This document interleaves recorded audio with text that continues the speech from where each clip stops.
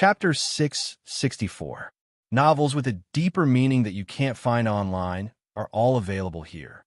The slap was not very harmful, but it was extremely insulting. With so many people watching, Commandery Prince Ming lost all his dignity and dignity.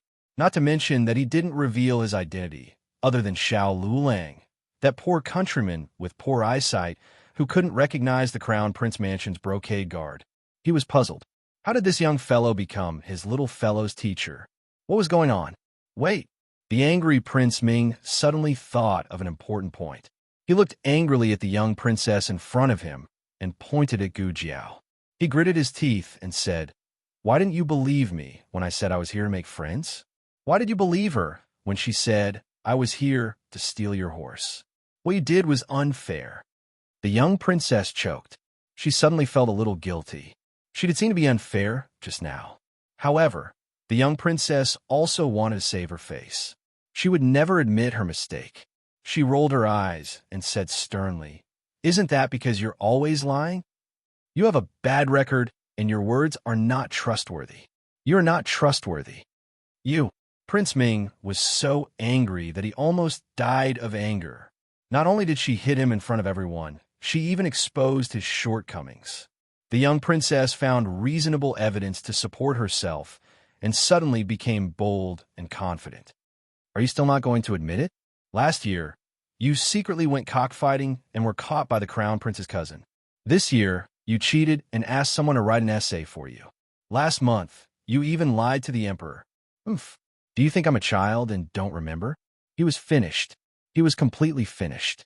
He was exposed by the little fellow. Actually, it was a small matter. Cockfighting was just for fun. He cheated because he was too lazy to do his homework.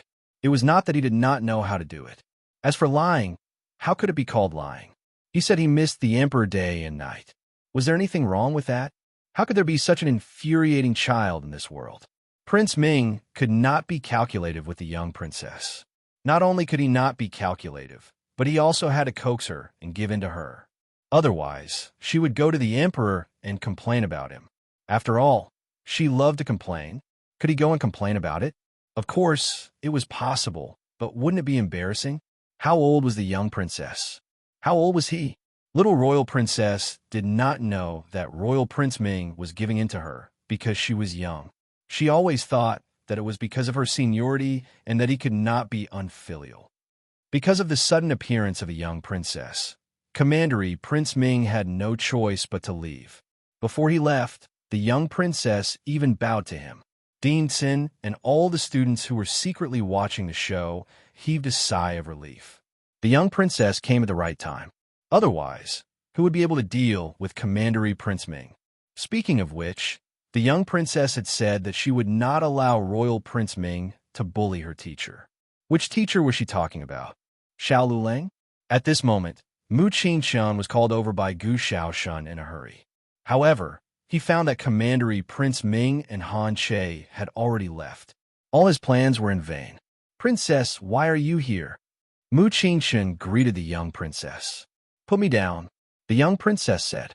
The servant girl put the young princess down. In fact, the young princess was not often carried by others.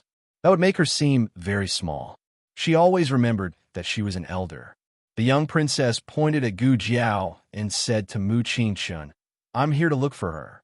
Gu Jiao asked curiously, "Why are you looking for me?" "To ride a horse." The young princess said, "Yesterday, when I asked you what time you would be coming over, you did not give me a definite answer." Oh, so she still had to reply. She thought that she could just go over after school. Gu Jiao reflected seriously. "It's my fault. I'll be more careful next time." She did not have the burden of an adult in front of a child. The young princess was very satisfied with her attitude. She hated it when people talked nonsense and made up all kinds of excuses to fool her like she was a child. For example, her unfilial nephew, Royal Prince Ming. The young princess looked at Gu Jiao and said, "Then you can tell me now." Gu Jiao said, "After school today, I'll go over to look for you. After school ends at 5 p.m., I'll be there for half an hour." The young princess nodded. "Okay, it's a deal." Then she bid farewell to Gu Jiao and Mu Qingshun and went back in the carriage. Gu Jiao was a little confused. She came all the way here just to ask about the time of school. She did not understand the world of the royal little boy. On the other hand, in the mine surrounded by mountains, Gu Qingfeng and the others dug the well for the whole day. The weather was hot, and some of the corvée laborers collapsed on the ground from heat stroke. Gu Qingfeng also suffered from heat stroke. He felt nauseous and weak, but he was not paralyzed. His sleeves were rolled up high, revealing his tanned skin. Every time he chiseled, the firm but not overly exaggerated muscles on his arms could be seen. Finally, it was dusk. The corvée laborers were almost paralyzed with exhaustion. Gu Qingfeng was so tired that he sat on a rock and panted with sweat all over his back. Such days had started since he entered the Yin Kingdom. If he was not in the mine, he was in other places. In short, he did not have a single day of peace. During the war, he had experienced the pain of life and death, but he had never experienced the pain of trampling on his dignity. His hands had long been rubbed with thick calluses. Today, even the calluses were broken and painful blood blisters grew on his hands. He did not even frown. He untied an old water bag from his waist and drank a mouthful of water mixed with sand. "It's time to eat," an officer shouted. Although they were tired, they still had to eat. Everyone dragged their tired bodies and staggered to the shelter where they received their meals. Gu Qingfeng was not the last one this time. He took the first place and got a bowl of thick porridge and 2 big cornmeal steam buns. Then he found an empty space and sat down, wolfing down the food. Judging from the weather, it was going to rain tonight. Because of this, they did not need to continue digging the well tonight. They were afraid that they would be buried in the well. After the meal, everyone was escorted back to the shared bunk and was not allowed to enter or leave without permission. The weather was extremely hot. The shared bunk was full of 20 to 30 people. It was like a steamer, and the unpleasant smell kept fermenting in the room. Gu Qingfeng laid on the innermost wooden board. His expression did not change at all. It was as if he was used to this smell. About an hour later, dark clouds covered the sky, and the sky darkened all of a sudden. Not long after, the sky began to flash with lightning and thunder. Gu Qingfeng understood that the opportunity to escape had come. After the last person in the shared bunk fell asleep, Gu Qingfeng got off the bed and quietly walked to the door. The door was locked from the outside. It was impossible to pry it open. He did not have any tools and could only use his internal force to open it. But he could not alert the patrolling guards. He could only wait for the next thunder. A white flash of lightning flashed, and the ants on the ground were clearly illuminated. Now was the time. With a loud bang, Gu Qingfeng broke the bronze lock with a caw-caw sound. He opened the door and walked out. He wrapped the broken lock with his hair and pretended to lock it back. The thunder gradually stopped, and heavy rain poured down. Gu Qingfeng ran into the heavy rain without looking back. The heavy rain could cover his tracks and also hide the presence of the guards. He needed to be more careful than usual. He did not want to bump into them and be caught on the spot. "Aya, why is it raining so suddenly? My clothes are all wet. I don't know if we can start work tomorrow. What about the officials? They don't want us to dig a well anyway." Gu Qingfeng hid behind a large tree and allowed the 2 patrolling guards to pass by him in a hurry not far away. When the 2 walked far away, he continued to run towards the checkpoint. There were also guards at the checkpoint. He had observed that this was the only exit. The other places were filled with poisonous grass and traps. He waited in the rain for a while. The guards seemed to be tired and started to nap. Gu Qingfeng silently flashed in front of him. It would be a lie to say that he was not nervous. His heart was in his throat. Fortunately, he was not discovered, and he successfully left the mine. Then, he ran in the direction he came from. His clothes were soaked in the heavy rain. He did not dare to stop for a moment. He was afraid that the group of people would catch up. He did not know how long he ran. He ran until his legs almost did not belong to him. He came to a secluded official road. He held onto a tree by the side of the road and gasped for breath. Suddenly, the sound of horse hooves came from afar. There is only one official road here. He must have gone this way. It was the officials of the mine. They found out that he had escaped so quickly. Gu Qingfeng gritted his teeth and looked up at the branches above his head. He jumped onto the branches. Fortunately, there was no thunder now. Otherwise, Even if he was not caught and beaten to death, he would have been struck to death by lightning. Go! The group of people ran under the big tree. Hearing the sound of horse hooves getting farther and farther away, Gu Chengfeng leaned against the tree trunk and panted. Only after he sat down did he feel the pain in his leg. The place where the slave mark was branded with a soldering iron had not healed. Now that it was in the rain, it hurt like a drill. Chapter 665. More in Tianxiong Academy. The weather was not good when school was about to end. The classroom was stuffy and sticky, and everyone felt out of breath. The doors and windows were wide open, but it was still difficult for a cool breeze to blow in. The students who came here to study were not from poor families. Everyone was quite fastidious and didn't smell too bad. Gu Jiao sat in the last row. Mu Qingchun was on her left, and the back door was on her right. She could breathe enough fresh air from her seat. Zhou Tong, who was in the front row, was sleepy. First, the weather was stuffy. Second, he stayed up late to paint again. In the lecture, Teacher Gao was explaining the Pythagorean theorem, which was the Pythagorean theorem that Gu Jiao had learned in her previous life. Zhou Tong. Teacher Gao suddenly called out his name. Zhou Tong trembled and stood up with a confused expression. Teacher Gao said lightly, "You can answer this question." "What's the answer?" Zhou Tong swallowed. What kind of question was this? What did he mean by the answer? 80. Gu Jiao whispered expressionlessly. Mu Qingchun looked at Gu Jiao strangely.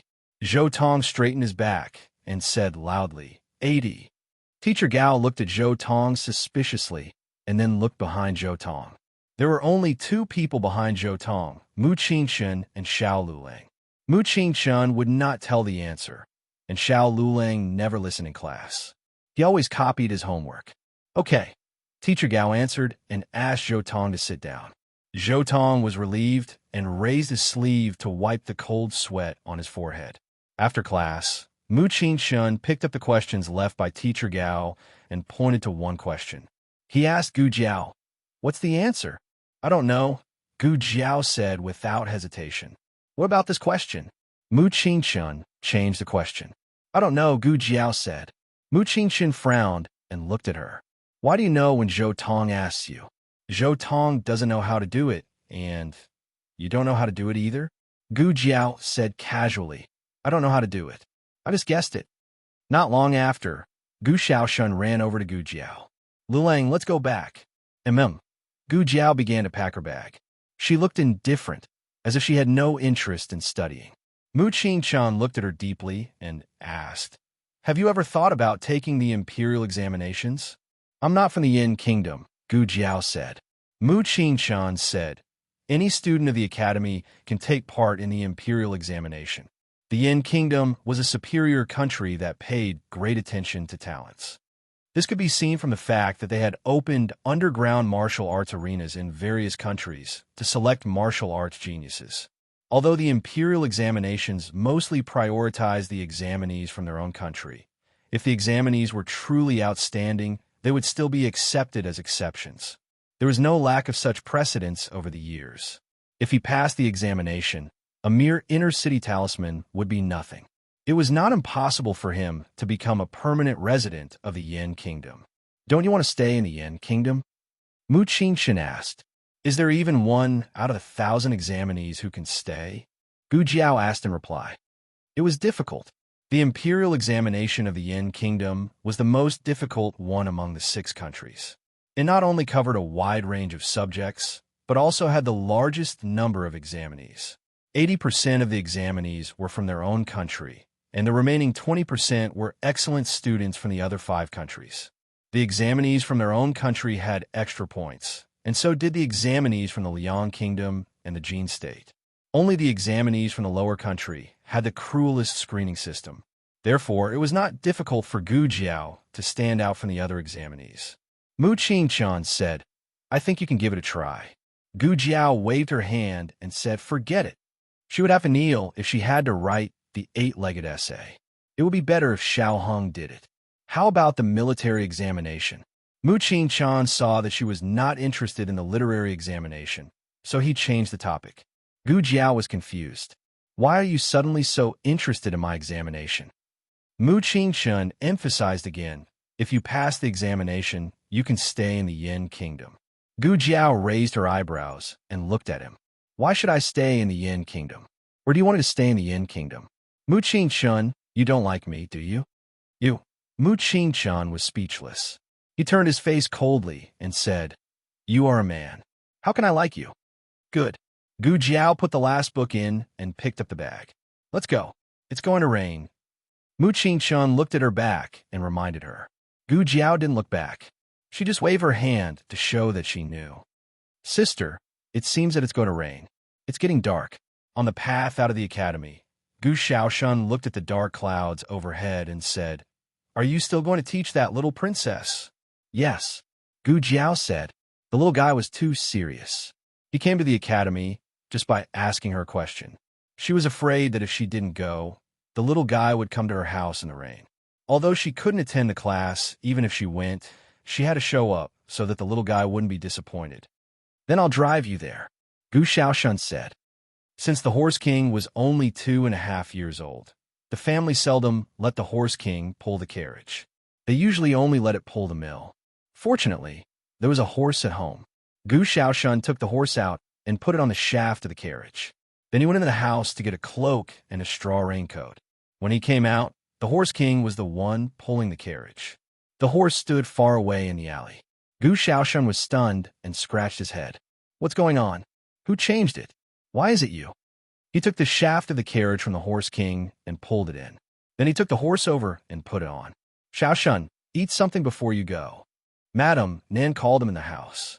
I'll bring 2 steamed buns. Gu Xiaoshun hurried into the house. When he came out with the steamed buns, the horse pulling the carriage became the Horse King again. No, this, Gu Xiaoshun was confused. Sister, Gu Jiao came out and looked at the Horse King.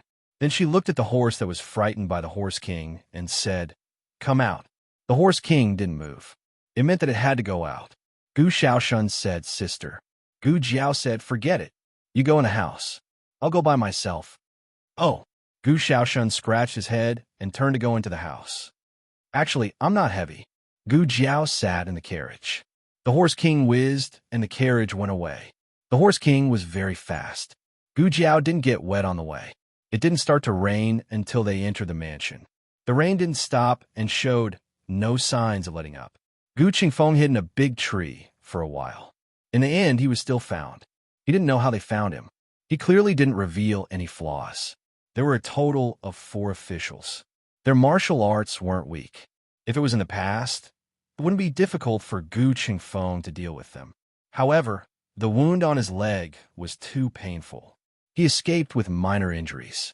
The 4 people were seriously injured and fell to the ground. They wouldn't be able to catch up for a while. He was afraid that there would be a second wave of officials chasing after him. It was just a slave. In Gu Qingfeng's view, there was no need to make such a big fuss. However, he also understood that they weren't catching a slave. It was the rules. If everyone followed his example and left, then who would be so dead set on working in the mines? They wanted to catch him and kill him as an example. Gu Qingfeng walked along the official road. He didn't know how long he walked, but he finally came to a bustling street. Xingdu was more prosperous than Zhaodu. Even though it was raining heavily, there were still many vendors on both sides of the street. The pedestrians on the road were hurried and the shops were full. Gu Qingfeng braved the heavy rain and walked on the wet street with one foot in the other. His head hurt and his body was a little cold. Suddenly, he was bumped into by a man walking towards him. The man scolded, Don't you look where you're going? Gu Qingfeng ignored him. He didn't understand anyway. On the way to Xingdu, he was locked up with a group of slaves from a lower country. There weren't many opportunities to learn the language of the Yin Kingdom. After walking for a while, he had a splitting headache and his mind was dizzy. According to his previous experience of being sick, he should have a high fever. He found an open space under the eaves and sat down against the cold wall. Hey, go away. The beggar on the side scolded. This is my territory. Gu Qingfeng glanced at him and was too lazy to move. The beggar pointed at the brand on the outside of his right calf with a stick. So you're a slave? Then you dare to fight with me for territory. In the Yin Kingdom, the status of slaves was lower than that of beggars. They were not people, but goods, cats, and dogs. Gu Qingfeng didn't understand what he was saying. He was too tired and just wanted to rest for a while. He didn't want to cause trouble, but this person was too noisy and even hit him with a stick. Gu Qingfeng could pinch him to death with his fingers, but he was just an old beggar with a lame leg. Why bother with this kind of person?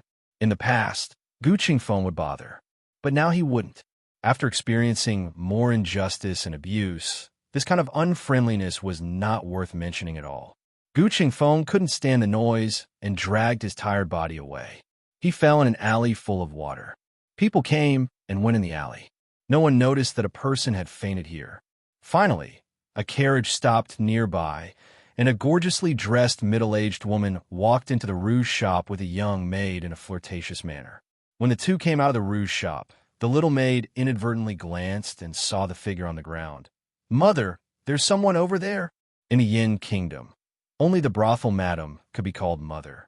The middle-aged woman stared at her and said, "How many times have I said, we're not a brothel? It's changed to a theater. Call me madam." "Madam." "Yes, madam."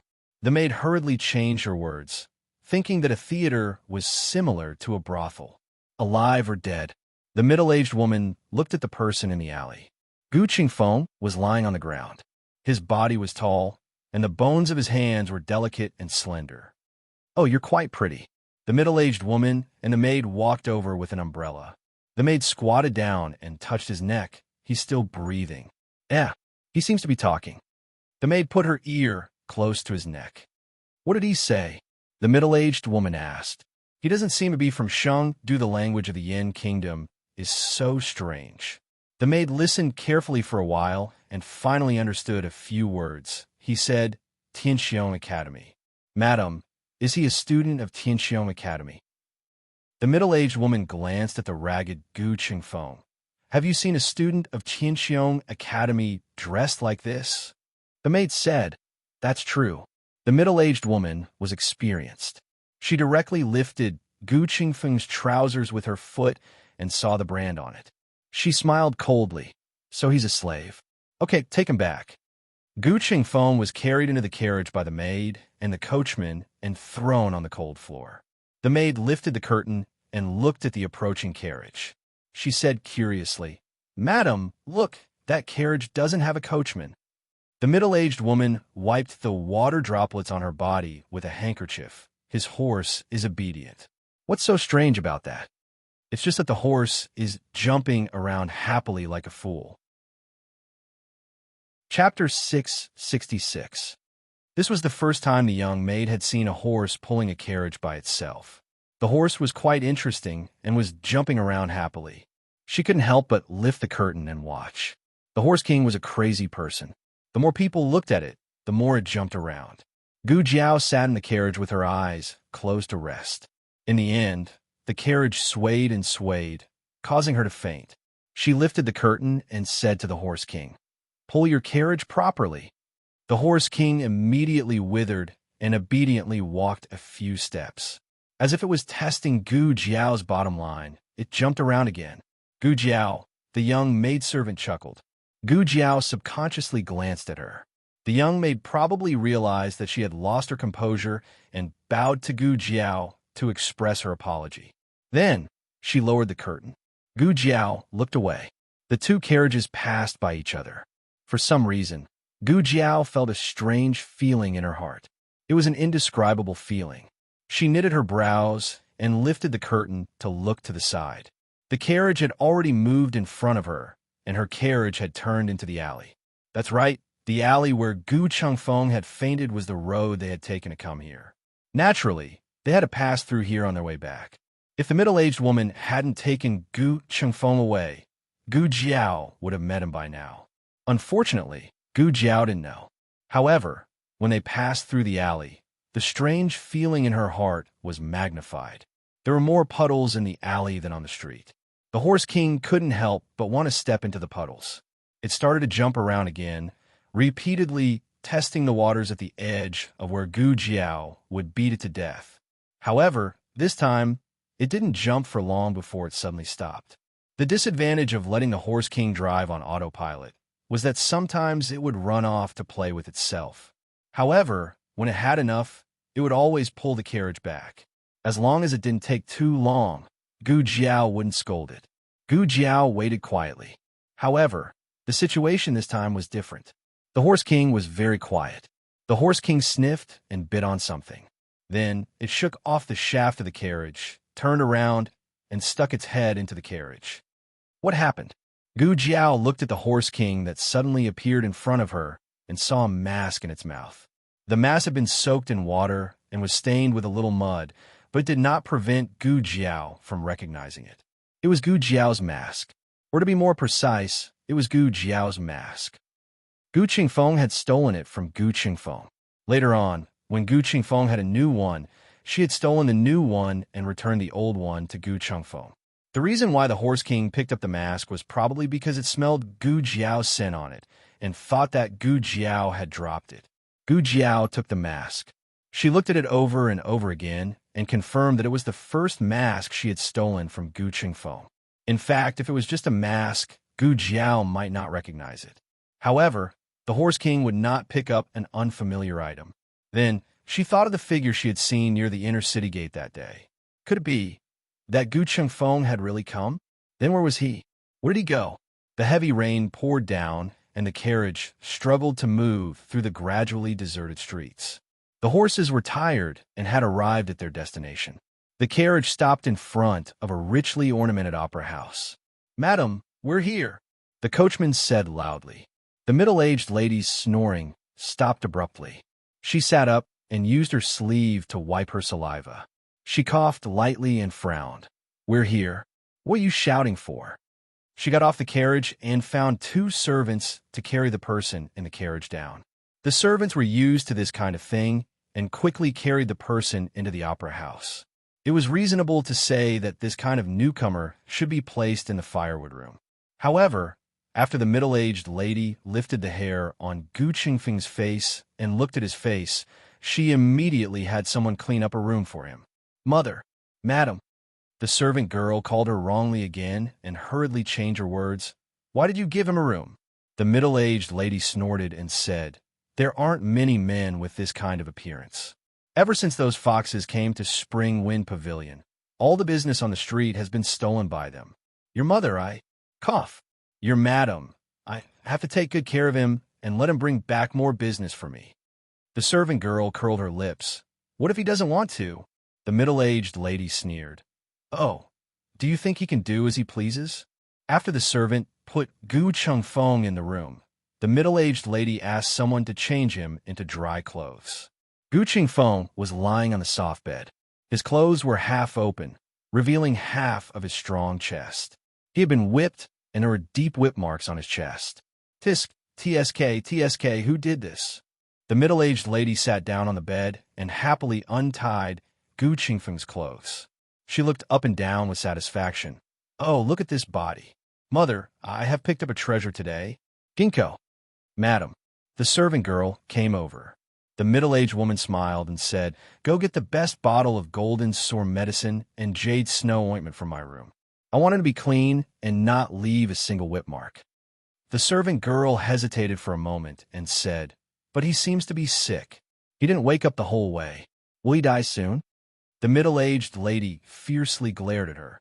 "You are the one who is dying. How can you curse me like this?" The servant girl whispered, I wasn't talking about you." The middle-aged lady snorted. "He is a money tree that I picked up. If you curse him to die, you are cursing me to have no money to earn." The servant girl was speechless.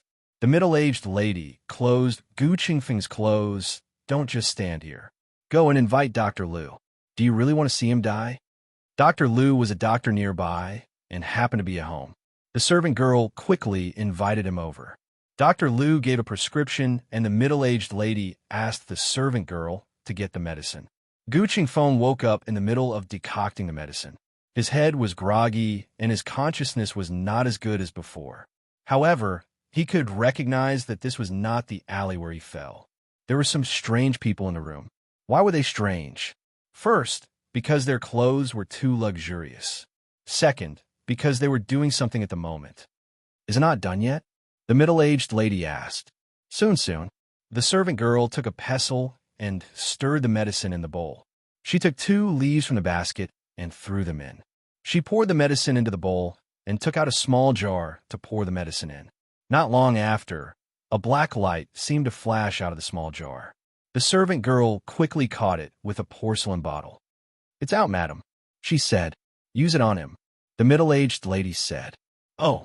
The servant girl turned and walked towards Gu Chengfeng. Gu Chengfeng's intuition told him that this was not something good. He calmed down and used his remaining strength to lift the quilt. "Ah, you're awake?" the servant girl exclaimed. Gu Chengfeng suddenly stood up. He did not know if it was because he stood up too quickly or because he was too weak. He only felt a wave of dizziness and fell back down. "Hurry and use it on him," the middle-aged lady said. The servant girl reached out to grab Gu Chengfeng, but was pushed away by Gu Chengfeng.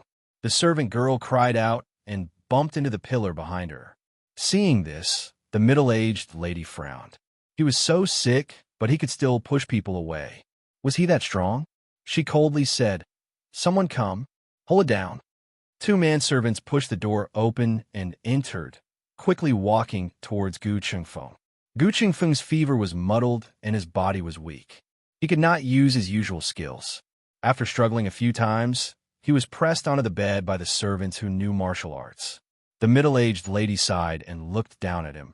"Be obedient, and I will not treat you unfairly." "Let me go," Gu Chengfeng weakly said. The middle-aged lady did not understand Zhaogua language. She smiled and said, "I'm not going to poison you. Why are you running? You're just a lowly servant. It is your good fortune to be chosen by me. Why are you resisting?" The servant girl suddenly held the bowl in her hand and said, "Madam, the goo worm is about to die. Hurry and feed it to him." "Give it to me." The middle-aged lady reached out her hand. The servant girl handed the bowl to the middle-aged lady. This kind of worm was their brothel? No, now it should be the theater. It was a method used to control people. No one could resist its medicinal properties. If they did not take the antidote every month, it would be like being bitten by thousands of ants. "Pry open his mouth," the middle-aged lady coldly said. The servants pried open Gu Chengfeng's mouth. The middle-aged lady took the goo worm and poured it into Gu Chengfeng's mouth. Gu Chengfeng suddenly had strength from who knows where and kicked her away. He broke free from the 2 servants' evil clutches and ran to the door. He opened the door and ran out. The middle-aged lady held her painful stomach and gritted her teeth. "This is my territory. Do you think you can run away?" Zhao Si. With her order, a black-clothed expert descended from the sky and sent Gu Chengfeng flying to the ground with one palm. Gu Chengfeng's chest hurt, and he spat out a mouthful of blood. Zhao Si grabbed Gu Chengfeng's clothes and pulled him up from the ground. He raised his other hand and viciously threw it at Gu Chengfeng's face. With this punch, even if Gu Chengfeng did not die, he would be crippled. At the moment of life and death, the door to the hall on the first floor was kicked down by someone. The huge commotion shocked everyone. Zhao Si's fist stopped, and he coldly looked towards the first floor. He saw a youth wearing the uniform of a certain school appear at the door with a cold expression. Lightning flashed behind him, and his entire body was filled with killing intent. He was like an Azura that had walked out of purgatory. "Let him go," the youth said coldly. Zhao Si's brows furrowed. He admitted that he had been shocked by the youth's aura for a moment. But when the other spoke, he was sure this was a living person. How could this be an Azura from hell? He once again threw a punch at Gu Chengfeng. The youth's palm was facing down. His arm shook and a dagger fell. The youth spun in his hand and the youth threw it out. Zhao Si did not see the dagger's trajectory clearly. He only saw a silver light flash by. The next second, his right hand was viciously stabbed. The dagger had a terrifying force that nailed his hand to the wall. His body was also sent flying towards the wall. He could not help but let go of his other hand. Gu Chengfeng fell to the ground. Zhao Si endured the pain to pull out the dagger. He could not pull it out. It was also at this time that he realized how strong the youth was. He used a tremendous amount of strength to finally pull out the dagger. He turned around to attack the youth, but before he could stand up, he was kicked in the jaw by the youth who had appeared in front of him. This was a roundhouse kick that sent him flying from the second floor. He landed heavily on the table in the hall on the first floor. The table was smashed to pieces, and he fainted from the fall. When a middle-aged madam came out and saw this scene, she was completely stunned. Who is this boy? How did he beat Zhao Si to this state? It had to be known that Zhao Si was a death warrior that she had spent a lot of money to buy. He had never suffered at the hands of an expert before. Where did this stinking brat come from, daring to cause trouble in my brothel? Do you know who I am? Before she could finish her sentence, the young man had already walked over and grabbed her by the neck, pushing her against the wall unceremoniously. She felt a sharp pain in her back and wanted to spit out a mouthful of blood. The youth looked up and coldly stared at her. Who told you to touch him? Him? Which him?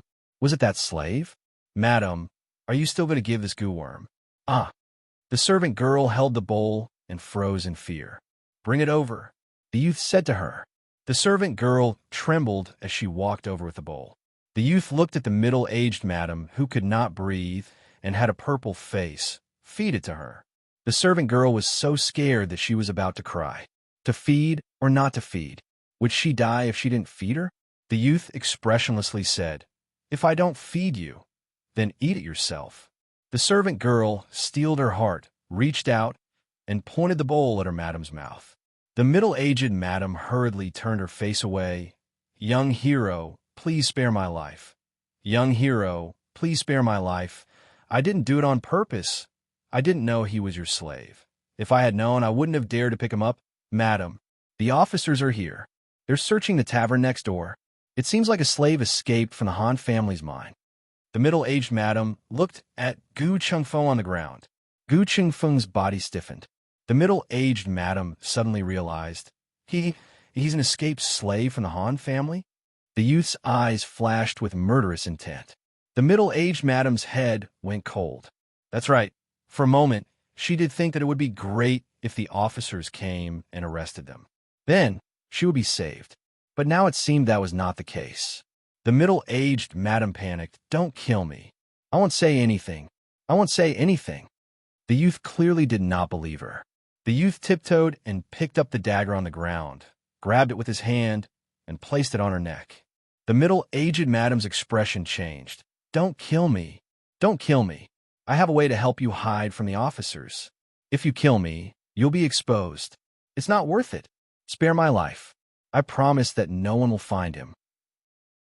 Half an hour later, the officers finished searching the next door and came over. The lobby was cleaned up briefly, and Zhao Si was taken away. However, the door that the youth kicked down did not have time to be fixed. There were a total of 6 officers. It was not the one who fought with Gu Chengfeng, but another one. Because they found out that Gu Chengfeng knew martial arts, the Han family's mine sent a few powerful Dragon Shadow Guards over. 3 of the 6 were Dragon Shadow Guards.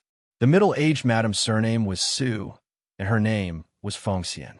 She walked down the stairs in a flirtatious manner and said with a smile, Oh, what wind has blown the officials here? Our heavenly fragrance pavilion is honored by your presence tonight. The leading officer took out a portrait and asked the middle-aged madam, Have you seen this person before? Su Fengxian glanced at the portrait and said with a smile, Oh, such a handsome young man. It's a pity that I haven't seen him before. The leading officer said coldly, You really haven't seen him before? Su Fengxian said with a smile, My heavenly fragrance pavilion can't find someone like him. If I'd seen him before, I would definitely remember him. The leader of the officers ordered, Search the place. Su Fengxian's face turned pale. Hey, what are you doing? Don't you know that 3rd young Master Nangong is our heavenly fragrance pavilion's guest? Humph. The leading officer snorted in disdain. How could someone from the Nangong family be compared to the Han family? The few of them went in and searched inside and out. Luckily, Heavenly Fragrance Pavilion's business was not good and there were not many customers. Otherwise, they would have suffered a great loss tonight. Boss, we didn't find him. The officers returned to the lobby to report. The leading officer took out the portrait and said to Su Fengxian, If you see this person in the future, remember to report to the Han family. Do you have money? Su Fengxian asked. The leading officer looked over with a cold gaze. Su Fengxian shrunk her neck and said in a low voice, Yes, this servant will remember. The group turned and left. Su Fengxian watched them enter the gambling house next door before going to the firewood room in the backyard. She moved the firewood away and opened the secret door on the ground. She said to the two people in the cellar, "They're gone." Gu Jiao carried Gu Chengfeng on his back. Su Fengxian actually had a chance to tell on him just now. The reason why she didn't was because Gu Jiao said to her, "If you betray me, I will escape and come back to kill you. You can bet on whether or not I can escape." When a young man said this, his bloodthirsty eyes didn't seem like a living person. Su Fengxian didn't dare to gamble with her life.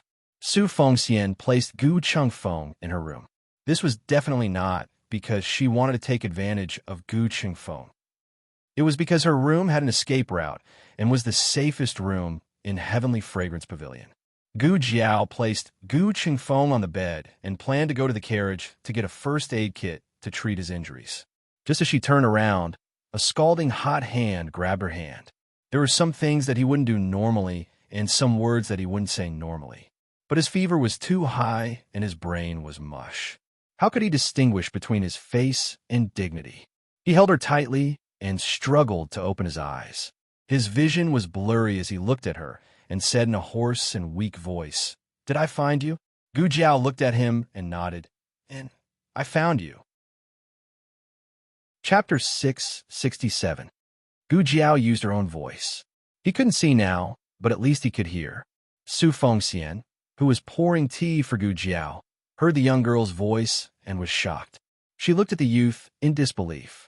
"Prepare the hot water," Gu Jiao said, returning to her youthful voice. Su Fengxian wiped the cold sweat from her forehead. Was she scared silly? She could even mishear the voice. This was clearly a boy. How could he turn into a girl? A girl wasn't that scary. Gu Chengfeng's injuries were very serious. There were light abrasions from falling and knife wounds from fighting. The wounds were soaked in water and were full of sand.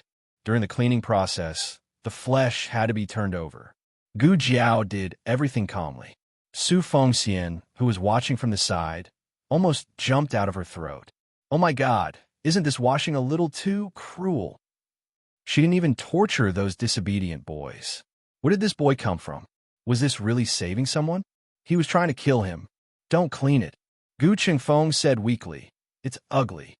Gu Jiao said calmly, "I've seen wounds that are even uglier than this." Besides the new wounds today, Gu Chengfeng also had many old wounds. They were big and small, almost all over his body. It wasn't hard to see that he had suffered along the way. "The Han family did this?" Gu Jiao asked. Her voice was still calm, without any fluctuations, but the room was inexplicably shrouded in an extremely cold, murderous aura. Su Fengxian, who was carrying the hot water into the room, couldn't help but shiver. She had been in this line of work for many years and had seen all kinds of people, but this was the first time she had seen such a young boy with such a strong, murderous aura. She put the hot water on the stool beside the bed and asked, "Does the young master have any other orders?" "Go make some vegetable porridge," Gu Jiao said. "Oh, okay." Su Fengxian agreed and quickly ordered Ginkgo to do it. After the huge stone in one's heart was lifted, one could relax and easily fell asleep. Gu Chengfeng was about to fall asleep when he suddenly felt someone pulling at his pants. He was dazed and subconsciously grabbed his belt. "What are you doing?" Gu Jiao looked at the blood on his pants and said, "You have an injury on your leg." Gu Chengfeng used his last bit of consciousness to resist. Don't look, Gu. I'm not laughing at you for being small." Gu Chengfeng. "I'm not small. I'm Gu. Savage Gu. And what's this girl? Was this something a girl should say?" Gu Chengfeng's head tilted and he lost consciousness. Su Fengxian, did he fall asleep or did he faint from anger? Gu Jiao had checked him. Gu Chengfeng's thigh was cut near his crotch. The cut was so deep that the bone could be seen. It required 7 stitches. It was already an hour later when all the injuries were treated. The vegetable porridge in the kitchen was ready, but Gu Chengfeng had already fallen asleep. Gu Jiao did not wake him up and ate a little herself. She wasn't hungry. She just didn't like to waste food. After experiencing such a thrilling night, Su Fengxian felt that she should eat some porridge to calm herself down. "Well, if there's nothing else, I'll go back to my room." she said embarrassedly. Gu Jiao sat at the table and put down the bowl in her hand. Wait, I have something to ask you. Su Fengxian quickly turned back and smiled flatteringly. Hey, young master, please ask. Gu Jiao asked. The officers today were from the Han family. Is it the same Han family as Han Che? Han Che. Su Fengxian was stunned for a moment before she realized that the second young master of the Han family was indeed called Han Che. She nodded. Yes, it's that Han family. Gu Jiao asked again. Why would the Han family chase after a slave? There's something you don't know. He's not an ordinary slave. Su Fengxian realized the relationship between the two halfway through her sentence. She hurriedly coughed and changed her words. Judging from the clothes of those officers, they should be from the Han family's mine. The mine has extremely strict control over corvée laborers. Those who escape will all be caught and executed. This is the rule of the mine. It's also the Han family's way of intimidating people. Young master's friend is lucky to have escaped. The Han family's mine is not a place for humans. Only prisoners on death row are sent there. Otherwise, they're bought slaves. The people there are not human. They work from dawn to dusk. If they're sick or injured, no one will treat them. They'll just throw them into the mountains because the money for treatment is enough to buy a new slave. Gu Jiao's eyes were filled with murderous intent. Su Fengxian advised, Young master, I advise you not to act rashly. The Han family is not to be trifled with. How not to be trifled with? Gu Jiao asked. Su Fengxian said, The Han family is the crown prince's mother's family. They're very powerful. Although they're not ranked first among the aristocratic families, sometimes the ranking is fake. The military power in their hands is real. The Han family got the Black Wind cavalry from the Xinyuan family. They have the strongest cavalry in the Yin kingdom. Young master, you're still young and don't know how to fight. You don't know how strong the cavalry is.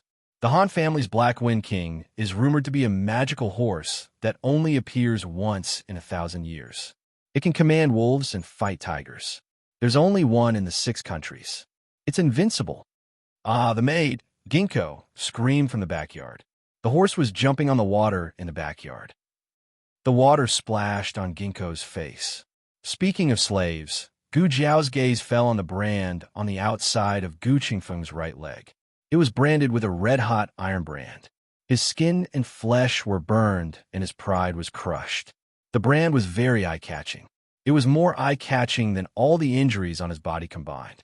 Gu Jiao asked, How long will it take for the officers to find him before they give up? These words were so awkward that Su Fengxian almost did not understand. She said, We won't give up. None of the people who escaped from the Han family's mine have not been found. Otherwise, why would no one dare to escape now? Your friend is probably the first to escape this year. You have to be careful when you take him away. Gu Jiao glanced at her. Who said I'm taking him away? Su Fengxian was stunned. What? Gu Jiao looked at Su Fengxian and said threateningly, You'll live as long as he can hide. Su Fengxian. No, was this guy blackmailing her? Was she going to have to help him deal with the Han family soldiers? Su Fengxian stuttered. I'm warning you, Gu Jiao said indifferently. The soft are afraid of the hard. The hard are afraid of the unreasonable, and the unreasonable are afraid of those who don't care about their lives. Guess which one I am? Su Fengxian's blood was stuck in her throat. Gu Qingfeng had a high fever for the entire night, and Gu Jiao stayed by his bed for the entire night. Before dawn, Gu Jiao took a carriage to Tianxiong Academy. At the entrance of the academy, she ran into Gu Shaoshan. Gu Shaoshan walked over with a bag of books. Sister, did you sleep in a young princess residence last night? No, this wasn't the place to talk. Gu Jiao looked around and said, I'll tell you later. Gu Shaoshan replied, Oh. Gu Jiao planned to put the Horse King in the academy first and bring it back at night. She had only taken a few steps when someone called out to her. Are you Xiao Luling? My master wants to see you. I'm not going, Gu Jiao said without thinking. That person said word by word, My master's surname is Han. Gu Jiao stopped in her tracks and handed the carriage to Gu Shaoshan. You go in first. My bag of books is in the carriage. Don't forget to bring it to Ming Xian Hall later. Okay. Gu Shaoshan took the reins obediently. Lead the way. Gu Jiao turned around and said to the young guard. The guard led Gu Jiao to a nearby alley. Han Che had been waiting in the alley for a long time. There were many guards of the Han family standing beside him. It was obvious that they didn't come with good intentions. In fact, the matter was quite simple. It was just a horse. They thought that Prince Ming would definitely be able to snatch Xiao Liulong's horse away. Who would have thought that a young princess would appear out of nowhere? Since Commandery Prince Ming was humiliated, he could only vent his anger on him. He blamed him for not understanding the situation and bullying the young Commandery princess. Was this his fault? Wasn't it because Prince Ming couldn't defeat the young princess? Han Che didn't dare to say this. He was so angry that he couldn't sleep the entire night.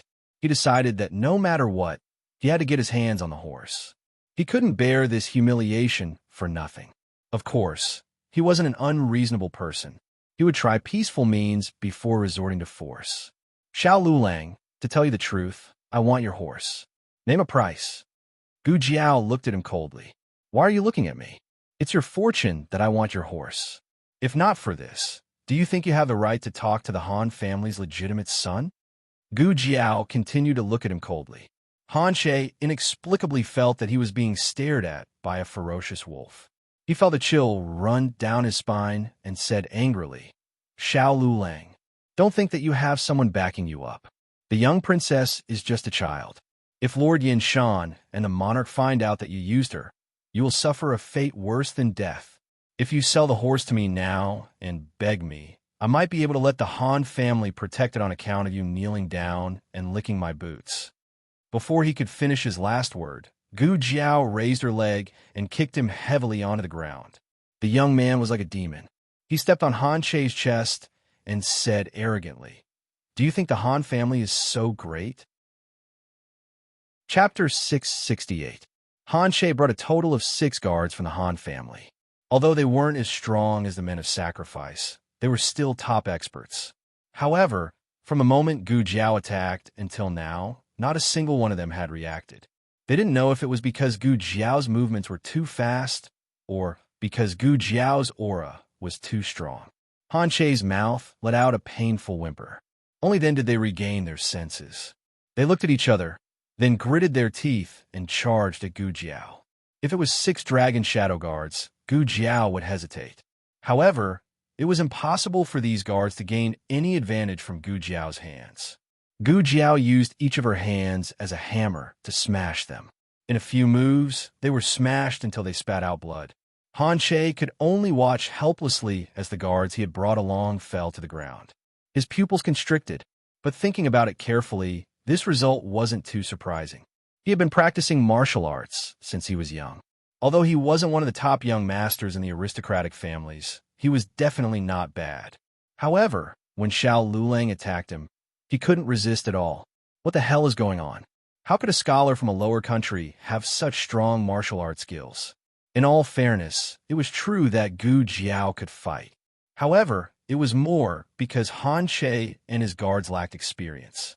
Han Che was only a young master of an aristocratic family. He wouldn't go to places that were too dangerous. The guards his father gave him naturally weren't vicious people. If it was Han and his guards here, Gu Jiao wouldn't be able to deal with them so easily. Gu Jiao kicked Han Che again. Han Che was in so much pain that he almost fainted. He didn't understand. This brat was so young. How could he be so ruthless? Don't what? Gu Jiao hated people being noisy. Han Che was beaten to the point of doubting his life. He could feel from the bottom of his heart that Gu Jiao was not lying. She really did not put the Han family in her eyes. He really could not understand where a person from a lower country got the courage to go against an aristocratic family from a higher country. It was too late for others to kneel and lick his boots. In the Clear Heart Hall of the Tianxiong Academy, Mu Qingshun had been waiting for a while. He always came late and was always the last in class. He belonged to the category of students who came in late. Gu Jiao was the complete opposite. Except for not studying hard, she always gave the teacher face in other aspects. She was never late, never skipped classes for no reason, and never missed homework. She had always arrived earlier than Mu Qingshun, but she was nowhere to be seen today. Her school bag had been brought over by Gu Shaoshan. and now it was sitting alone on her desk. Mu Qingshun frowned and looked at the back door. At this time, Teacher Jiang came over with the Analects of Confucius. "Today, let's go." Before Mr. Jiang's voice had died away, a dashing little figure flashed in from the back door and sat beside Mu Qingshun. She took the book that Mu Qingshun had opened. Mr. Jiang looked over and saw that Mu Qingshun's desk was empty. Mr. Jiang frowned and asked, "Mu Qingshun, where's your book?" Mu Qingshun's mouth twitched. Gu Jiao pretended to return the book to him and said, "I'll lend it to you. Fortunately, I brought 2 books with me." Then, she took out a copy of the Analects of Confucius from her school bag without changing her expression. Mu Qingshun, Mr. Jiang gave Mu Qingshun a warning look and started the class. Although Mu Qingshun had already experienced his desk mate's shamelessness, he did not expect her to be this shameless. He was at a loss for words. Everyone in the classroom read along. Mr. Jiang read one sentence, and everyone followed suit. After reading, Mr. Jiang began to explain one by one. Mu Qingshun suppressed the surging emotions in his heart and asked Gu Jiao in a low voice, "What did you do?" Gu Jiao opened her book and said softly, "I met an acquaintance and greeted him in a friendly manner." Mu Qingshun frowned. Greetings were just greetings, but how could they be friendly? Why did it sound so strange when it came from Xiao Liulong's mouth? Did you cause any trouble? No. Something had provoked her.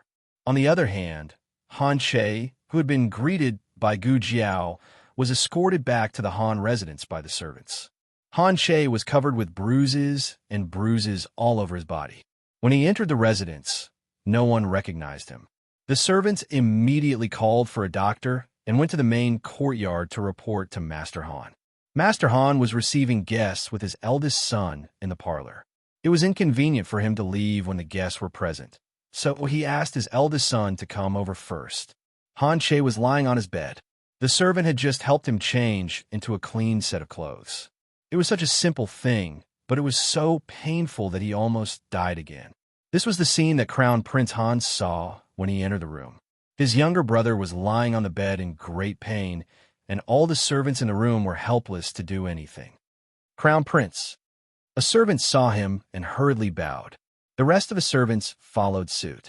Crown Prince Han walked to the bedside without a smile. What happened? When Han Che saw his elder brother, he suddenly felt wronged. He reached out his bruised hand and grabbed his elder brother's sleeve. "Elder brother, someone bullied me," Crown Prince Han said. "Tell him properly." With snot and tears, Han Che told the story of how he was beaten up.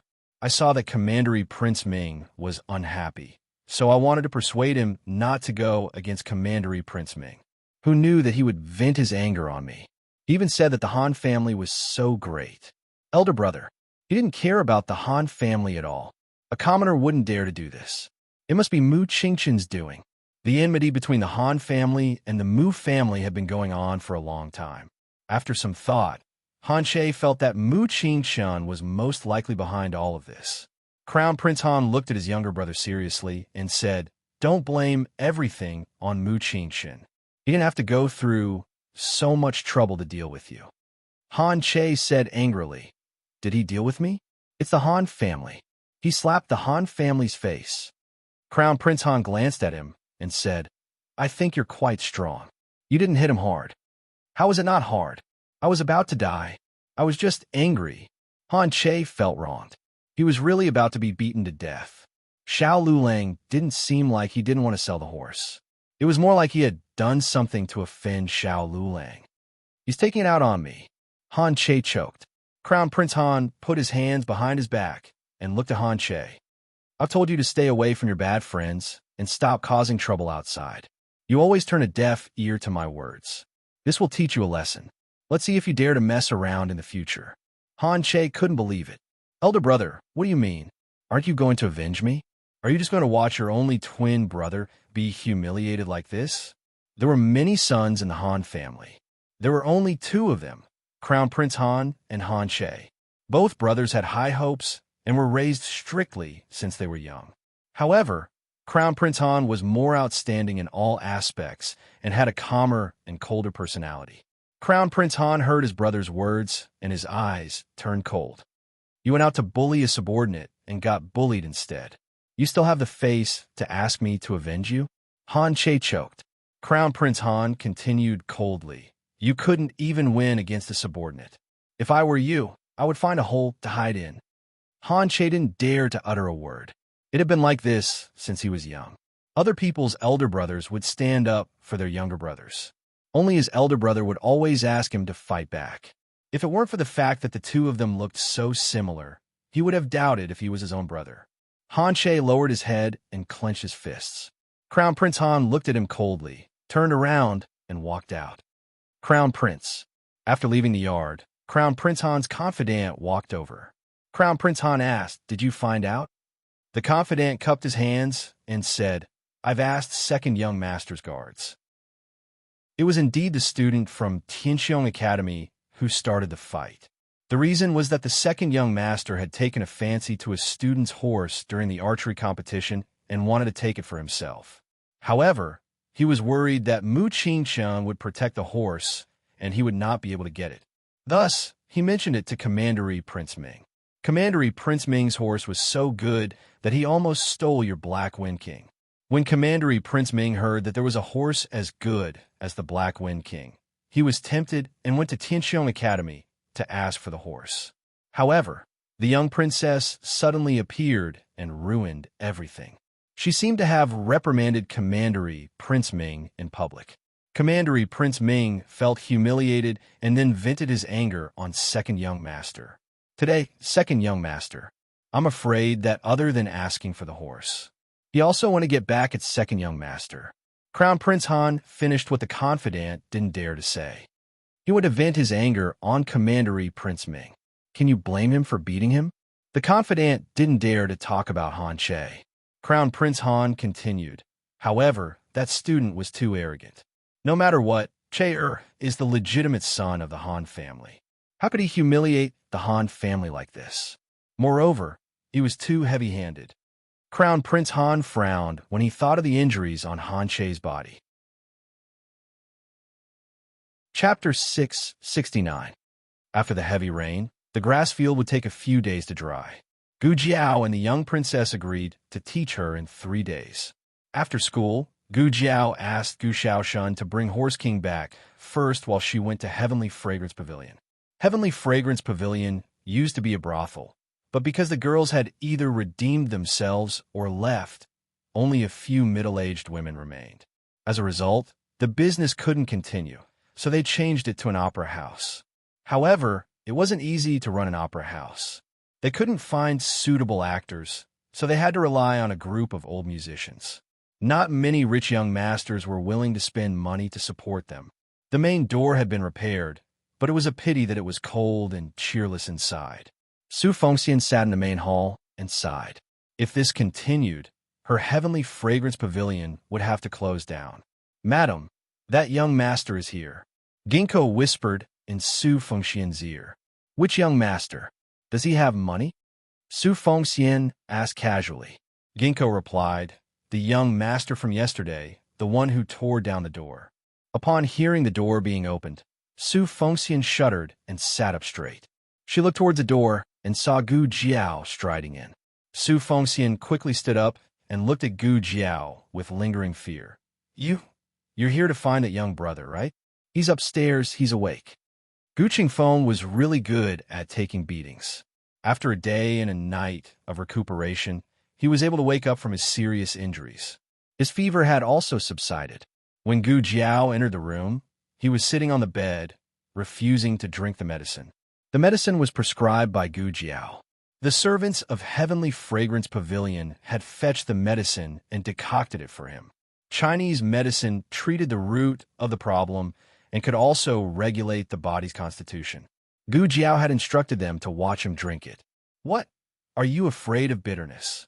Gu Jiao's voice came from the door at a moderate pace. Gu Qingfeng was slightly stunned. He grabbed the bowl and gulped down the medicine. The maidservant was dumbfounded. She had been trying to persuade him for a long time, but he didn't drink a single mouthful. That young master really had a way. Thinking about it, the little young master was so fierce. If he didn't drink the medicine obediently, the little young master might beat him up. Gu Qingfeng was not worried that Gu Jiao would beat him up. Gu Qingfeng was so bitter that he wanted to stick out his tongue, but he held it in. He leaned against the cushion behind him and said indifferently, "Why are you here? Don't you have class?" He had been to the Puishui Alley. Of course, he knew the identity of Gu Jiao when she came to the Yin Kingdom. "School is over." Gu Jiao came to the bedside and opened the first aid kit. "Change the bandage." "I'll change it myself," Gu Qingfeng said without looking sideways. Gu Jiao glanced at him indifferently and put down the first aid kit unhurriedly. She pressed him against the head of the bed and changed the medicine inside and out. Unable to struggle at all, Gu Qingfeng, after changing the dressing, Gu Qingfeng turned into a young chick whose face was flushed red with anger. Gu Jiao started to tidy up the medical supplies on the table. She didn't ask why Gu Qingfeng came to the Yin Kingdom. Some things had to be done, but some things didn't have to be said. However, just because she didn't ask, it didn't mean that Gu Qingfeng thought that she wouldn't ask.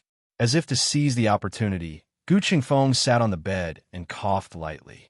He said seriously, "I'm not here for you. I'm here for my big brother. My big brother also came to the Yin Kingdom. I'm worried that he'll be in danger." Gu Jiao, oh. Gu Qingfeng didn't remember what he said to Gu Jiao when he was confused by the fever. He even thought that he covered it up perfectly. "You're not my sister."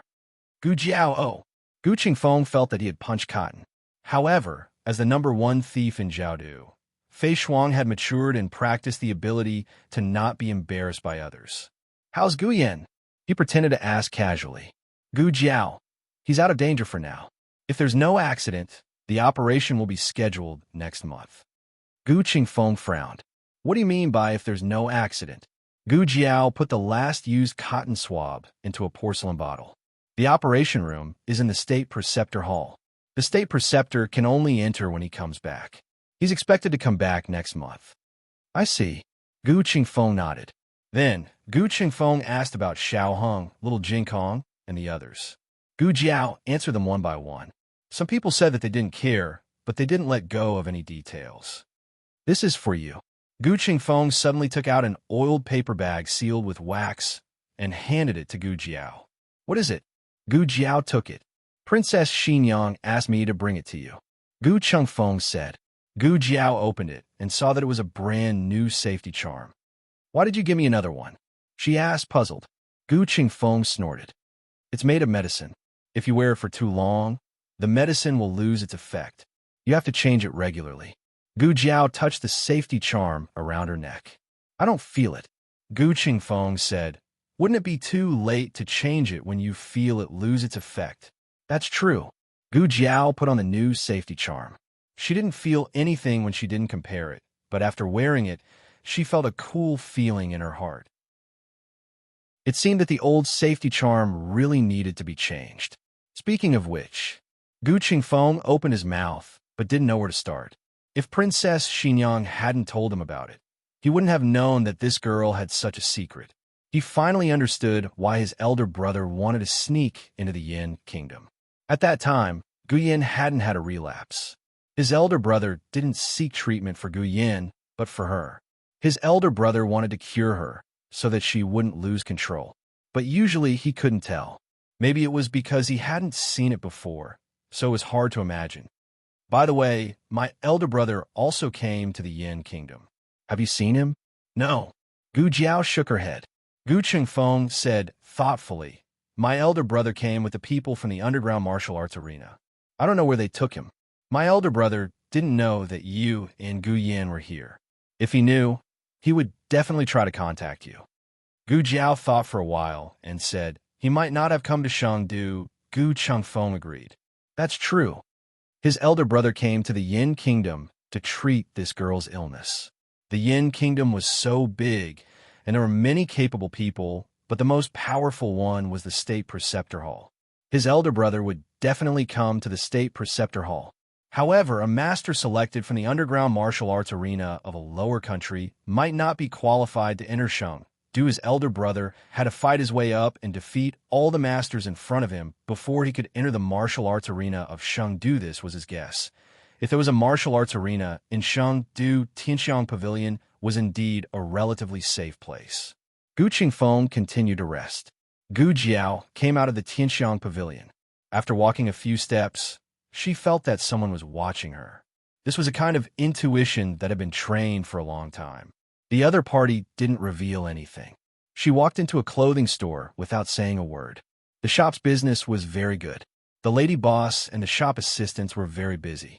Gu Jiao took a set of ready-made women's clothes, put a piece of silver on the counter, and took off a veil bamboo hat. Gu Jiao came out of the shop and had become a slender and elegant girl wearing a veil. The line of sight was still there, but it wasn't staring at her. She expressionlessly walked towards the two people who were staring at her and seemingly inadvertently bumped into one of them on the shoulder. "You." That person was furious. Seeing that it was a pretty little girl, his face turned red, and he cupped his hands and said, "Miss, I'm sorry. It's okay." Gu Jiao curved her lips and said gently, "Can you let me pass?" The girl's voice was cold and clean, with the tenderness that belonged to her age. Hearing it, the two men's faces turned red. The two hurriedly moved to the side. Actually, the road was very wide, but who would refuse such a polite request from a girl? After Gu Jiao walked away, the two experts continued to stare at the shop for a long time. "Why hasn't he come out yet?" The expert who had been bumped into muttered. His companion was also puzzled. "Did he leave?" The expert said, "That's impossible. This shop doesn't have a back door. We even watched the windows. I didn't see him come out." His companion asked, "Could it be that he changed his clothes?" The expert said, "A total of 13 people went in just now, and 5 came out. 1 was a pregnant woman, 2 were children, 1 was a gray-haired old woman, and 1 was the little girl just now. Which one do you think is him in disguise?" The pregnant woman, the child, and the old woman were all a family. The characteristics were too obvious, and it was impossible to disguise them. As for the little girl, her voice was so pleasant. Their heir had asked them to watch a boy. His companion frowned. "Forget it. Let's go in and look." The two of them entered the clothing store and searched every corner, but there was no sign of that kid. His companion was dumbfounded. Did he grow wings and fly away? The expert suddenly touched his waist. "Aya, my pouch." On the quiet street, Gu Jiao turned right into a quiet alley. As she walked, she took off her veil and outer garment. She weighed the pouch in her hand and opened it. Then, she took out a token with her fair fingers. "Han family." She faintly curved her lips, walked out of the alley, and threw the token into the pond by the side of the road. She poured out the gold ingots and silver fragments inside, and then threw the pouch away. Chapter 670. Novels with content that cannot be found on the internet are available here. On the martial arts field in the back mountain of the Han family, Crown Prince Han swung his red-tasseled spear downwards, forcing his opponent to take a few steps back. After the opponent steadied himself, he saluted Crown Prince Han. "Crown Prince, I've lost."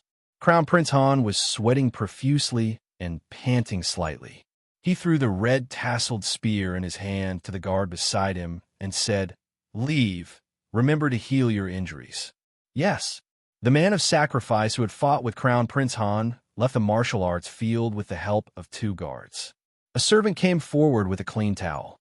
Crown Prince Han took the towel and wiped the sweat off his face. He turned to the middle-aged man who had been watching the battle and said, "Second uncle, how was it?"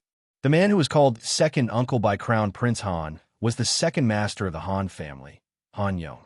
Han Yong walked over with his hands behind his back. "You've improved compared to last month." Crown Prince Han quickly calmed his breathing.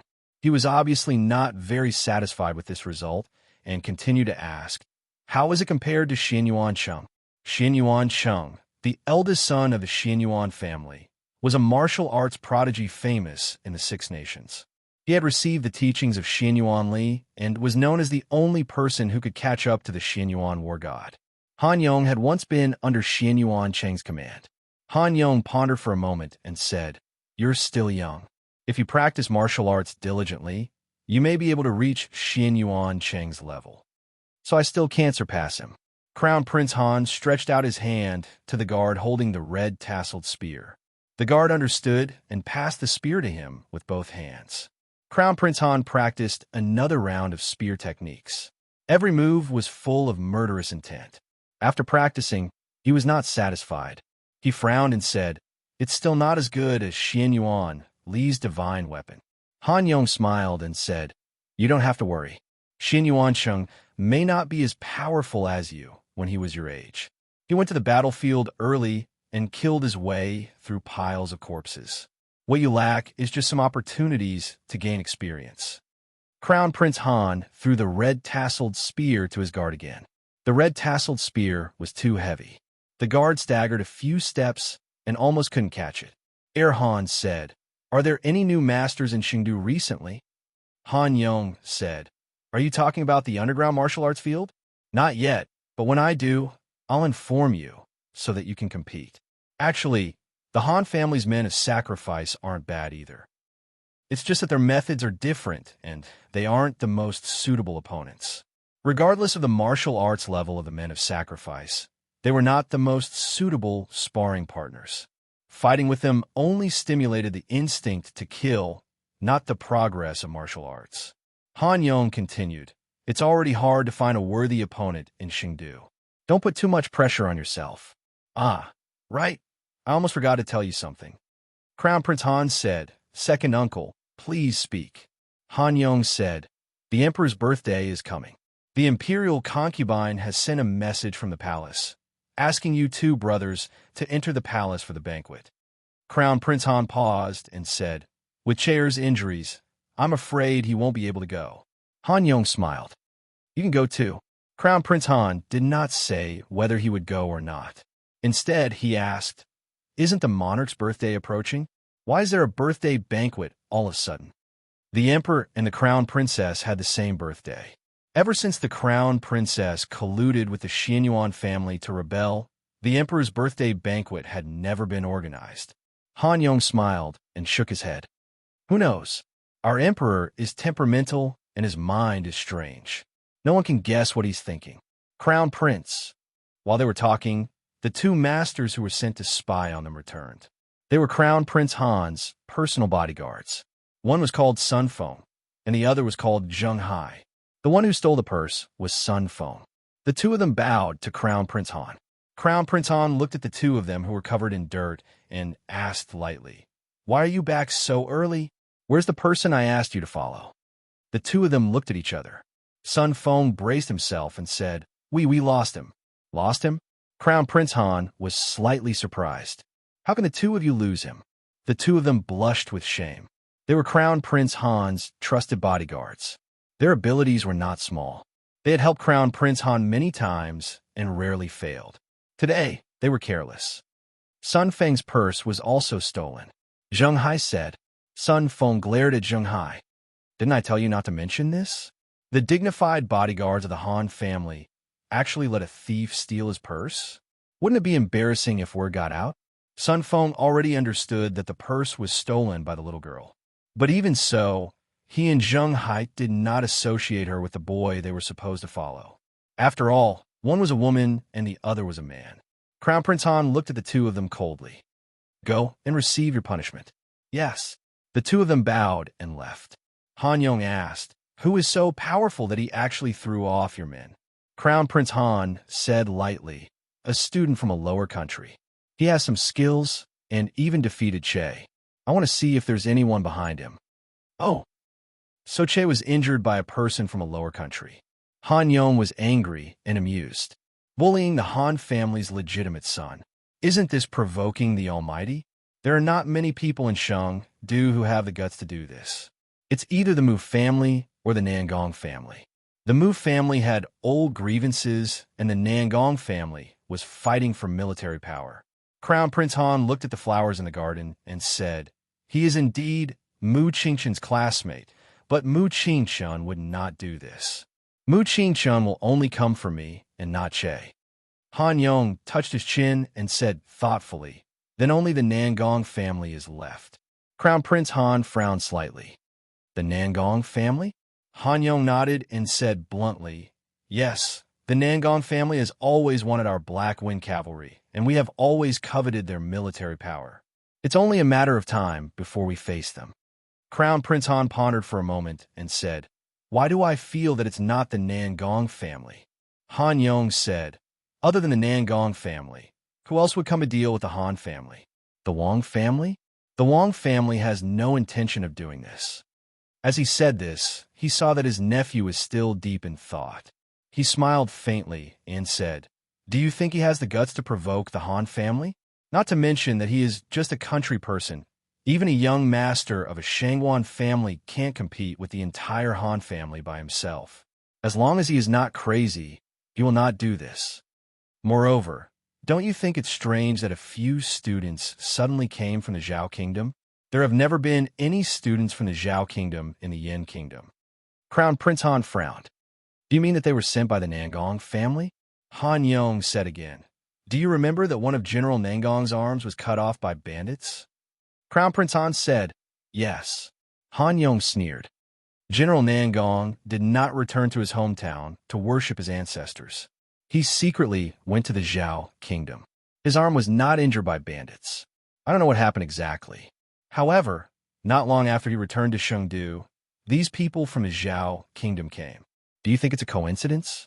After Gu Jiao returned to the house, she told her family about Gu Chengfeng's visit to Chengdu. Everyone in the family was surprised. "He doesn't have a travel permit. How'd he come?" Madame Nan asked. "Could it be?" Gu Jiao nodded. "He was marked as a slave." Madame Nan sucked in a breath of cold air. The servant of the Gu family was too cruel. In order to come to Chengdu, he did not hesitate to mark him as a slave. This mark would stay with him for a lifetime. "Is he okay?" Madame Nan asked. Gu Jiao said, "He found a suitable hiding place. He is fine for now." This child, Madame Nan did not know what to say. The children of the Gu family were really stubborn. Once they decided on something, they would do it at all costs. For example, Gu Jiao wanted to cure Gu Chongqing. For example, Gu Jiao wanted to cure Gu Yin. Now, there was Gu Qingfeng. However, this was not a bad thing for Gu Jiao and Gu Yin. The two of them had no relatives in Chengdu. It was always good to have more helpers. 2 days later, Gu Jiao went to Yin Shanjuan's residence. The young commandery princess still got on the horse fearfully. Gu Jiao did not hesitate to grab her onto the horse. She finished the riding lesson while crying. In the next few days, you don't have to, The young commandery princess cried until she hiccuped. She stopped crying after getting off the horse, but the hiccups did not stop. "Tell me slowly," Gu Jiao said. "I'm slowly, The young commandery princess hiccuped again. She felt that it was better to keep it short. "I can't go to class. Uncle June is going to, birthday. My father is not here. I'm going to, go to the banquet for him. In fact, there was still some time before Uncle His Majesty's birthday banquet, but she had to move into the palace in advance, so she could not go to class for the time being." This was exactly what Gu Jiao wanted. Because Gu Jiao was about to prepare for the next boxing competition, there was a high probability that she would not have time to teach her. Then when the young commandery prince is not busy, we will learn how to ride a horse. Tudo. The young commandery princess immediately covered her mouth. She was famous for being eloquent, but she was still too young. There were some words that she could not pronounce very well. Gu Jiao curved her lips and stretched out her finger. She did not mention her pronunciation. The young commandery princess also stretched out her small finger and hooked it with Gu Jiao's. The night before the boxing competition, Wu Fuzi, as usual, took Gu Jiao and the others to the same inn as last time. When Mu Chuan entered the inn, he couldn't help but grumble. "Didn't we win last time? Why are we still staying in such a shabby inn?" Wasn't this because of the lack of funds? To be honest, the academy did allocate a little more money, but this year's boxing competition was particularly popular, causing the price of the inn to rise again and again. Wu Fuzi patted his chest and said, "I promise you, as long as you win this round, I will pay for a better and out of my own pocket for the finals." Mu Chuan pursed his lips, obviously not believing him. Wu Fuzi looked at the other students, who also had a look of doubt. Wu Fuzi tried to salvage the situation. What's wrong with this inn? There's a lantern festival tonight. It's nearby. I specially picked this inn. I'll allow you to go and look at the lanterns tonight. Come back before 9 p.m. This was the biggest concession Wu Fuzi could make. Mu Chuan suddenly became interested. He moved closer to Gu Jiao and went upstairs with Gu Jiao. Hey, Lulang, you haven't been to the Lantern Festival in Chengdu yet, right? Yes. Gu Jiao stepped upstairs. Mu Chuan smiled and said, Let's go and have a look later? Okay. Gu Jiao agreed. Mu Chuan turned around and looked at Mu Qingqian behind him. Fourth brother, are you going? Forget it. You definitely won't go. His fourth brother was not interested in the lanterns. They went up to the second floor. Mu Qingqian pushed open the door of his room and looked in Gu Jiao's direction. See you at the door. Mu Chuan was stunned. Fourth brother was going to go? He had lived for a long time, but there was a day when his fourth brother would go to the Lantern Festival. Zhao Wei and Yuan Shao also had nothing to do, so they gathered at the door. Wu Fuzi was also there. Mu Chuan's smile froze. Wu Fuzi, what are you doing here? Wu Fuzi said seriously, I thought about it and decided to go with you guys. Otherwise, I'll be worried. Mu Chuan was speechless. Wu Fuzi did not lie about the lanterns. They were indeed near the inn. They just had to walk 100 steps and enter a corner. The entire street was filled with colorful lanterns. On both sides of the street were stalls with colorful lanterns hanging on them. The peddlers were selling the lanterns while yelling with all their might. Pedestrians had already rushed over, and the crowd was moving shoulder to shoulder. However, the street was busy but not chaotic. It was noisy but not noisy. There were many pedestrians but not crowded. It was orderly. Not all of the lanterns here were bought with silver. There were also lanterns that were given for guessing riddles or reciting poems. Gu Jiao liked crowds. She felt a sense of novelty, just like a child seeing a new toy, even though she was a very quiet person by nature. Young master, buy a lantern. On the side, an old woman said kindly to Gu Jiao, who was passing by. Gu Jiao stopped and looked at the lantern the old woman handed to her. She blinked curiously. It was beautiful. The old woman saw that she liked it, so she picked up another one. This is a new lotus lantern made by my wife. Buy it together. It's 10 copper coins cheaper. The lotus lantern was beautiful too. Gu Jiao looked at it. Oh, there was also the peach blossom lantern. The peach blossom lantern was beautiful too. Mu Qingqian looked at her strangely. You're not going to buy a lantern, are you? Why would a man buy a lantern? It was enough to walk around. Even if he bought one, it would be a gift from a scholar. How could a man not let go? Sigh. Gu Jiao sighed and touched the peach blossom lantern in front of her. She could not ruin her image. She could not buy a lantern, especially a pink one. She reluctantly put the lantern back. Suddenly, a slender, jade-like hand reached over. The jade-like fingertips picked up a silver coin and placed it on the stall. Then, a clean and low voice slowly sounded beside Gu Jiao. I want this peach blossom lantern. Gu Jiao turned her head. The other party was wearing a silver mask that covered half of his face. Only his soft lips and delicate chin were exposed, as well as his deep eyes. The night wind blew gently from his side. The familiar aura on his body faintly enveloped Gu Jiao. Gu Jiao was stunned. Mu Qingqian saw Gu Jiao's reaction and frowned unconsciously. He looked at the young man who suddenly appeared and was about to ask Gu Jiao to leave. At this moment, the old man who was selling the lanterns was hanging up the newly made lanterns. However, he lost his balance and fell onto the stall. The lantern in his hand flew out. Seeing that the lantern was about to hit Gu Jiao, Mu Qingqian hurriedly reached out to block it.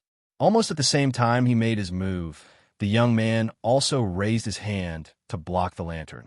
The difference was that his other hand pulled Gu Jiao into his embrace to protect her. However, Gu Jiao did not resist and just threw herself into his arms. Was it an illusion or something else? Her little head even rubbed against the other party's chest. Are you okay? Mu Qingqian heard the other party ask softly. I'm fine. He heard Gu Jiao answer softly. It was not her usual cold and unruly tone. Instead, it was a feeling that he could not describe. In just a moment, the two of them separated. "Thank you for your help, young master," Gu Jiao said politely. Xiaoheng picked up the peach blossom lantern in his hand and said gently, "It's nothing. I feel like old friends with you at first sight.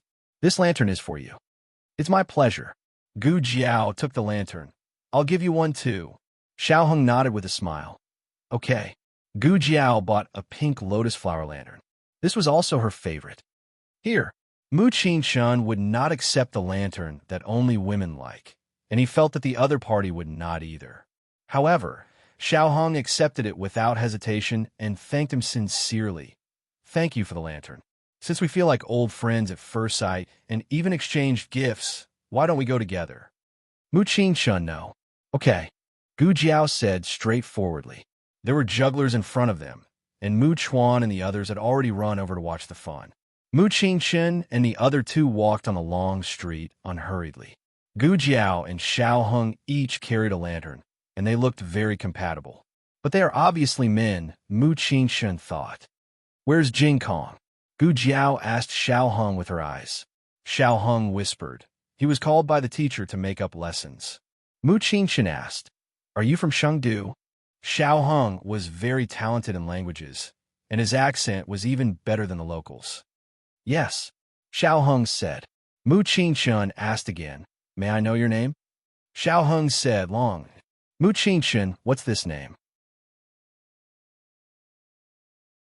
Chapter 671.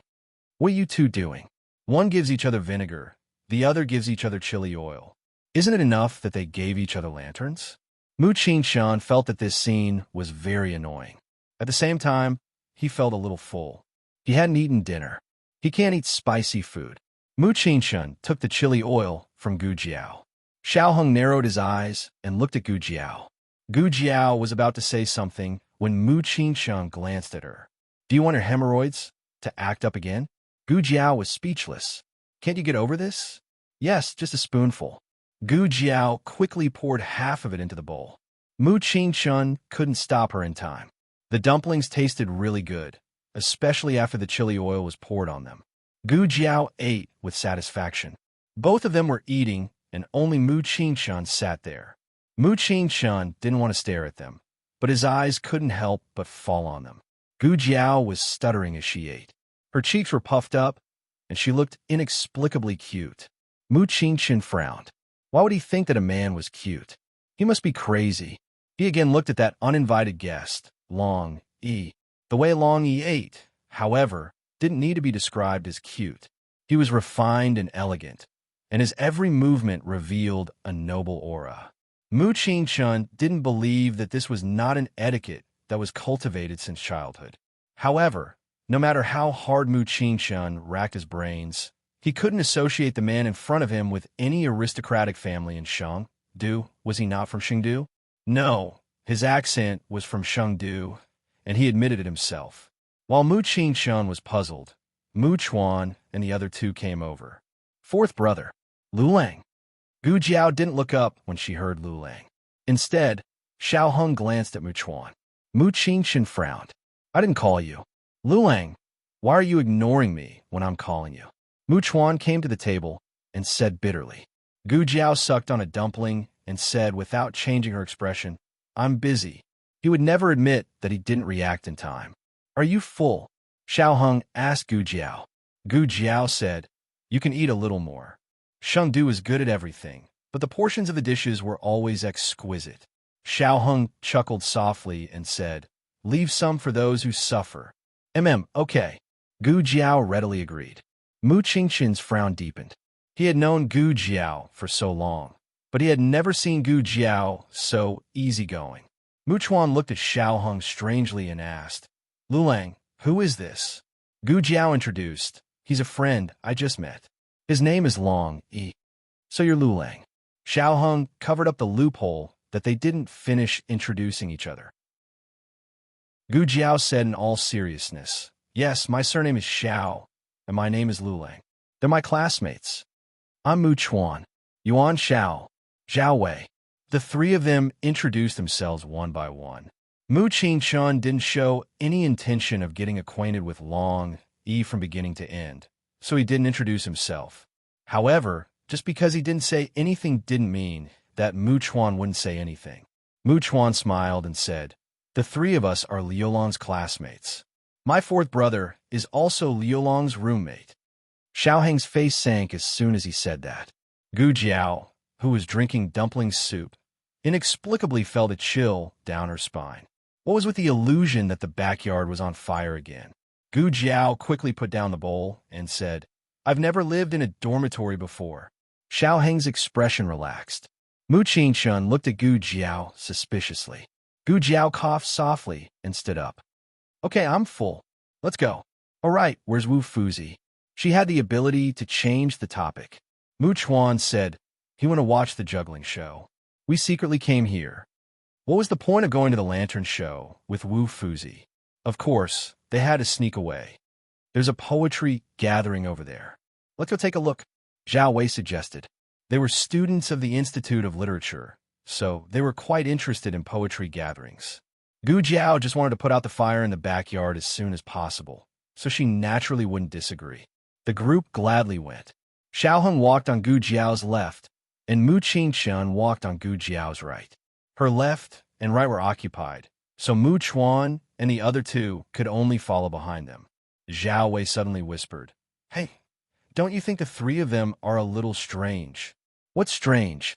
Mu Chuan asked. "Yeah, what's strange?" Yuan Shao also asked. Zhao Wei looked at the backs of the three men and frowned. "I don't know. It's just the three of them. It's quite crowded." Yuan Shao looked at the three of them and said, "The three of us are quite crowded too.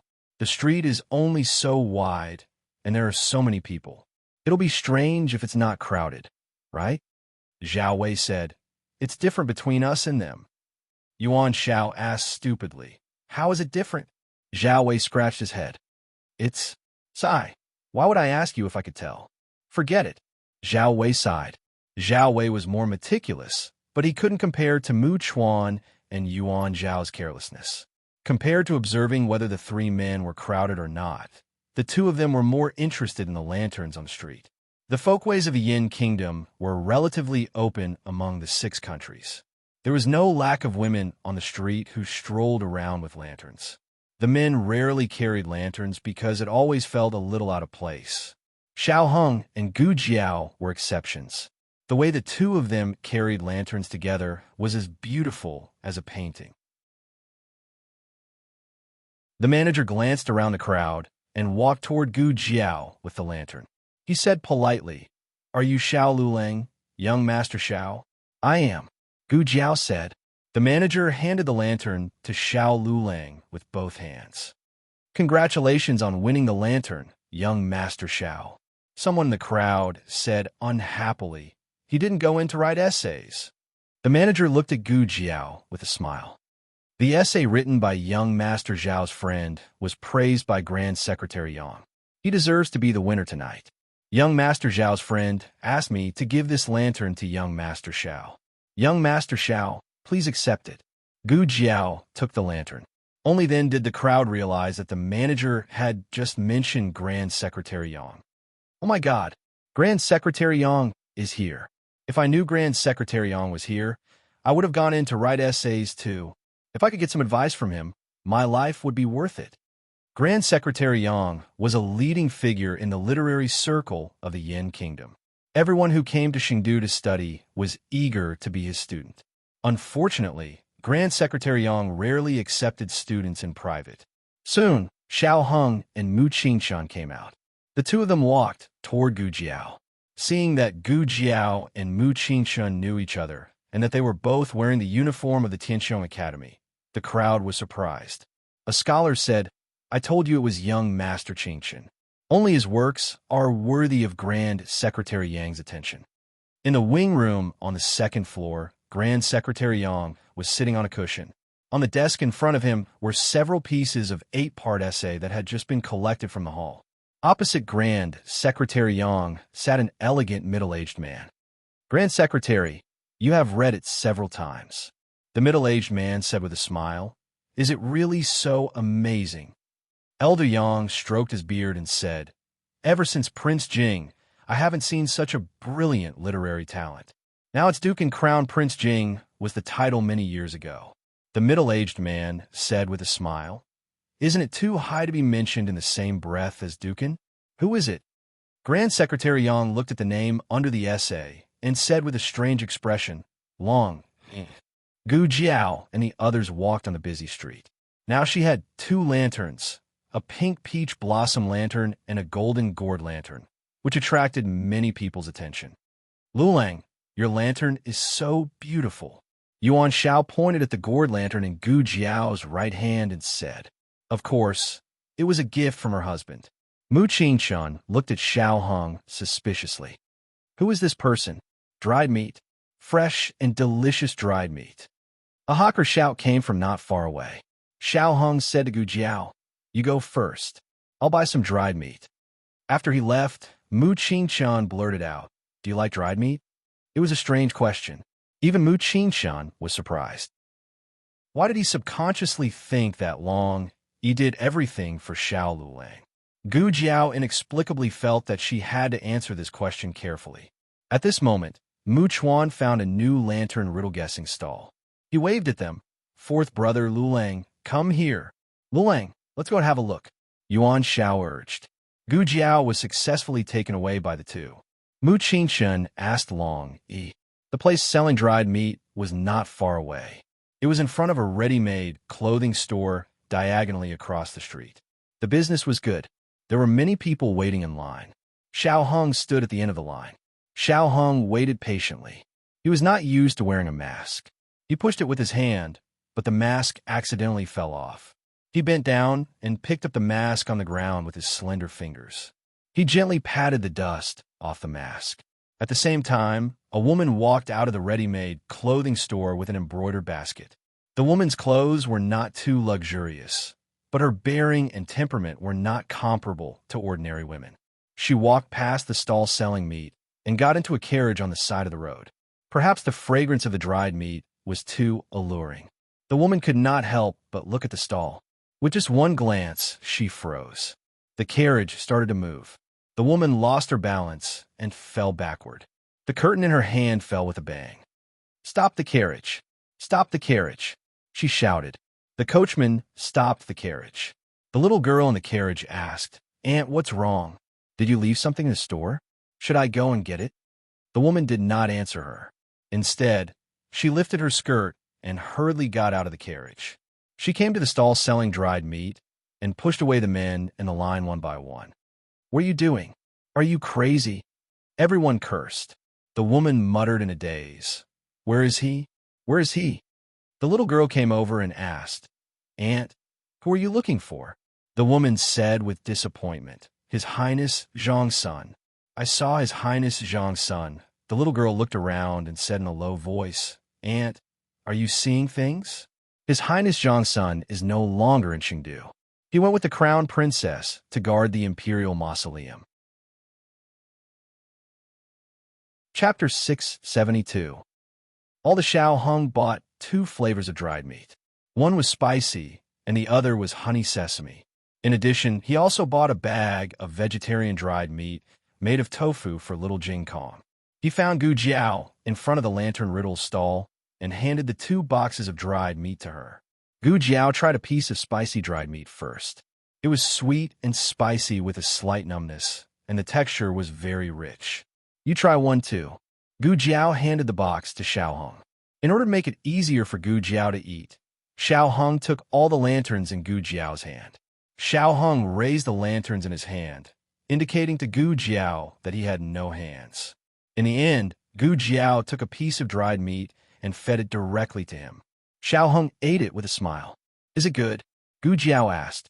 "It's good," he said as he looked at her deeply. Mu Qingchun's eyes hurt, and he was extremely irritated.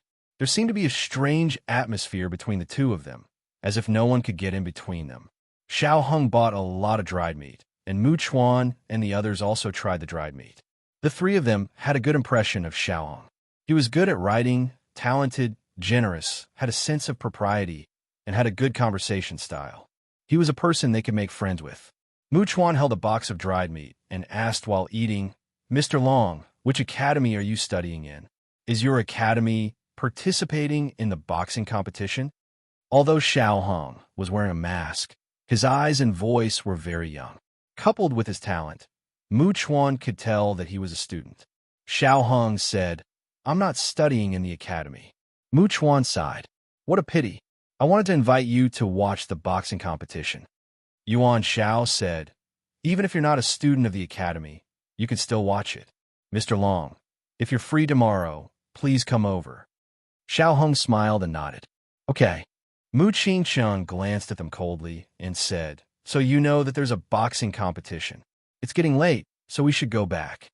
Mu Chuan begged, "Don't fourth, brother. Let's play a little longer. I haven't won enough lanterns yet." Mu Qingcheng said coldly, "You've already given away the lanterns you won. What's the point of winning more?" Mu Chuan pursed his lips. He wanted to struggle a little more, but Wu Fuzi came looking for him. This time, the few of them were completely hopeless and could only obediently be brought back to the inn by Wu Fuzi. Wu Fuzi stared at them with his fiery eyes. Gu Jiao and Xiao Hong did not have a loving farewell. They separated as if nothing had happened. After returning to the inn, Gu Jiao pushed open the door to her room. Mu Qingcheng suddenly asked, "Is this really the first day you two met?" Gu Jiao said without changing her expression, "Yes." Mu Qingcheng wanted to say something, but hesitated. On second thought, even if the two of them were old friends, it was not his business. "Go back to sleep," he said indifferently and stepped into the room. Gu Jiao put the two lanterns on the bedside, washed up, and went to sleep. The next day, the group went to Lingbo Academy under Wu Fuzi's lead after breakfast. Wu Fuzi drew lots in the attic as usual. He went to Tianxiong Academy's room with a serious expression. Mu Chuan asked, "Wu Fuzi, which academy are we fighting against? Lingbo Academy or Canaan Academy?" At this point, only 3 academies were left. Who would have thought that Wu Fuzi would shake his head and say, "Neither"? Everyone was shocked. Mu Chuan was flabbergasted. "And no." "How?" Wu Fuzi said with a serious expression, "It's Shaolin Academy." Gu Jiao understood that Shaolin Academy did not participate in the previous matches. It was because Mount Song Academy and Black Bamboo Academy fought and caused trouble. Both of them were kicked out of the competition, so there was an extra place for them to advance. As for why they did not choose from the eliminated teams, they had to ask the organizer. Gu Jiao asked, "Do the other academies have any objections?" Wu Fuzi said, "The eliminated academies have no objections. Maybe it's because they were defeated by Shaolin Academy before." Shaolin Academy was last year's champion. Wu Fuzi was relieved when he learned that they did not participate this year. Who knew that what he feared would happen? How do we end up fighting against them? It's the first match. Wu Fuzi's morale dropped. "Are the students of Shaolin Academy all monks?" Yuan Xiao asked curiously. Wu Fuzi shook his head. "No, there are monks, lay disciples, and ordinary people." Yuan Xiao asked again, "Are there ordinary people among the people who bowed?" Wu Fuzi shook his head again. "No, they're all first-class monks." Yuan Xiao was speechless. Everyone was speechless. Tianxiong Academy was the first match. After the lots were drawn, they began to prepare for the match. On the other side, the spectators entered the arena one after another. Xiao Hong sat on his personal viewing platform. Beside him were his 3 schoolmates. Commandery Prince Ming's maidservant was attentively attending to them. Prince Ming was also here today. However, just like the first time, he did not appear on the grandstand. Instead, he was in a wing room on the highest floor of the attic. The view here was broad, and they could see the entire arena. However, the people in the arena could not see them. There was another person sitting beside Prince Ming. "Cousin, please have some tea," Prince Ming said politely. Crown Prince Han picked up the teacup and took a sip. Crown Prince Han was the most outstanding descendant of the Han family. Prince Ming did not dare to treat him like how he treated Han Che. Prince Ming was very polite. There was even a hint of respect in his voice. "Cousin, why did you come to watch the match today?" "I just wanted to take a look," Crown Prince Han said. Although he said so, he had been looking for Tianxiong Academy since the beginning. He did not know how the lots were drawn in the attic, so he could not tell which match Tianxiong Academy was in. However, he saw Dean Sin and a few students of Tianxiong Academy on the grandstand. One of them was even in a wheelchair. Speaking of wheelchairs, he glanced around and saw a group of people from the Duke's mansion entering the arena. He looked at a man in luxurious clothes who walked out from behind the crowd. That is Second Master Jing. Commandery Prince Ming followed his gaze and said, "That's right." Second Master Jing took a few steps forward. Crown Prince Han did not see clearly because someone was blocking his path. When he was far away from the crowd, he saw that Second Master Jing was pushing a wheelchair. He asked suspiciously, "Is the person in the wheelchair Dukin?" "Yes, it is him," Prince Ming replied. "He is really awake." Crown Prince Han had heard some rumors. However, he did not believe it until he saw it with his own eyes. Prince Ming sneered and said, "He has been awake for a few days. I heard that the disciple of Dr. Luo of the Chun Kingdom woke him up. However, he is still unable to speak or write. In my opinion, he is no different from a zombie." Crown Prince Han's target was not Dukin, so he quickly looked away. The people from Tianxiong Academy entered the arena. Mu Qingshun was still the center of attention. Everywhere he went, there were cheers and screams.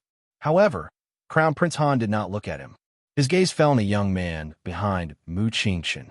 Crown Prince Han was so far away that he could not see the iconic birthmark clearly.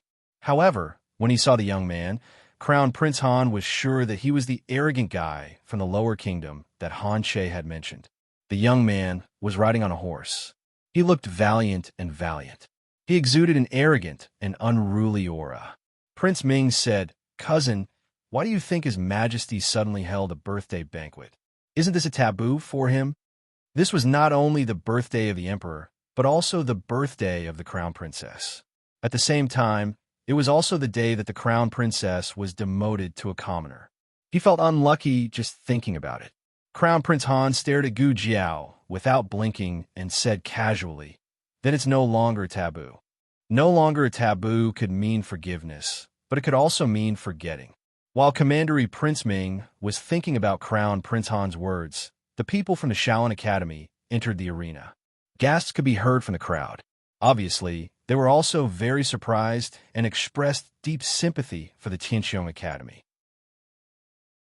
Tianxiong Academy is going against Shaolin Academy. Isn't it hopeless? Shaolin Academy was last year's champion. They even defeated the Imperial family's team. Tianxiong Academy is no match for them. What a pity. I didn't want Tianxiong Academy to lose. I wanted to watch a few more matches, but now it's impossible for them not to lose. What bad luck. Why is Tianxiong Academy against Shaolin Academy out of the 3 academies?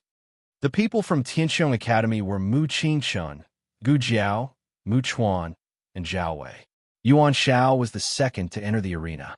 They rode their horses all the way here, so they naturally heard the discussions.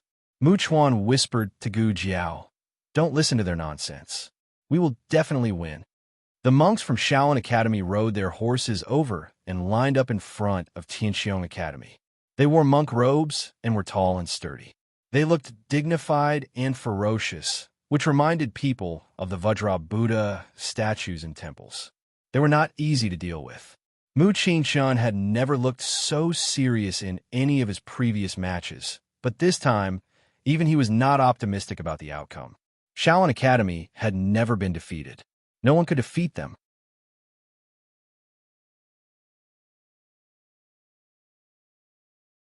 Chapter 673. Novels with a deeper meaning that can't be found on the internet can be found here. Wow, they're going up against the Shaolin martial monks. In the attic, Prince Ming looked at the group of people on the field with great interest. This is going to be a good show. Prince Ming didn't pay much attention to any of the academies. However, he had been humiliated in front of Tianxiong Academy. Nothing could make him happier than to humiliate that kid. Prince Ming decided not to discuss the emperor's thoughts for the time being. He waved his hand to the servants and asked them to bring up the fruits and snacks. He wanted to see the Shaolin martial monks beat that kid up. The 4 Shaolin martial monks on the field were each more furious than the other. Each of them had a scar on their head. From right to left, there was 1 scar, 2 scars, and 3 scars. It seemed that the strongest martial monk had 6 scars. Don't you think these martial monks are a little scary? Mu Chuan whispered to Gu Jiao. Aren't you not afraid? Gu Jiao asked. Mu Chuan immediately straightened his back and said stubbornly, I'm not afraid. Who says I'm afraid? Gu Jiao glanced at him and said, Talk when your legs stop shaking. Mu Chuan was speechless. The Shaolin martial monks didn't talk to them. They just exchanged glances. In fact, it was more of a show of force and provocation than an exchange. To be honest, Mu Chuan was a little scared. He was even more scared than when he was fighting against the Han family's Black Wind Cavalry. Zhao Wei was the same as him. He was also scared. However, he was more experienced than Mu Chuan, so he didn't show too much fear. The kickoff of the first section was decided by drawing lots. After that, the opponent would kick off for every goal. Tianxiong Academy was the one kicking off. Mu Qingchun, as the main attacker of the team, rarely participated in the kickoff. However, because the opponent was too strong, they decided to let him kick off after discussing it with Wu Fuzi. It had only been a few seconds since they went on the field and waited for the gong to sound, but everyone felt like a long time had passed. The people in the stands were so nervous that they held their breaths. How could this be? Second Master Jing sat in front of the railing and stared at the Shaolin martial monks on the field. Do we have to be so unlucky? Today, the second madam had some matters to attend to and couldn't leave, so she couldn't come over. On his left was the wheelchair-bound Dukin. Behind Duke stood Mu Ru Exin, who was dressed in a white dress and green gauze. When Mu Ru Exin heard that, she looked at Second Master Jing in confusion. What's wrong? What's wrong with that? Second Master Jing sighed deeply. That group of Shaolin martial monks is very powerful. Tianxiong Academy isn't their match. Mu Ru Exin's eyes moved as she asked, Second Master, do you really hope that Tianxiong Academy will win? Second Master Jing stammered, I didn't. It's just that those Shaolin martial monks didn't know how to control their strength. It wasn't easy for the students either. As soon as he said this, the High Duke's hand on the armrest slowly clenched into a fist and began to tremble slightly. The gong sounded. Facing the scorching sun, Mu Qingchun's expression turned serious as he steadily swung his club to open the ball. Second sister, hurry up. Outside the archery field, Su Shui pulled her second sister and squeezed into the crowd. She took out her token and asked the guards to let them pass. Slow down. Second Miss Su's hand hurt from being pulled by her. Su Shui said the gong sounded just now. The archery competition has begun. Second Miss Su frowned slightly. It's already begun. Why are you in such a hurry? I want to watch Fourth Brother, Su Shui said seriously. I haven't seen Fourth Brother for a long time after he moved into the academy. Second Miss Su sighed. If Father finds out that we skipped Master Fu's chess class and came here to watch some archery competition, he'll definitely punish us. Su Shui grabbed her wrist and walked toward Tianxiong Academy's grandstand. He won't. Let's go. Mu Qingchun's ball was extremely good. There were no problems with its speed and accuracy. The person who caught the ball was Zhao Wei. Zhao Wei had been learning archery since he was a child, so his technique was excellent. He successfully caught the ball that Mu Qingchun swung at him. He looked at Mu Chuan in front of him. Mu Chuan nodded at him. Zhao Wei passed the ball to Mu Chuan, and Mu Chuan passed it to Gu Jiao. At this time, Mu Qingchun had already arrived at the opponent's hole. Gu Jiao passed the ball to him, and Mu Qingchun took it and hit the ball into the hole with his pole. The four of them cooperated seamlessly and smoothly. The spectators finally got to see the Tianxiong Academy seriously play polo for the first time. However, the moment the ball was about to enter the hole, something unexpected happened. A Shaolin monk jumped on his horse and came to the hole. He hit the ball out of Mu Qingchun's way with his pole. The pole hit so far that it almost crossed half of the archery field. Zhao Wei and Mu Chuan had already rushed back. They rushed to grab the ball, but before they could even see the ball, they heard the gong on the referee's stand. Did they score? The two of them were stunned.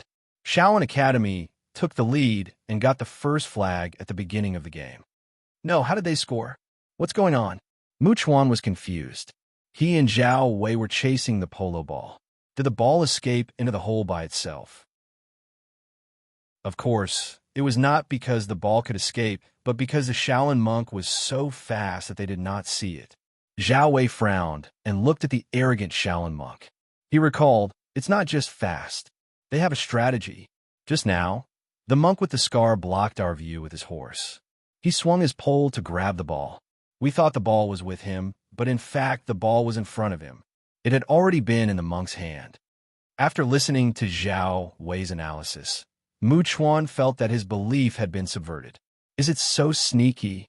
Since the opponent had scored, it was still their turn to kick off. This time, it was Zhao Wei who kicked off. Zhao Wei passed the ball to Mu Chuan, but before Mu Chuan could swing his pole, a Shaolin monk rushed past him. The Shaolin monk took the ball away. Mu Qingshun was attacked from two sides and could not break through. Gu Jiao intercepted the ball with the skills she learned from Su Ping. She passed the ball to Mu Qingshun, and Mu Qingshun passed it to Zhao Wei. Then, the ball was lost again. The gong sounded again. Shaolin Academy had scored again. The speed of the Shaolin Academy's goal was so fast that it made one's hair stand on end. It was even faster than the record set by the Horse King. Mu Chuan and Zhao Wei were so tired that they were panting. Mu Qingshun and Gu Jiao also had sweat on their faces. They rode on their horses and waited for the referee to bring the ball over. Mu Chuan panted and said, "What kind of monks are these? Aren't they too fierce? Lulang, why don't you ride your horse over?" Gu Jiao said, "It's still young. It can't be ridden." Mu Chuan muttered, "Didn't we ride it last time?" Mu Qingshun said lightly, "Stop talking." Mu Chuan shut up. This was not a game about the horses, but the people. These monks were too powerful. They all had strong internal energy and were extremely strong. No one could catch the ball they threw.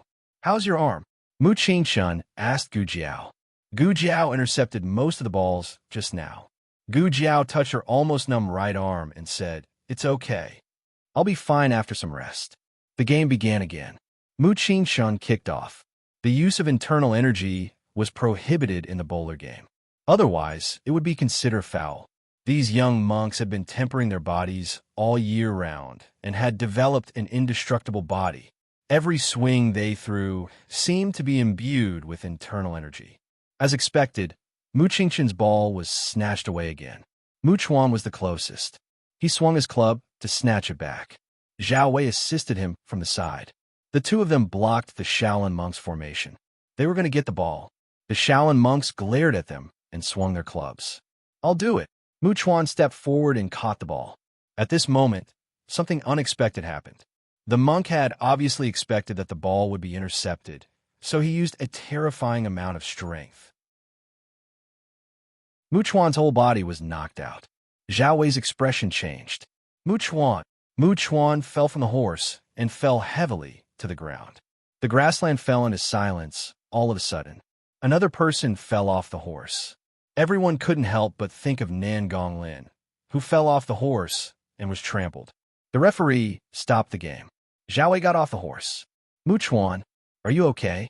Mu Chuan clutched his right arm, his face contorted in pain. "Is my arm broken?" Gu Jiao jumped off the horse, squatted down, and held his arm. "It's dislocated. Bear with it."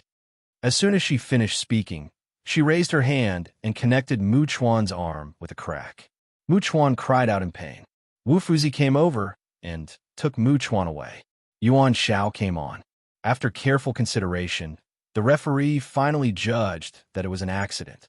Shaolin Academy did not violate the rules. "Isn't this a violation?" Yuan Shao said unhappily. "They did it on purpose." He had been watching just now. The monk with 3 scars on his head was aiming at Mu Chuan. He wanted to use the force of the ball to hurt Mu Chuan. Were they like this before? Gu Jiao suddenly asked. Mu Qingshun was the only one who could answer this question. After all, other than him, no one else had seen Shaolin Academy play. Mu Qingshun frowned. They used to be very domineering, but they were not as cruel as today. If not for his better martial arts skills, he would have been knocked off the horse. The reason why he asked Gu Jiao if her arm was all right was because his arm was also injured. This group of Shaolin monks seemed to be deliberately targeting them. Was someone secretly controlling them? In the attic, Prince Ming clapped his hands and cheered. "Beautiful. That's how it should be played. Who brought the Shaolin Academy here?" This prince really likes that person. Erhan sipped his tea unhurriedly. The game started again. Gu Jiao led the horse and walked in front of the referee. Suddenly, she stopped and tilted her head to look at the referee. "Are you sure it's not a violation?" The referee said, "Of course it's not." "Oh." Gu Jiao raised her eyebrows. "So, as long as it's hit by the ball, it's not a violation." The referee frowned. He felt that this statement was not right, so he corrected her. "You can't deliberately attack the opponent with the ball." Mu Chuan was sent flying when he tried to grab a ball. The opponent did not aim at him. "Oh," Gu Jiao said. "If it's not intentional, it's not a violation, right?" "That's right, but it sounded a little strange when it came from your mouth." The referee looked at Gu Jiao strangely. In the end, he could not tell what was wrong. He nodded. "Let's start." Gu Jiao got on the horse. Yuan Shao kicked off. As soon as Zhao Wei got the ball, it was snatched away by the Shaolin warrior monk. Gu Jiao galloped to catch up. The Shaolin warrior monk was about to swing the club when Gu Jiao suddenly said, "Ba." The Shaolin warrior monk was stunned. He almost reflexively took back the club and bowed. Ba. Bang! Gu Jiao hit the ball out with her pole. The Shaolin warrior monk was speechless. Yuan Shao got the ball and passed it to Zhao Wei. Zhao Wei passed it to Gu Jiao. At this time, they were very close to the opponent's hole. Mu Qingshun was already in position. The Shaolin warrior monk caught up. Gu Jiao was attacked from two sides. "Lulang!" Yuan Shao shouted not far away. "Give the ball to him, and he will pass it to Mu Qingshun." Gu Jiao did not do that. She took a risk and passed the ball to Mu Qingshun. As expected, it was intercepted. Yuan Shao sighed. "Oh." It was the warrior monk with the six-ring scar who intercepted the ball. He wanted to pass the ball to another warrior monk. Gu Jiao stared at the latter. The warrior monk with the six-ring scar had a fierce look in his eyes. He hit the ball out. He had used almost all of his strength in this stroke. Mu Qingshun knew that things were not going well. This was not the ball he really wanted to pass to his companion. He planned to use the trick he used on Mu Chuan on Gu Jiao. She could not take it head-on. Mu Qingshun wanted to stop it, but it was too late. Gu Jiao stretched out the club. "Ah!" With a scream, the warrior monk on the right behind Gu Jiao was hit by the polo ball and fell from the horse's back. It turned out that Gu Jiao did reach out the club just now, but not to catch the ball. She touched it gently and changed the direction of the ball. The warrior monk fell hard. His companion shouted, "You broke the rules." Gu Jiao spread her hands. "How did I break the rules? You were the one who hit the ball. You were so strong that you couldn't get it. How can you blame me?" The warrior monks were speechless. The referee ruled that it was an accident and there was no foul. The game continued. The power of the six-ring scar warrior monk could not be underestimated. This warrior monk fell heavily and temporarily left the stage. Another warrior monk took his place. This warrior monk was slightly weaker, but he opened up a gap for Tianxiong Academy. Before the second section ended, Tianxiong Academy scored a goal. The Shaolin warrior monk seemed to be angry. As soon as the third section began, Yuan Zhao's arm was injured. "Are you okay?" Mu Qingshun asked. Yuan Shao gritted his teeth and held the club. "I'm fine. I can still continue." They had to continue. They only had 5 people. Mu Chuan couldn't play anymore. If he also went down, they wouldn't have enough people to play. They could only forfeit.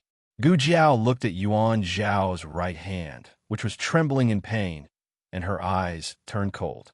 She switched the club to her left hand and wrapped the reins around her right hand. Then, she snatched the ball at lightning speed. The monk whose ball was stolen was stunned for a moment. Clearly, he did not expect the opponent to suddenly become so fast. After Gu Jiao snatched the ball, she didn't pass it to anyone.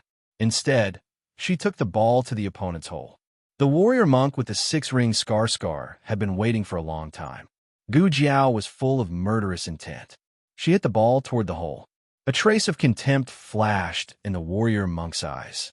He raised his club to block it. At this moment, something incredible happened. The moment the club hit the ball, he was sent flying. What kind of terrifying strength was this?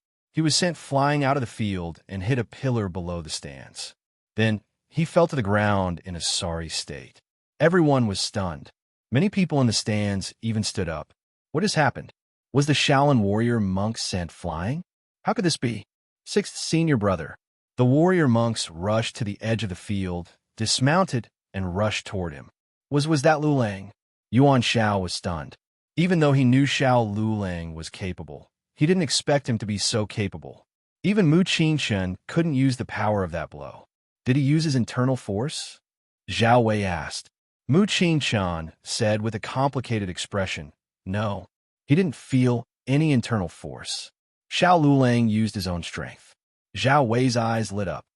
Then, didn't this group of warrior monks kick an iron plate? Mu Qingchen said, yes, they kicked an iron plate.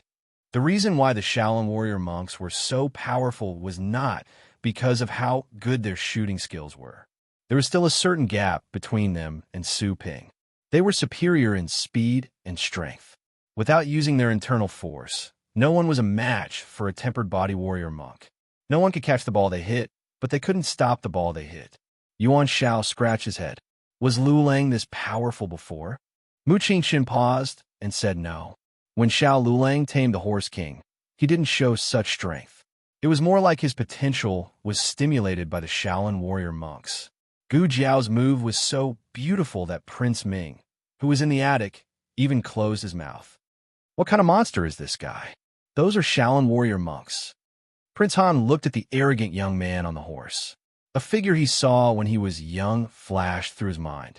It was the eldest son of the Xinyuan family, a young man who could kill a tiger with one punch without using his internal force. Gu Jiao looked at his hands. Well, these monks were useful. Their strength seemed to have recovered a little.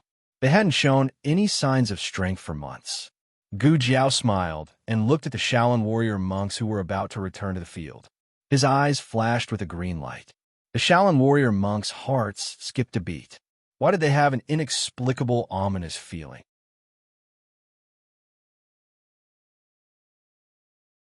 Chapter 674. Ordinary people couldn't imagine how strong a tempered body warrior monk's physique was.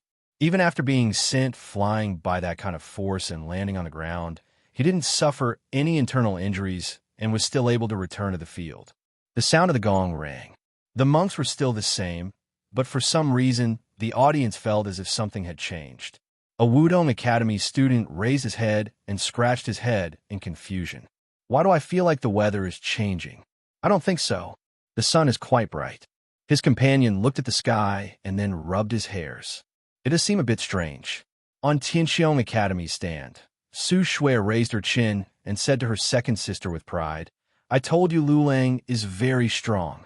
Second young Miss Su glanced at her sister. Are you here to see fourth brother or that Xiao Lu Lang? I only heard you mention Lu Lang before and after Lu Lang, but I didn't hear you mention fourth brother. I am looking at both. Su Shui blushed and looked at the valiant youth on the field. Didn't he beat the Shaolin martial monk off his horse? Second young Miss Su said, Why didn't you say anything when fourth brother scored? Su Shui pouted. I said it. You didn't hear it. Second young Miss Su. Yeah, I'm deaf. Second young Miss Su had been dragged over. She didn't have much interest in the tournament itself, but after watching for a while, she felt that it wasn't bad. That guy called Xiao Lu Lang didn't have a good appearance, but he had a heroic spirit that made people's blood boil. She couldn't blame her sister for always staring at him. On the opposite side of Tianxiong Academy's stand, Second Master Jing laughed out loud. Yes, yes, yes. Let's fight like that. The Duke's fingertips tapped on the armrest in an irregular pattern. He also seemed very happy. Only Mu Ruxin looked unhappy. She didn't like Xiao Lu Lang, so she hoped he would lose. Didn't they say that the Shaolin martial monk is very strong? Did he cheat? Second Master Jing didn't like to hear these words. How could he not be able to tell if Xiao Lu Lang was cheating? Moreover, the referee was also an inner force expert. If Xiao Lu Lang really dared to break the rules, he would have been sent off by the referee. What is wrong with this Mu Ru Xin? Why would Big Brother want to take this girl as his goddaughter? Thinking of the words his eldest brother wrote on the bedside table, for the first time, Second Master Jing felt that his eldest brother's brain was really damaged.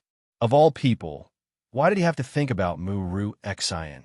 Second Master Jing didn't know that he had misunderstood his eldest brother's intentions. So when he said that they weren't from the same mother's womb, they really didn't have any tacit understanding. On the field, Gu Jiao snatched the ball again. The Shaolin monk rode his horse over to snatch the ball. Gu Jiao smiled and hit the ball hard again. The Shaolin martial arts monk snorted contemptuously, as if he had expected her to do this. He actually put away the cue stick with a whoosh.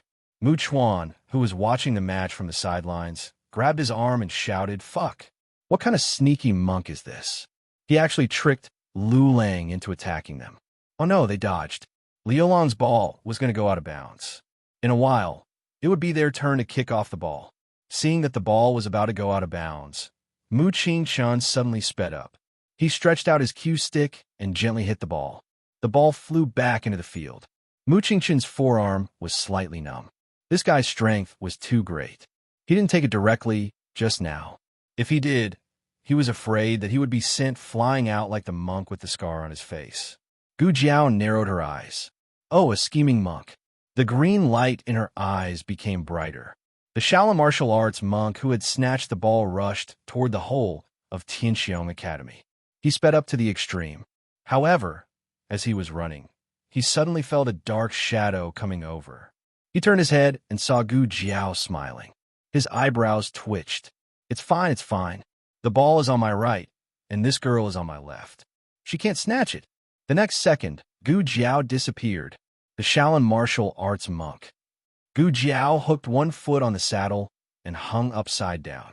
She hit the Shaolin martial arts monk's horse with the cue stick and sent the ball flying. The Shaolin martial arts monk was stunned. So fast. Are you a ghost? The ball was caught by Zhao Wei. Zhao Wei passed it to Yuan Shao, and Yuan Shao passed it to Mu Qingchun.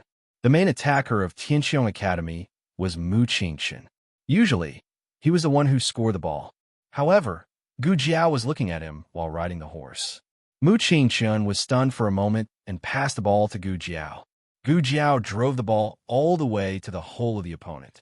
This was the only time when the two sides could face each other. The Shaolin martial arts monk stood in front of Gu Jiao defensively. Gu Jiao's flexible waist was full of strength. She raised the cue stick in her hand and hit the ball toward the hole. It was a spinning ball, and it made a humming sound as it spun. The Shaolin martial arts monk shouted and swung his cue stick to block it. Bam! The Shaolin martial arts monk was sent flying. Hiss! Mu Chuan gasped. Gu Jiao looked at the row of Shaolin martial arts monks in front of her. Who's next? They looked at each other in unison. The corners of Gu Jiao's lips curled up as she hit another ball. Bam! Another Shaolin martial arts monk was sent flying. This was not like when they were fighting for the ball in the middle of the game. They could think of ways to attract Gu Jiao to foul. Here, as long as they dared to dodge, Gu Jiao would score the ball. Every time a martial arts monk fell off the horse, the referee would call for a pause and wait for the martial arts monk to get back on the horse before continuing. It was worth mentioning that as long as the bowler did not foul, the game would continue from where it was paused. In other words, Gu Jiao did not even need to move. She could take turns playing with the sandbags, no bowls. The Shaolin martial arts monks were sent flying one after another. Mu Chuan was so relieved that he laughed loudly. Who told you to set me up? Now the tables have turned. The Shaolin martial arts monks were beaten up and finally thought of a way. When they were sent flying, they used the cue stick to hook the ball out. This way, it would be judged as out of bounds. Although the opponent would be the one to kick the ball out of bounds, at least they would not be pressed to the hole and be beaten up. But every time the ball was about to fly out, Mu Qingchun would hook it back and look at them coldly. It was as if he was saying, "Continue to be beaten up." The Shaolin martial arts monks were speechless. No more, no more. A Shaolin martial arts monk was sent flying again. He sat on the ground and cried. The scarred martial arts monk was furious. A strong, murderous aura erupted from his body. He shook his arms and said fiercely, "Kid, you're courting death." In the stands, Second Master Jing's hand trembled and tea splashed all over his eldest brother's head. Oh no, it's the Shaolin martial arts. Qi enters the body and is invulnerable. Gu Jiao hit the ball into the air. She slapped the saddle and jumped into the air. Then, she flipped and hit the falling ball with a cue stick. The Scar martial arts monk said, "Indestructible body." Bang! Ah, the scarred martial arts monk's nose was crooked and his tongue was stuck out.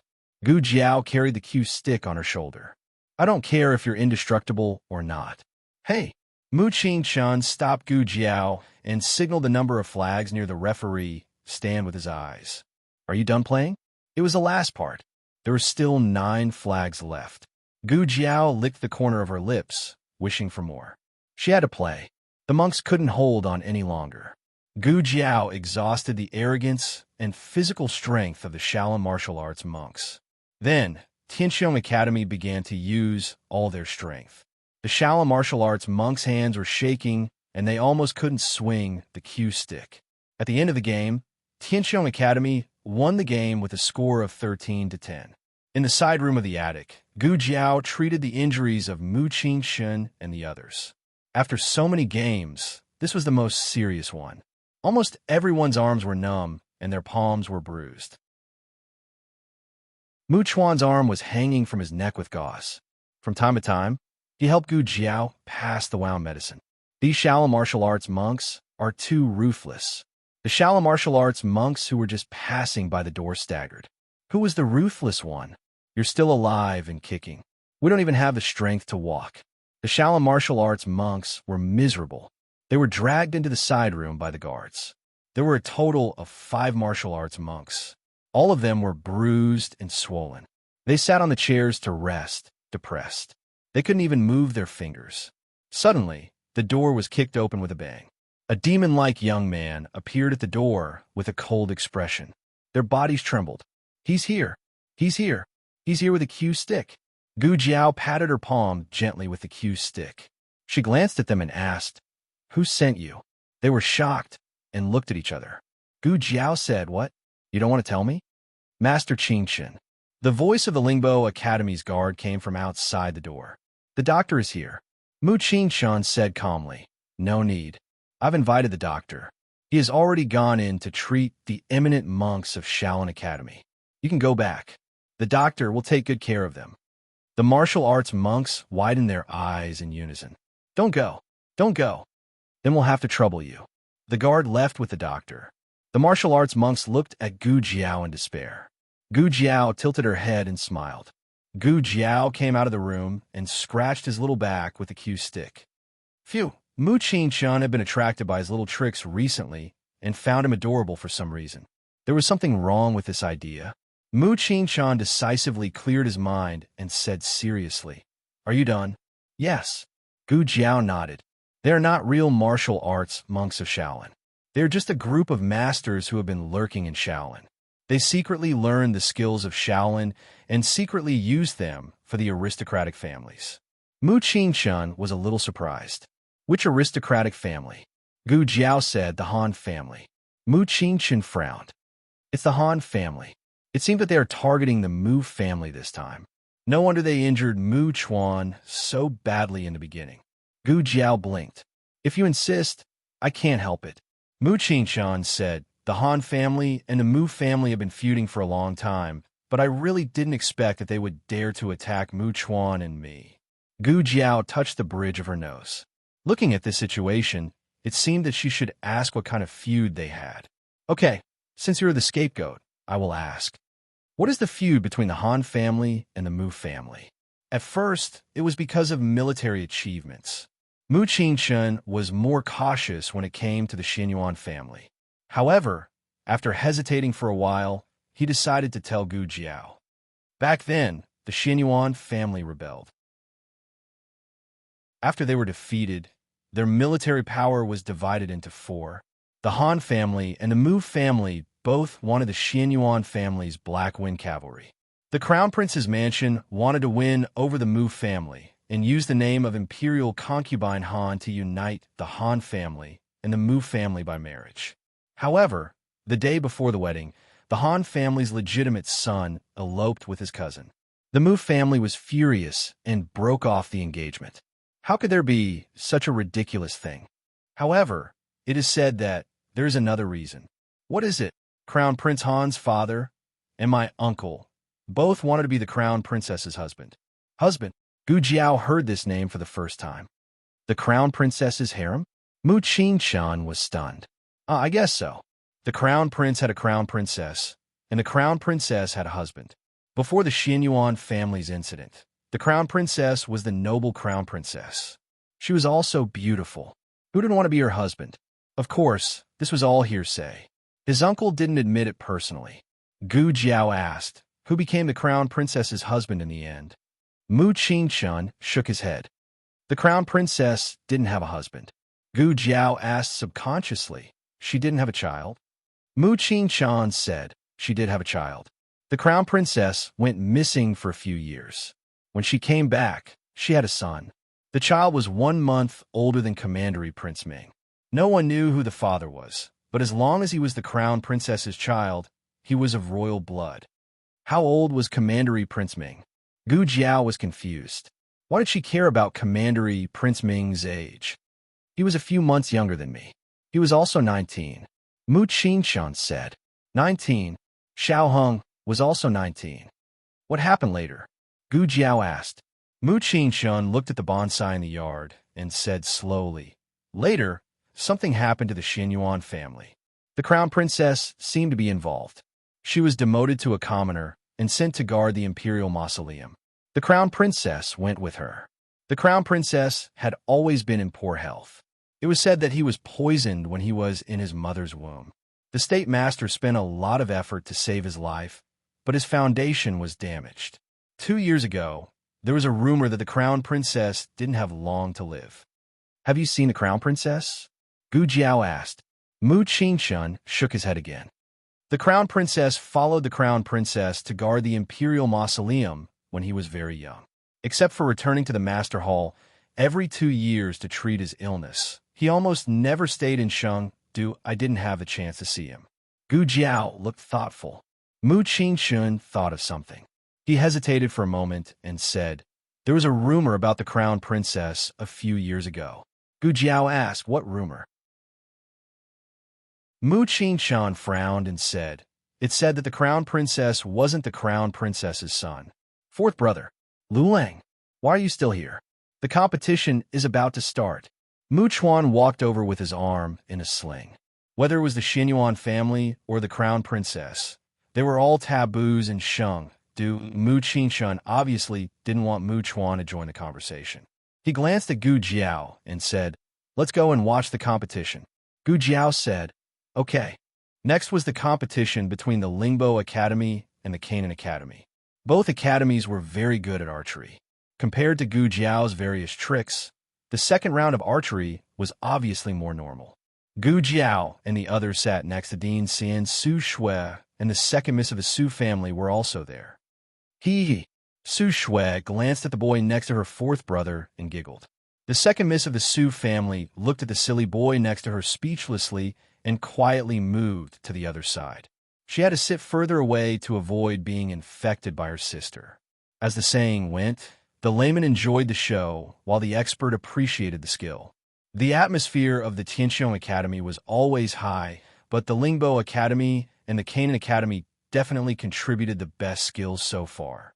Mu Qingqian explained to Gu Jiao, the Lingbo Academy is a century-old academy in Chengdu, and the Canaan Academy is an academy run by the State Preceptor Hall.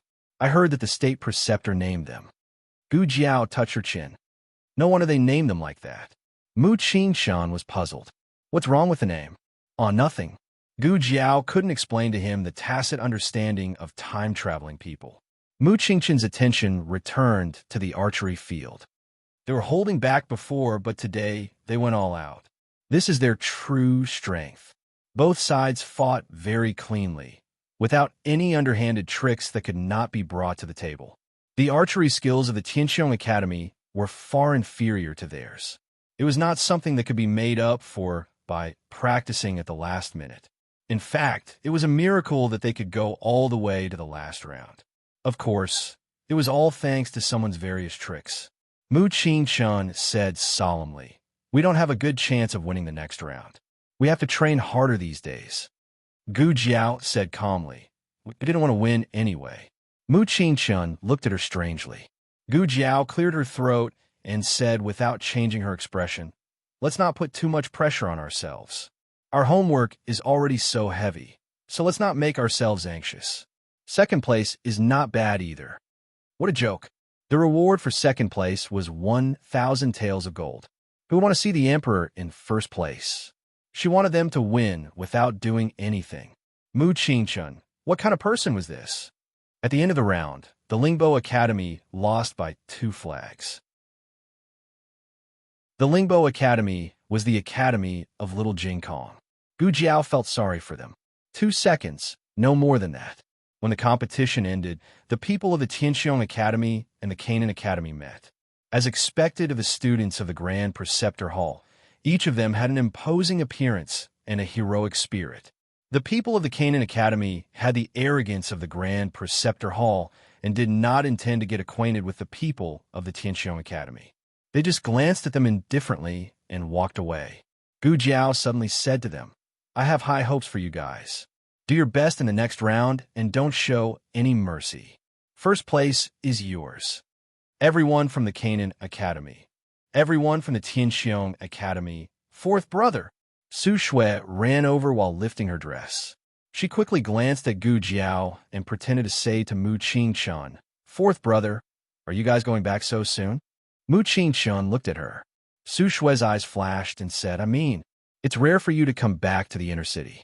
I haven't seen you for a few days. It's almost lunchtime. Why don't we have a meal together? There's a new restaurant nearby. Second sister and I haven't eaten there yet. Am I right, second sister?" The second young lady of the Su family was stunned by Su Shui's question. "What?" Mu Qingchun sighed and turned to his companions. "You guys go back first." Su Shui glared at him. "No, fourth brother." Mu Qingchun could not bring his 2 sisters to eat at the same table with several men. However, he could not refuse his sister's request and could only stay. Su Shui watched as Gu Jiao and Mu Chuan got on their horses. She felt so wrong that she pursed her lips. Mu Qingchun looked at his sister, who was about to cry in confusion, and asked, "Didn't you want to eat?" "She did not want to eat with you." Su Shui stomped her feet and left in a huff. Gu Jiao did not leave the Lingbo Academy. I'm going to buy something. You guys go back first. I'll catch up with you later." Mu Chuan asked, "Should we wait for you?"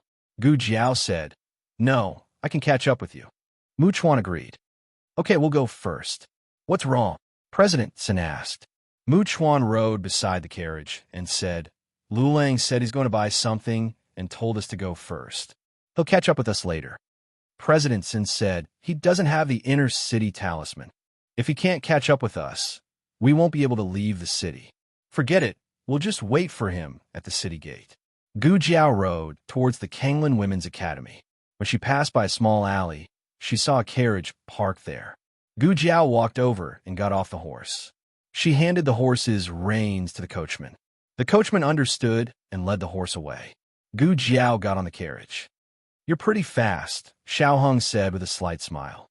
Gu Jiao said, "I'm going to meet my husband. I have to be fast." Xiao Hung raised his slender fingers and brushed the hair on her temples. "I thought you didn't understand." Gu Jiao raised her eyebrows and said, "I can still understand a beauty's gaze." Xiao Hung smiled gently. His fingers slid down and held her hand. "Are you hurt?" Even if he didn't know how to bow, he could tell that something was wrong today. Gu Jiao shook her head. "I'm not hurt." "What happened?" Xiao Hung asked worriedly. Gu Jiao told him about how Han Che came to ask her for a horse and was beaten up by her. "Those martial monks are from the Han family." Xiao Hung thought for a while. No wonder the heir of the Han family came today. Gu Jiao asked, "The heir of the Han family came?" "Yes, he came with Prince Ming." Xiao Hung said, "I asked Prince Ming's maid. That person is the heir of the Han family, Han Che's older brother." Gu Jiao touched her chin. "Oh, he actually dared to come. It's getting late. Classes in Jing Kong should be over. I have to go pick him up." Xiao Hung said. He saw Gu Jiao narrowing her eyes and looking like she was going to cause trouble. He said, "You're not going to cause trouble for him, are you?" "Of course not." Gu Jiao opened her eyes wide and blinked. She was very obedient. Xiao Hung watched as she grabbed the sack behind her.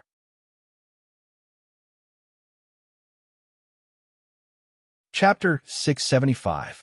Xiao Hong held his forehead helplessly. This girl, he couldn't stop her from going. She agreed very well and slipped away immediately. Gu Jiao was the easiest person to talk to at home because she was very tolerant of her family. She had a different standard for outsiders. The Shaolin monks invited by Han injured all the fighters of Tianxiong Academy. She wouldn't be Gu Jiao if she just let it go. She was a young wolf facing an adult tiger. Even if she couldn't defeat it, she had to bite off a piece of meat. This was her courage that was engraved in her bones. She didn't want to go against the Han family to avoid their revenge. The moment Han Che coveted the Horse King, the enmity between the two sides had been set. People from a lower country had no status in a higher country. If the Han family wanted something, they could just take it away. However, Gu Jiao was definitely not a lamb that could be slaughtered by others. No one could take it away from her. She wouldn't allow it, and neither would Xiao Hong. That's all for the morning class. In the gifted class of Lingbo Academy, Teacher Lu finished the last poem and dismissed the class. Because they were all children, most of them were picked up by adults. Little Jing Kong was the youngest in the class, but he was also the one who looked the most like a little adult. The other children all rushed out of the classroom, but he was still sitting in his seat, calmly packing his school bag. In fact, what he meant by packing was that he stuffed the textbook into his bag without any order. When he went back, Xiao Hong had to rearrange it for him. But even so, the little clear sky was still very slow. It was even slower than a tortoise. The gifted class of the academy had a rule that the students could only leave after the teacher finished. After all, they were all children. They were afraid that something would happen. Teacher Lu sat in the lecture hall and watched the little guy slowly packing his bag. The dignified scholar was so anxious that his feet trembled. He wasn't hungry, nor was he in a hurry. It was just that the child's slow movements made him anxious. Couldn't it be faster? After waiting for a while, Master Lu seriously suspected that the time it took to brew a cup of tea had passed, but the child had not even received half of it. Master Lu couldn't hold it in any longer. He said to little Jing Kong, "Jing Kong, I'll take it for you." Little Jing Kong said seriously, "No, I have to do my own things. I'm not a kid anymore." Master Lu was going crazy. "If you're not a child, who is? You're the youngest in class, okay? I've been a teacher for 20 years, and this is the first time I've accepted such a young student." Master Lu stretched his legs and changed his sitting position. Little Jing Kong continued to tidy up slowly. Master Lu changed his sitting position again. Little Jing Kong was still being cleaned up. Master Lu's blood pressure was about to rise. Finally, little Jing Kong was cleaned up. Master Lu heaved a sigh of relief and thanked the heavens. Crash! Little Jing Kong poured out the books from the bag again. "I can't find something." Looking at the small mountain of books on the table, Master Lu's eyes finally rolled back, and he fell backwards. Little Jing Kong was taken away by Master Chung. Master Chung held little Jing Kong's hand and walked out of the classroom. He said to little Jing Kong in a pleasant manner, "I'll take you out for lunch today." Master Chung was a teacher at Lingbo Academy. He was very accomplished in calligraphy. Xiao Hong had asked him to teach little Jing Kong how to write. Little Jing Kong was the top student in every subject except for his calligraphy. He had learned a lot from Gu Jiao. Oh, little Jing Kong's reaction was very calm. Master Chung was speechless. Why did he feel that this child was a little soulless today? The boxing competition was over. He had left without seeing Jiao Jiao. His little soul also left with Jiao Jiao. He was now a soulless little Jing Kong.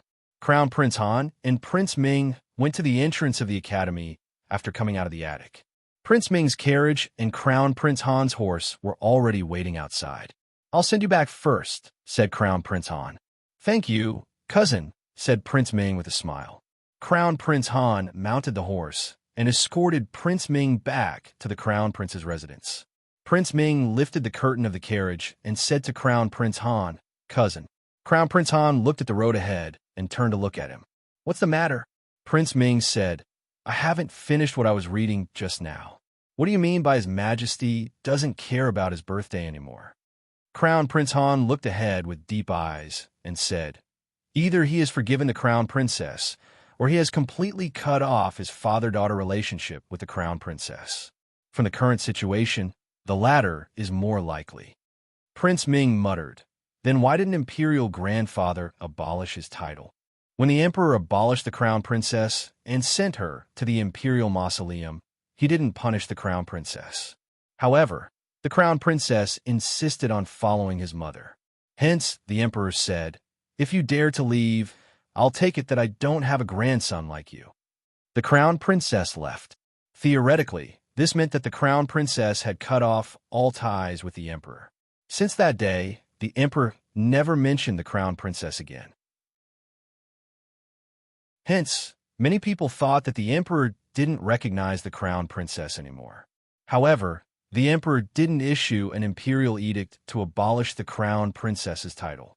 So, was he still the crown princess? No one dared to question a monarch, and no one dared to guess his thoughts. After all, being called the emperor's eldest grandson was an unlucky title. The crown prince ordered his subordinates to keep their mouths shut and not let them address Commander Prince Ming as His Highness' eldest grandson. Prince Ming snorted.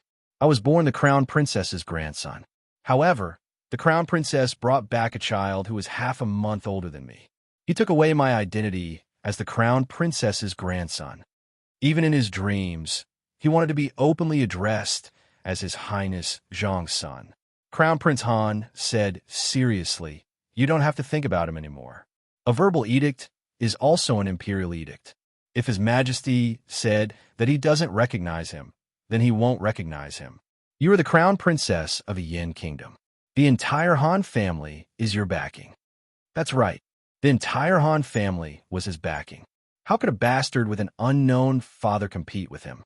Thinking of something, Commander Prince Ming asked mysteriously, "Cousin, do you think that the rumor is true?"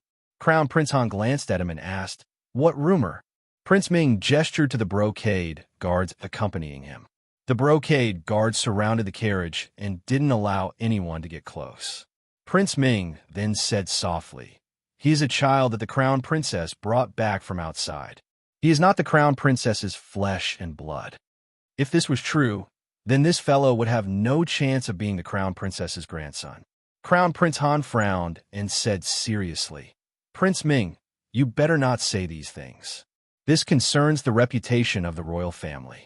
If His Majesty blames you, you won't be able to bear the consequences." Prince Ming's scalp went numb when he thought of the temperamental and cruel His Majesty. Crown Prince Han pursed his thin lips. This cousin of his was good at everything. He was also talented in learning. However, he was spoiled and had a bad temper.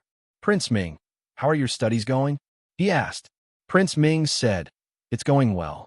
The Grand Tutor just praised me and said that I wrote a good essay.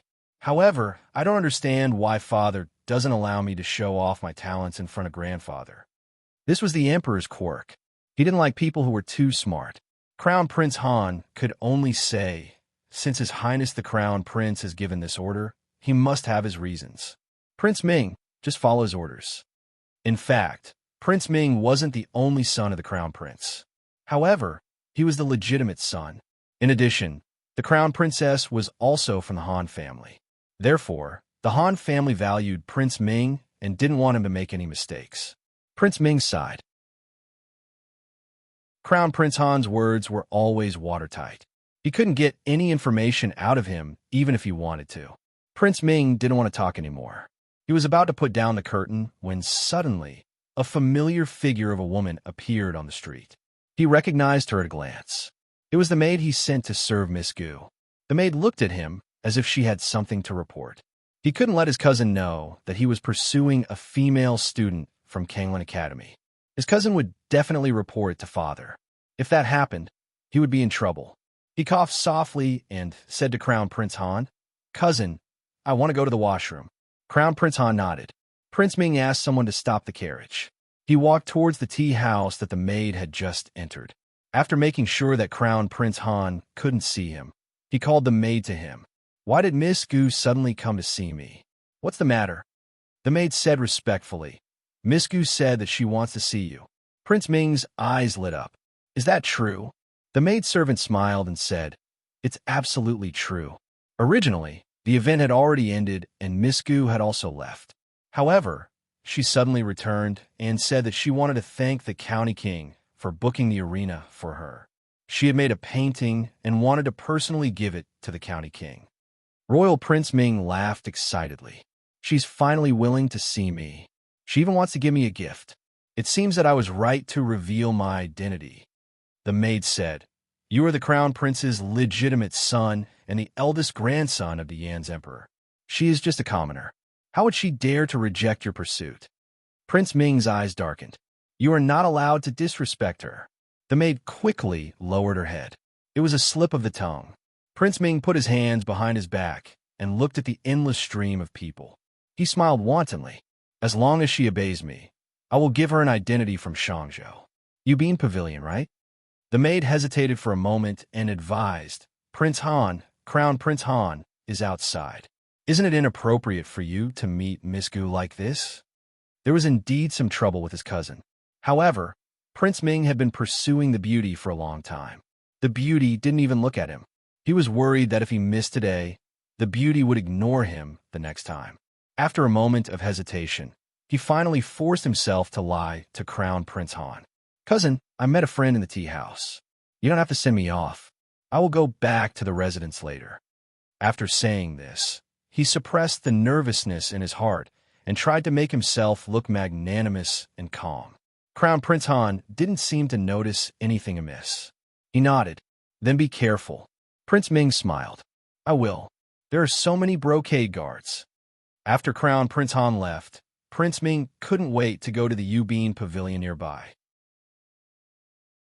Xiao Heng was waiting in a room on the second floor near the street. Prince Ming entered the room in high spirits. 6 brocade guards guarded the door vigilantly. These 6 guards were not to be underestimated. They were all top experts in the Crown Prince's residence. Otherwise, Xiao Heng wouldn't have thought of a way to lure them away from Crown Prince Han. However, even if Crown Prince Han was alone, he was still not easy to deal with. His martial arts were so high that even the Shadow Dragon guards were no match for him. Therefore, they had to use some auxiliary methods to weaken his strength. Crown Prince Han rode into the alley on his horse. He wasn't riding on the Black Wind King. The Black Wind King was too powerful. It would scare the other horses away on the street, causing unnecessary accidents and panic. He took a few steps and suddenly pulled on the reins. He tilted his head slightly and glanced behind him. "Who's there? Come out." On the roof, Gu Jiao moved her fingertips and 3 Tanghua needles flew out. Crown Prince Han jumped up from his horse and flipped in the air. The 3 Tanghua needles were nailed to the wall beside him. What a powerful qinggong! What an agile speed! Gu Jiao looked at him indifferently. Crown Prince Han didn't get back on his horse after dodging the Tanghua needles. Instead, he stood steadily on the ground.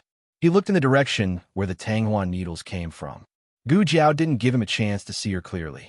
She shot another Tanghua needle. This time, there were 10 needles.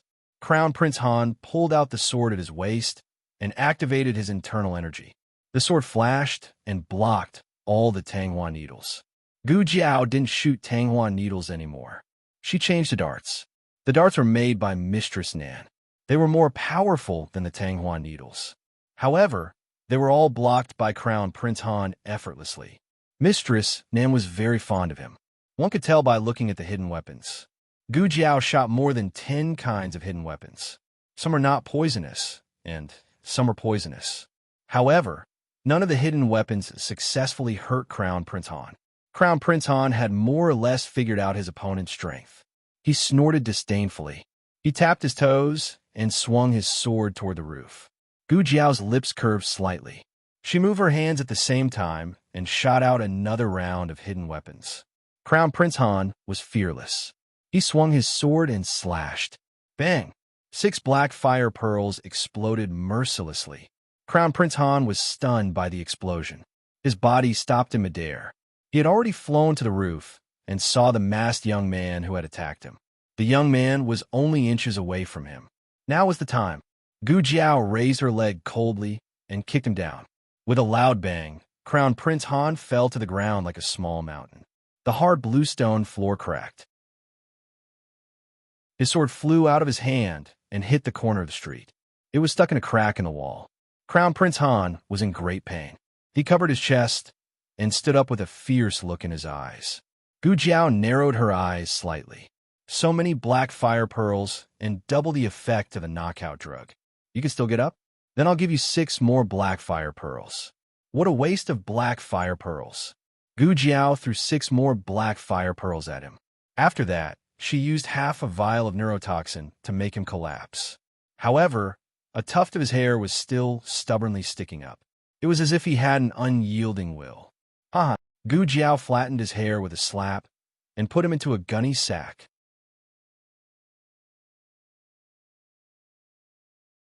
Chapter 676. More than 1 million novels are free to read. There are all kinds of novels that can't be found on the internet. In a room of a tea house, 3 scholars were drinking tea and reciting poems. One of them suddenly put down the brush in his hand and said with a strange expression, "Did you hear a strange sound?" His companion opposite him said, "No." His companion beside him listened carefully and frowned. "Seems like there is." He hurriedly said, "Right? Did you hear it too?" The scholar who didn't hear it just now also opened his eyes wide. I heard it too." Soon, the 3 of them not only heard it, but also felt it thoroughly. The 3 of them sat on the cushion together. The floor shook, and the 4 treasures of the study on the table shook. Is someone hitting the ground with a hammer? Or is the earth dragon turning over? With a loud duong sound, the calligraphy on the table fell to the ground. The 3 of them hugged each other in fear. This punch was for Mu Chuan's arm. This punch was for Mu Qingqin's internal injury. This punch was for Zhao Wei and Yuan Zhao's hand injury. Erhan was actually conscious. It had to be said that his physique and skills were really strong. If she hadn't used some tricks, she wouldn't have been able to take him down. Gu Jiao really wanted to kill him.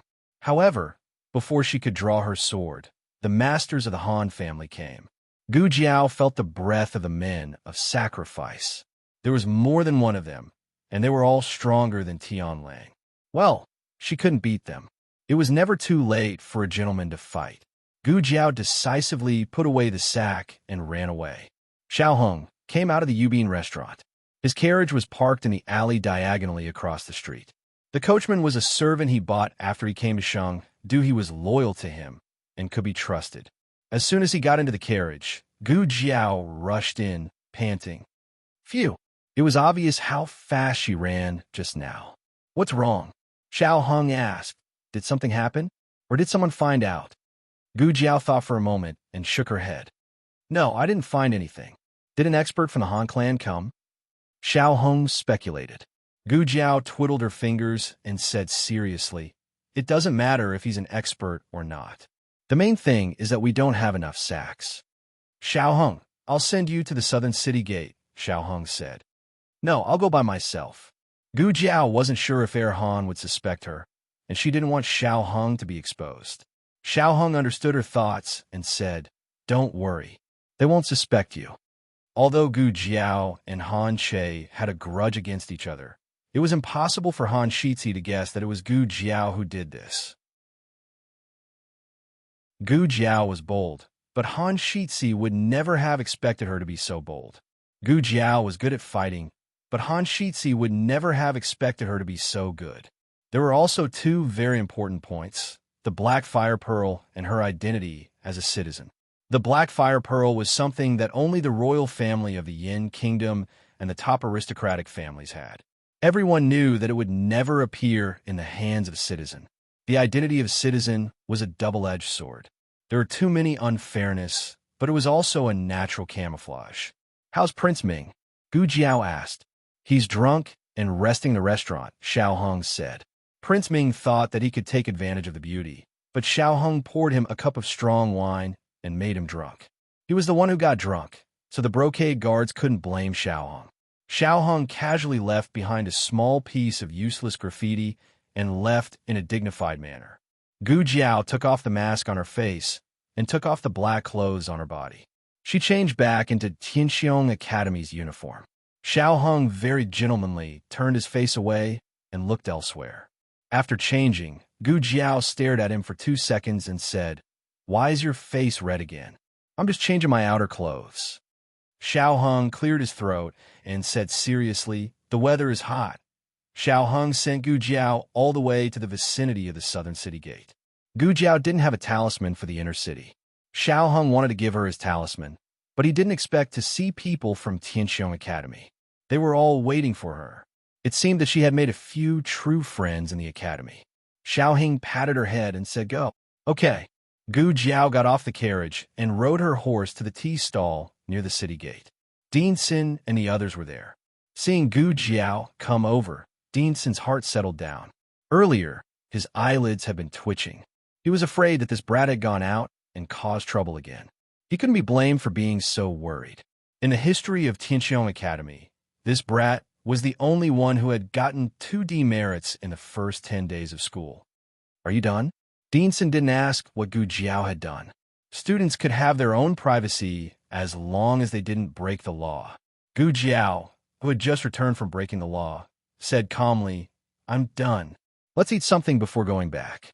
Dean Sin wanted to eat back at the academy.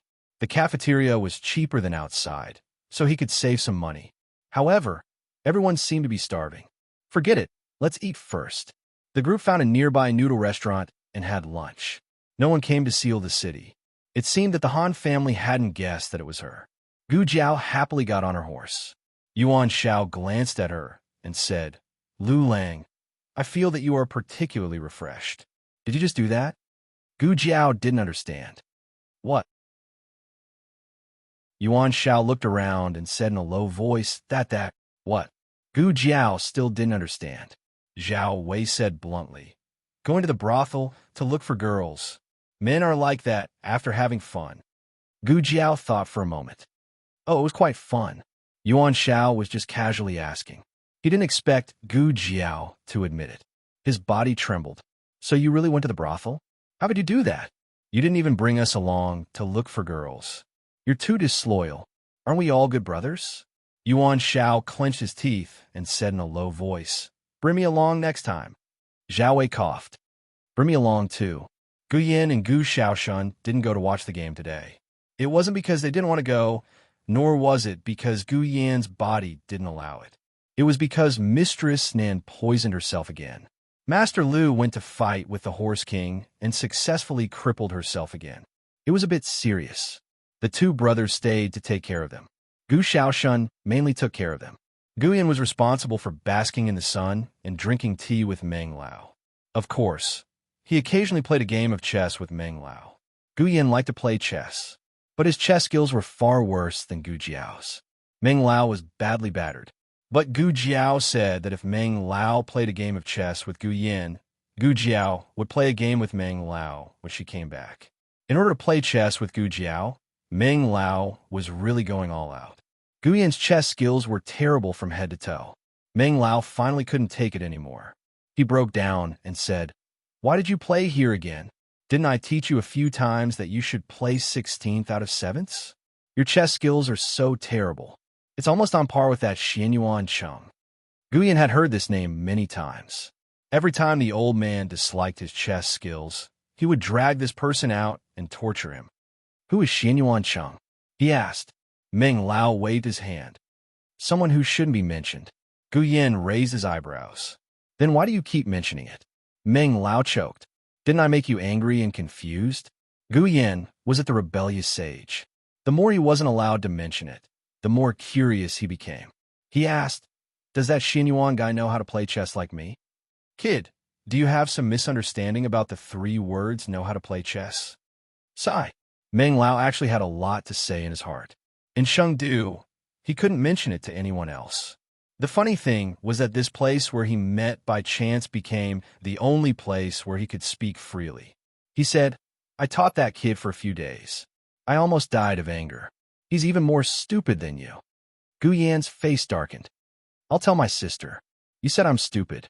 Meng Lao, don't tell her. That girl will deduct the chess pieces. Meng Lao endured the humiliation and said, He's stupid. You're smart." Gu Yan was satisfied. He asked again, "Which one is he? The rest or the blooming Shang?" "Neither." Meng Lao dipped his fingertip in water and wrote on the stone table. "It's this, Sheng. Guyan." "Oh," Meng Lao said. It wasn't this name in the early years. It was Xinyuan Hao. He fell into the water several times when he was young.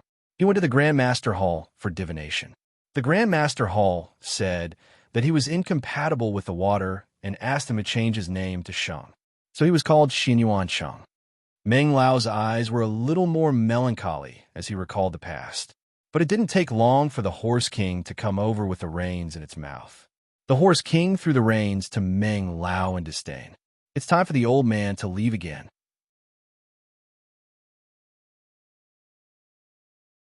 Chapter 677. In a room in the guest house, Prince Ming suddenly woke up from his drunken dream. He opened his eyes and moved his body. He realized that he was lying on the table. Had he fallen asleep just like that? It was already dark outside, and the beauty in the room was gone.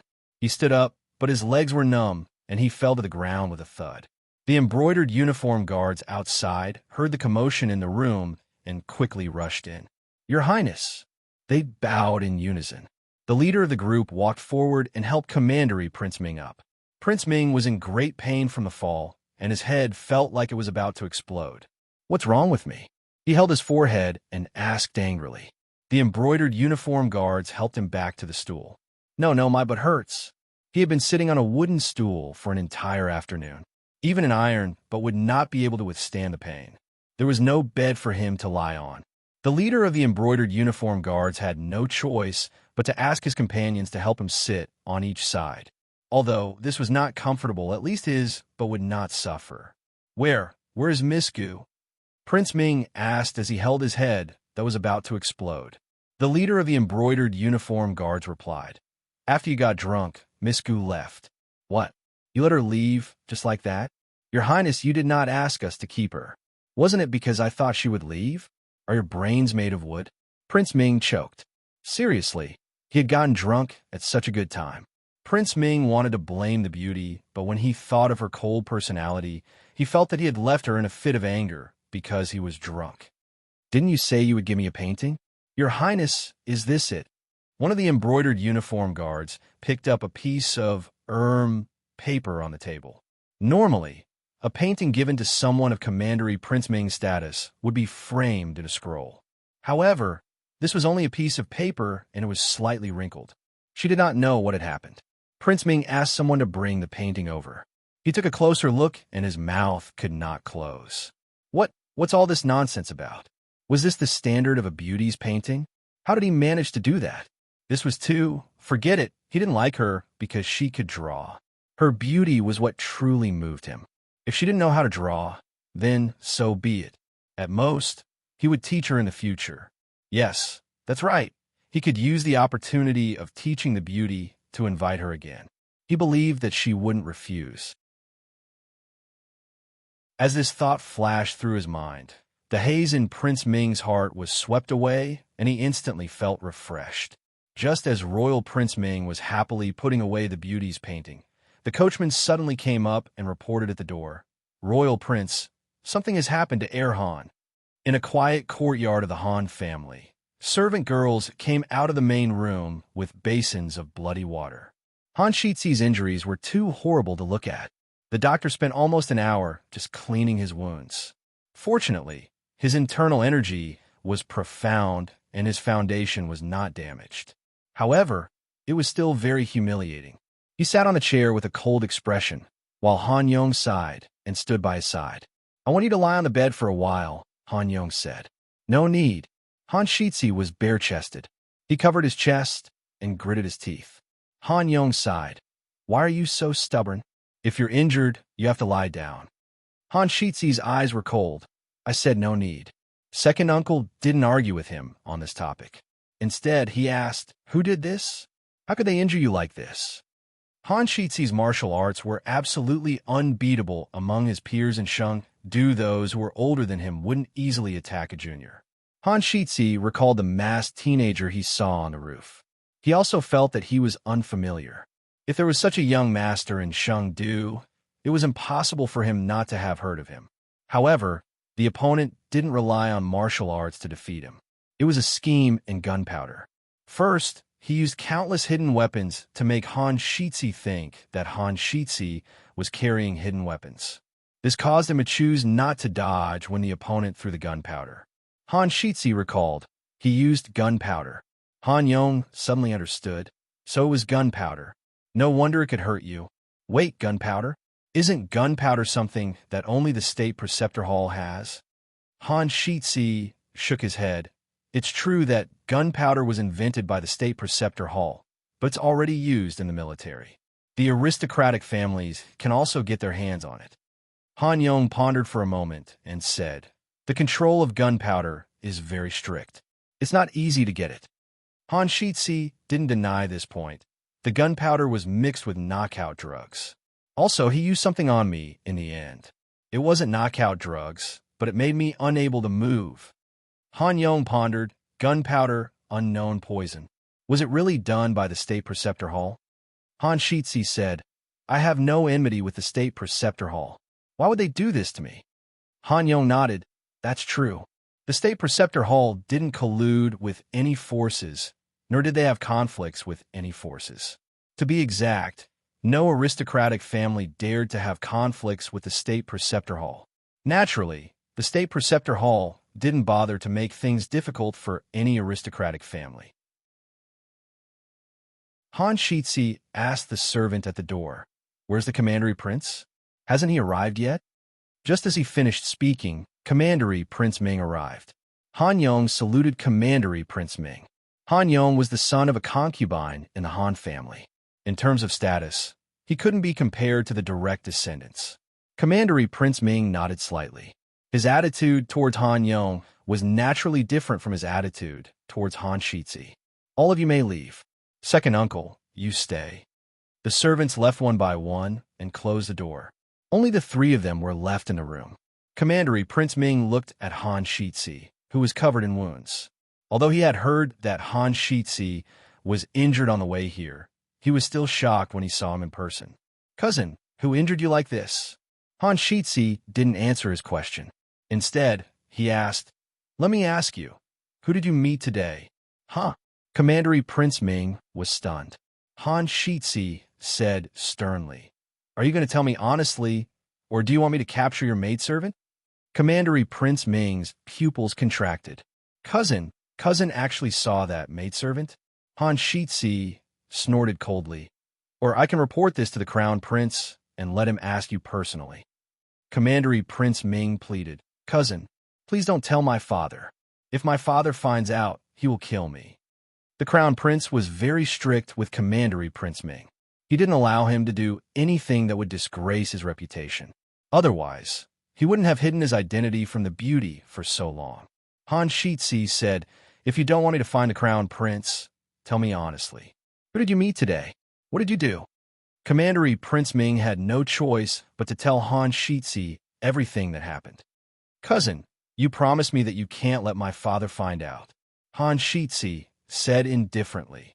Men, send Commandery Prince Ming back to his residence. Yes. After Commandery Prince Ming left, Han Shitzi closed his eyes in frustration and asked, Second uncle, what do you think? Han Yong said, That student from the Kanglin Women's Academy must have something to do with this. She purposely lured Commandery Prince Ming and the 6 embroidered uniform guards away. Han Shitzi's eyes were deep as he said, Since second uncle thinks so, then we have to investigate this person. It was a dark and windy night. Little Jing Kong had already fallen asleep on the soft bed in one of the bedrooms of the Kanglin Women's Academy's Linglong Pavilion. He opened his little mouth and snored evenly. Xiao Hung called Little Nine and asked it to guard Little Jing Kong. Then, he went to the gatehouse and gave the gatekeeper 1 tael of silver to let her sit in his room. Little Jing Kong usually didn't wake up. However, if he woke up halfway, it was always good to have someone around. Whether something happened to him or not was one thing, but whether he was scared or not was another.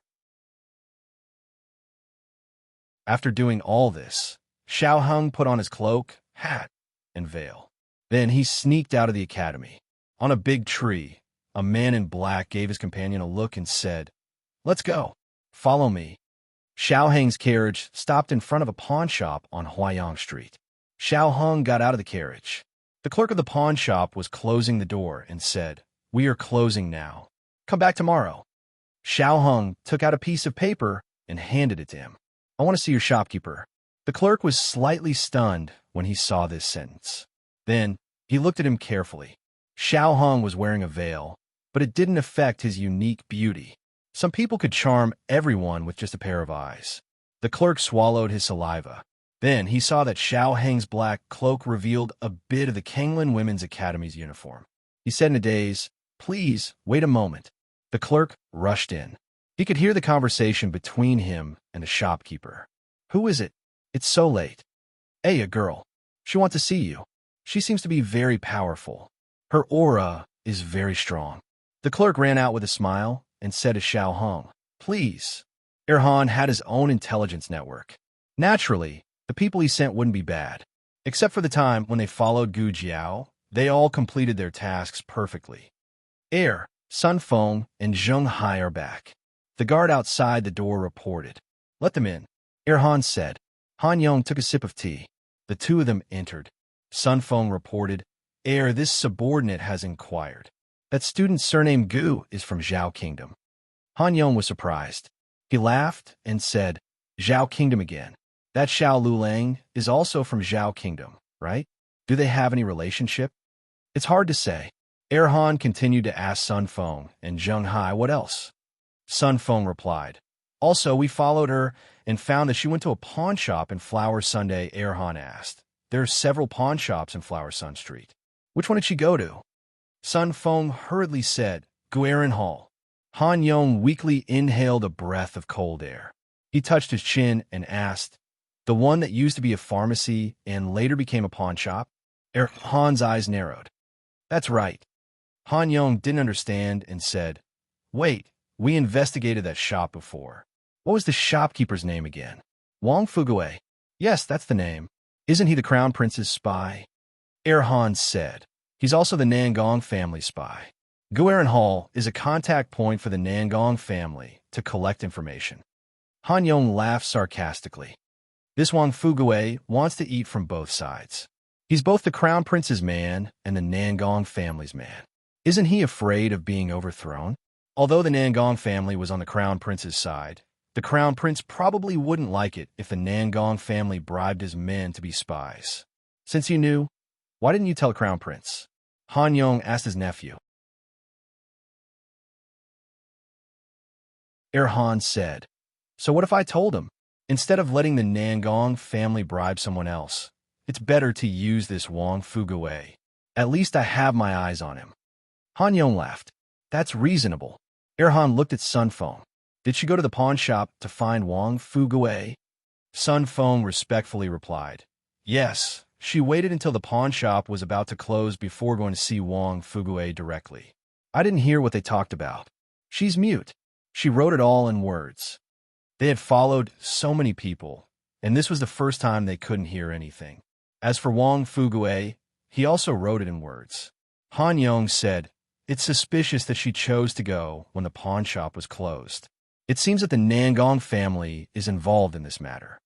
Although the Nangong family and the Han family both belonged to the crown prince's side, the aristocratic families were never harmonious. Everyone wanted to be the crown prince's most outstanding subordinate. The Han family had the advantage of blood relations, while the Nangong family had the advantage of military power. Both sides have been fighting openly and covertly for a long time. Han Yong said, "Not only did they humiliate you, but they also set their sights on Commandery Prince Ming. If Commandery Prince Ming was really bewitched by that woman from a lower country, they would have a chance to surpass the Han family." Han frowned. "Second uncle's words make sense, but I still feel that something is wrong." Han Yong said, "Don't think too much. Believe me, other than the Nangong family, there's no one else." When Xiao Hung came out of the pawn shop, it was drizzling. The coachman handed him an umbrella. Xiao Hung didn't get into the carriage immediately. Instead, he went to a shop diagonally across the street to buy candied hawthorns. He held an oil paper umbrella and walked in the quiet rain. From time to time, people passed by him in a hurry. His veil was gently blown up by the night wind, revealing a heaven-shaking face. In a tea house by the street, two people sat near the window. One was a young man in white with a folding fan, and the other was a guard in gray with a sword. If Gu Jiao was here, she would definitely recognize them as the people who bought Little Jing Kong's golden abacus. Little Jing Kong sold his favorite golden abacus to buy Gu Jiao a wedding dress. The guard in gray was surprised. "Young master, isn't he the top scholar of the Zhao kingdom? Look at his face." Young Master Ming Yu waved the folding fan in his hand and said with a faint smile, "So what if he is, and so what if he isn't?" The guard in gray thought for a while and said, "He deliberately let those two people follow him. What does he want to do?" Young Master Ming Yu smiled and said, "What he wants to do has nothing to do with us. We just need to keep an eye on the little monk beside him." The guard in gray was puzzled. "We have been watching for half a year, but we haven't seen that person appear. Does he not want his disciple anymore?" "He doesn't want his disciple anymore." Young Master Ming Yu looked at Xiao Hung, who was holding an umbrella in the rain. He sneered and said, "Then who do you think gave them the admission papers?" The guard in gray scratched his head. "Who? Do you mean it was that person who gave them?" Young Master Ming Yu smiled and said, "I'm really curious now. What does he want to do by bringing this group of people to the Yin Kingdom?" After a few hot days, it finally rained. Royal Prince Ming braved the pitter-patter of rain to return to his manor. As usual, he went to pay his respects to his father. Although it was getting late, he had come from the Han family. As long as he said that he had been with his cousin the entire time, Imperial Father would not blame him. He was stopped by the guard when he arrived at the door of the Crown Prince's study. "Prince Mingyu, the Crown Prince, is discussing something important with someone. Please come back tomorrow. Then remember to tell my father that I have come to pay my respects to him." "I will." Prince Mingyu did not dare to eavesdrop on his father and left with an umbrella. In the study, the Crown Prince sat on a chair with an official's hat behind the desk. In front of him was a high-ranking embroidered uniform guard. The embroidered uniform guard had just reported the news he had gathered. The Crown Prince clenched his hand on the armrest and said in a low voice, "What did you say?" "The Crown Princess is coming back." The embroidered uniform guard said, "Yes, the Emperor's verbal order has been sent to the Imperial Mausoleum." The Crown Prince said thoughtfully, "Has he finally decided to execute her or pardon her?" The embroidered uniform guard said, "I don't know. The verbal order did not mention this." The Crown Prince loosened his fist and rubbed the armrest of the chair. "We can't let the Crown Princess come back." The embroidered uniform guard looked at the Crown Prince hesitantly. "Your Highness, you mean?" The Crown Prince said coldly, "Kill the Crown Princess." Xiao Hung bought the last stick of candied haws in the shop. His luck was not bad. It seemed that after using Gu Jiao's identity, his bad luck had decreased a lot.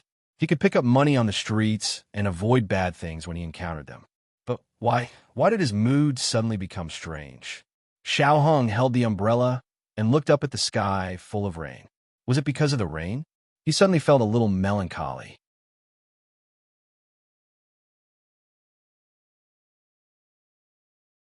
Chapter 678. Gu Jiao went to Tianxiang Pavilion in the afternoon after returning to the outer city. She changed Gu Qingfeng's dressing and got home late. She saw the Horse King and Old Master Meng as soon as she walked to the intersection of the alley. The Horse King was different from the other horse in the house. It had to come out for a walk every day, otherwise it would bully the other horse in the backyard. The Horse King saw Gu Jiao and decided not to run away. It bit the reins and ran to Gu Jiao. Then it handed the reins to Gu Jiao. It wanted to run away from Gu Jiao. The rain in the outer city came earlier and was heavier than in the inner city. Gu Jiao and Old Master Meng found a restaurant with a stable to take shelter from the rain. They stayed there for more than 2 hours. It was already dark. The rain stopped, Gu Jiao said as she looked out of the window. Old Master Meng stood up. "Let's go back. It won't rain again." Gu Jiao said, "I'll get the horse." The stable was next to the backyard of the restaurant. Gu Jiao led the Horse King out. The sound of horse hooves came from the street. Gu Jiao didn't care. The road was wide, and she didn't need to give way to anyone. But when Gu Jiao led the Horse King to the entrance of the restaurant, a child suddenly ran out. Seeing that he was about to run under the horse's hooves, Gu Jiao jumped and rolled to the other side of the street with the child in her arms. The horse's hooves fell heavily on the place where Gu Jiao took the child. Water splashed everywhere. The man obviously saw the child running out. He pulled the reins as hard as he could, but he ran too fast. If Gu Jiao didn't jump, the child would have died under the horse's hooves. He looked coldly at the drenched youth and child and said fiercely, "Don't court death next time." His companions caught up, and one of them said, "All right, let's go quickly. Don't delay things." Oof. He grabbed the reins and whipped the horse, causing it to gallop away. Son! Son! A middle-aged woman from the restaurant stumbled as she ran over. Gu Jiao handed the child to her. Gu Jiao used her body to protect him when he was rolling in the water. Other than his clothes being a little wet, he was fine. "Thank you, young master. Thank you, young master." The woman held the child and thanked him repeatedly. Gu Jiao didn't say anything. She walked across the street and stopped in front of Mr. Meng. "Let's go." Old Master Meng looked strangely at the figures disappearing at the end of the street. Strange. It's so late. What are the people from the Crown Prince's mansion doing? Isn't that the south gate of the outer city? Are they leaving Chengdu? Gu Jiao said, "Are those people from the Crown Prince's mansion?" Old Master Meng nodded. "They are the brocade guards from the Crown Prince's mansion." Although they weren't wearing the uniform of the brocade guards, he had seen one of them in the Crown Prince's mansion. Gu Jiao paused and said, "There's a murderous look in their eyes. They're going to kill someone." She was an assassin in her previous life, so she was familiar with this kind of situation. Kill someone? Old Master Meng frowned and looked in the direction they left. They were so fast that they had already disappeared from the street. That direction seems to be the Imperial Mausoleum. The next day, the sky was clear. Gu Jiao and Gu Shaoshun went to the academy for class. After winning another game, Gu Jiao deeply felt the enthusiasm of the students of the academy. From the moment she entered the academy, she felt like she was walking on a flower path. "Lulang, Lulang, Lulang, Lulang, you are so handsome." Gu Jiao looked at the people who were lining the streets to welcome them. That was not necessary. Wu Fuzi sympathized with them for their hard work in the competition, so he didn't let them stay for training today. Gu Jiao and Gu Shaoshun went home early. As soon as they arrived at the door, a squishy little ball rushed over. "Jiao Jiao." Gu Jiao caught him with one hand. "Jing Kong, hey, you are faster." Little Jing Kong looked up and said cutely, "That's because I've been practicing hard every day." Then he greeted Gu Shaoshun. "Brother Shaoshun." Gu Shaoshun pinched his face. Gu Jiao held his little hand and walked inside, looking at the central room as they walked. "Don't look. Xiao Heng is not here." Along with a familiar voice, Gu Chengfeng swaggered out from inside. He looked at little Jing Kong, who was being led by Gu Jiao, and said, "I went to the inner city to pick him up." Little Jing Kong immediately said solemnly, "Jiao Jiao, I don't have class today. I am not playing truant." "Okay." Gu Jiao nodded. "With Xiao Heng around, he won't let you skip school." "Have you recovered?" Gu Jiao asked Gu Chengfeng. "Jiao Jiao, I'm going to find little Shi." Little Jing Kong tilted his head and said. Gu Jiao touched his little head. "Go ahead." Little Jing Kong waved his little hands and ran over. "Little Shi, I am coming." Horse King, who was eating grass in the backyard, felt its mane stand up and its body tremble. It immediately went to the millstone and put on a condom. It wanted to grind. The two continued their conversation. Gu Chengfeng raised his eyebrows and said, "My injury has healed a long time ago. Didn't you see it yesterday?" Indeed, when Gu Jiao went to change Gu Chengfeng's dressing yesterday, she found that he had almost recovered. Gu Jiao said, "You came at the right time. Remove the stitches on the wound later." Gu Chengfeng was speechless. Gu Chengfeng was pushed into the house and was removed by Gu Jiao without any resistance. This year, his martial arts had improved a lot, but compared to this girl's speed of improvement, it was not enough. What was wrong with this girl? Her skills were improving day by day. Gu Jiao put down the scissors and started to pack up. Gu Chengfeng tried to regain his dignity and said, "Aren't you going to ask me how I got into the inner city? Quick, Praise me for being capable. Praise me. Gu Jiao said, "Oh, the number one thief in the capital, Fei Xuan. Stealing a child is not a problem." Gu Qingfeng, what do you mean by stealing a child? Was he that kind of person? But to be honest, entering the Yin Kingdom was the most difficult. It was almost impossible to sneak in.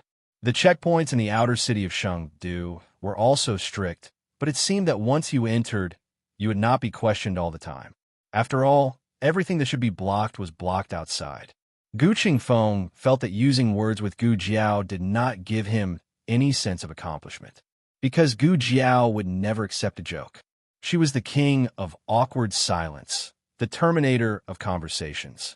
Su Fengxian gave me a new identity and an inner-city talisman, Gu Qingfeng said. Gu Jiao was confused.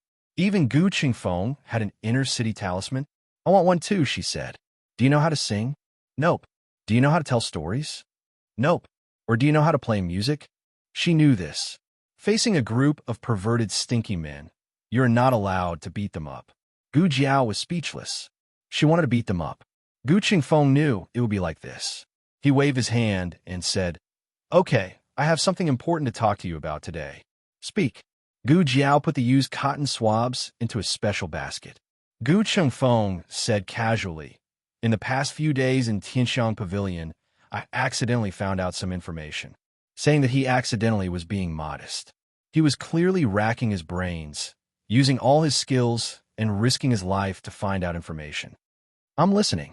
Gu Jiao put the used gauze into the same basket. "These things will be burned later." Gu Qingfeng said, "Last time, the people who went to Zhao country to assassinate Xiao Hong were from the Nangong family, right?" "Yes, didn't you know?" Gu Jiao did not hide this matter from him. Gu Qingfeng continued, "But did you know that the Nangong family and the Crown Prince's residence are very close? Nangong Li is the Crown Prince's confidant."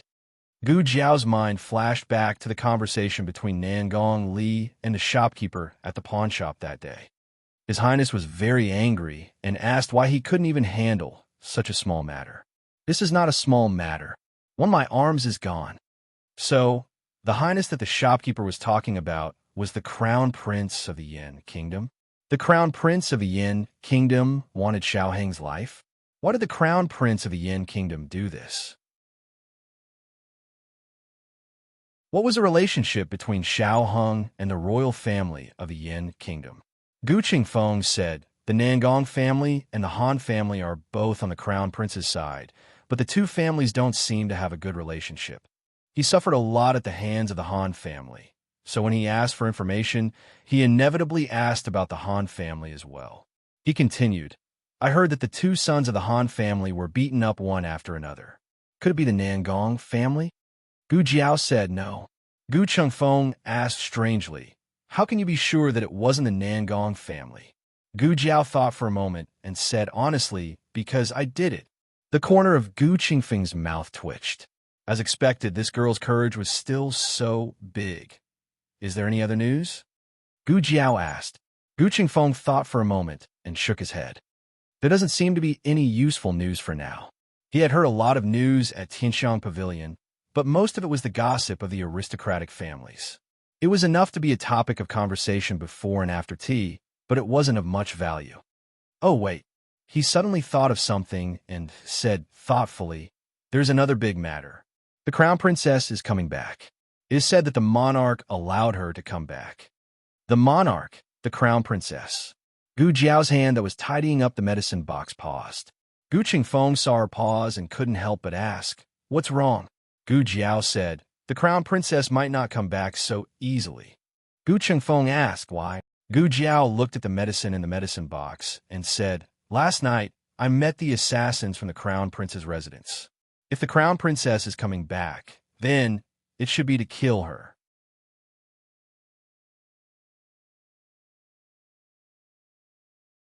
Chapter 679. Gu Qingfeng was furious. "Are you serious? Who is this Crown Prince? How can he kill his own sister?" "Sister?" Gu Jiao was just confused. Gu Qingfeng thought for a moment.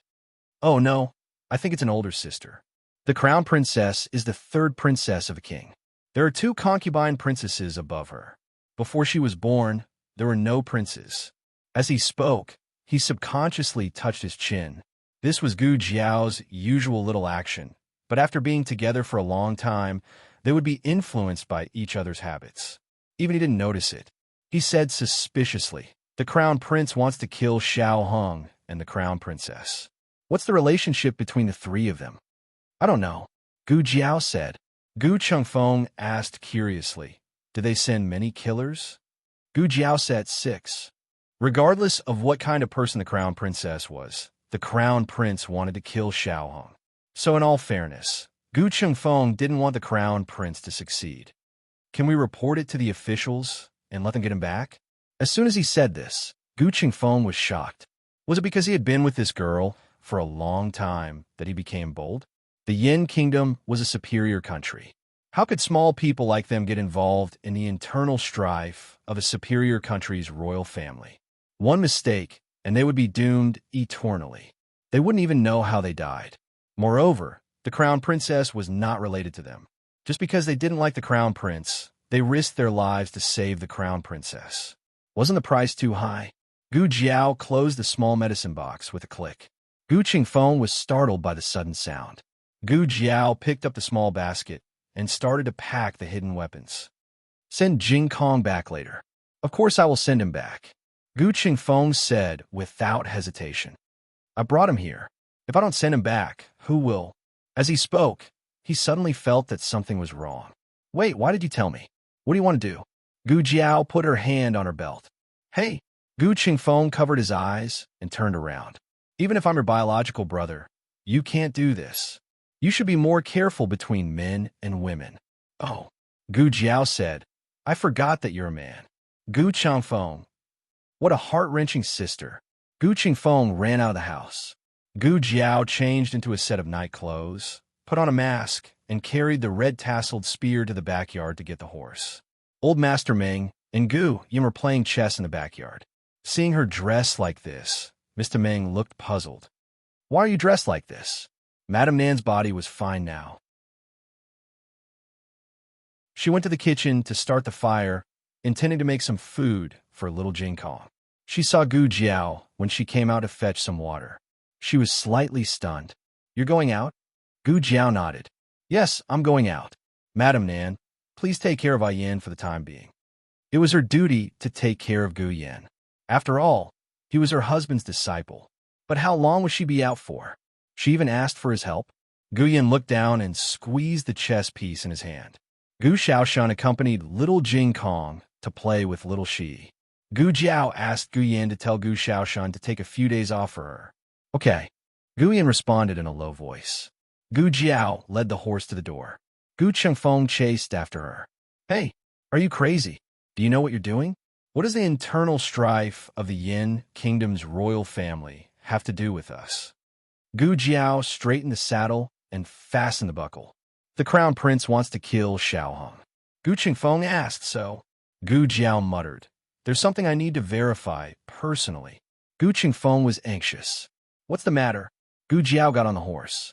"I'll tell you when I'm back." Gu Qingfeng looked at the departing figure. He was so angry that he clenched his fists and gritted his teeth. "Hey, you brat, stop right there. Come back here. They've been walking for a day and a night. You can't catch up with them." Gu Jiao went far away. Gu Qingfeng wanted to kill someone. How'd this brat grow up? Did she eat bear's heart and leopard's guts? They were from the Crown Prince's residence. The Crown Prince's residence. Run if you can't beat them. You're not allowed to take off the protective talisman. The imperial mausoleum of the Zhao Kingdom was built near the capital. The Yin Kingdom's imperial mausoleum was 100 miles away on Mount Guan. It was said that Emperor Taizu had asked someone to check the feng shui. The mountain range of Mount Guan was shaped like a dragon. It was beautiful and could be called another dragon's vein. Building the imperial mausoleum here could ensure the inheritance of the Yin Kingdom's imperial aura and prosperity of the country. If it was only 100 miles, one day and a night would be enough to cover it if the horses didn't stop. However, it rained in Chengdu last night. It was hard to guarantee that the other places on the road didn't experience heavy rain, which would slow down their speed. As for how much, it would depend on the specific situation at the time. Moreover, they could not rest at all. It would easily affect their fighting ability. Gu Jiao felt that she still had hope of catching up with them, even if the hope was very slim. But even if it was slim, she had to try. She wanted to know the answer. The sun was setting. In a post station near Mount Guan, 6 men in cloaks led the horses in and gave them to the workers of the post station to feed the horses. They also ordered a table full of dishes. "We'll enter Mount Guan soon," the leader said. "Don't make any mistakes in this operation."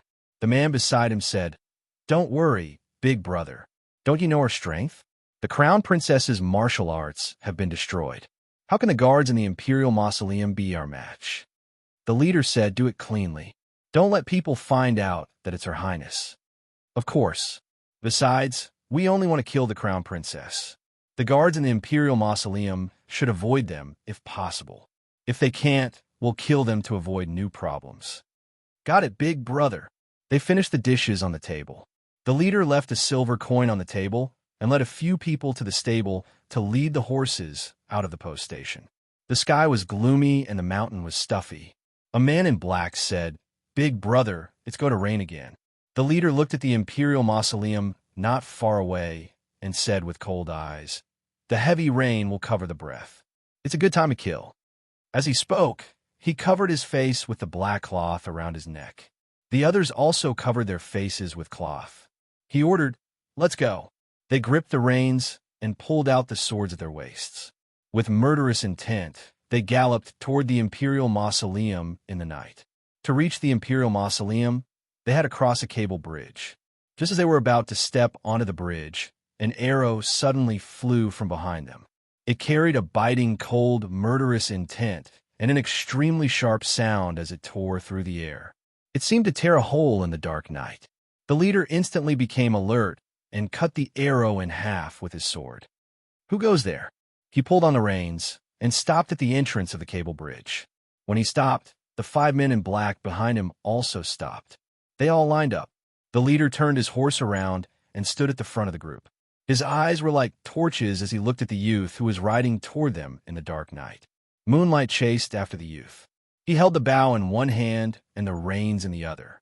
His entire body exuded the powerful aura of a purgatory azura. Everyone was shocked.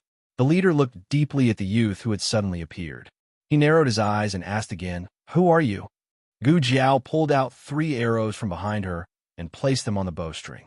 She aimed at the other party, "The person who wants your lives." After she said this, she let go of the bowstring and the arrows left the bowstring. It was clearly 3 arrows, but she was still skillful. The 3 arrows were not aimed at anyone, but they shot under the hooves of their horses. The horses were frightened. They raised their front hooves and almost stood up straight. They let out a frightened neigh. The several people quickly dismounted, and with a few nimble rolls, they steadied themselves in front of the cable bridge. The leader coldly said, "Little brat, good archery." "Which archery camp are you from?" "Archery camp?" When the other 5 people heard this, they couldn't help being stunned. There were many people who knew archery, but the archers of the military camp were different from the experts of the common people. This little brat was actually an archer from the military camp. No wonder he was able to force the 6 of them off their horses. Gu Jiao still didn't talk nonsense with them. She once again pulled the bowstring. The leader disdainfully snorted, "Little brat, do you really think you can hurt us like this?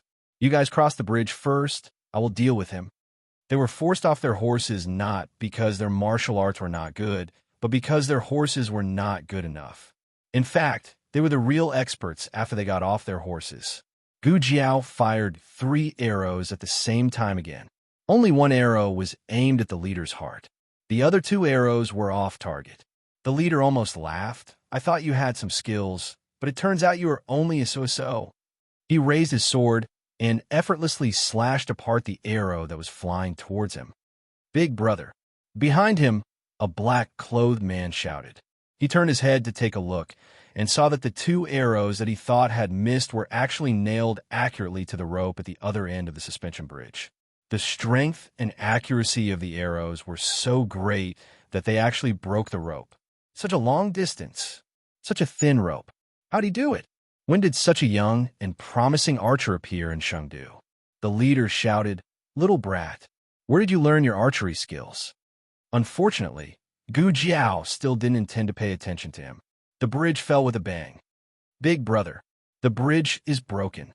The leader's eyes were completely cold. "Little brat, you are courting death."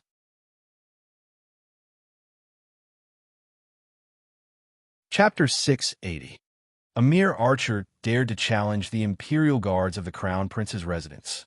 She was overestimating herself. The leader jumped up and swung the sword in his hand. Above Gu Jiao's head, he viciously chopped down at Gu Jiao's head. "Let's see how you can shoot at such a close distance." Gu Jiao didn't choose to dodge and let the horse take the hit. But if he thought that Gu Jiao only knew how to shoot arrows, he was gravely mistaken. Gu Jiao calmly looked at him. He was about to be chopped in half. Why was this kid still so calm?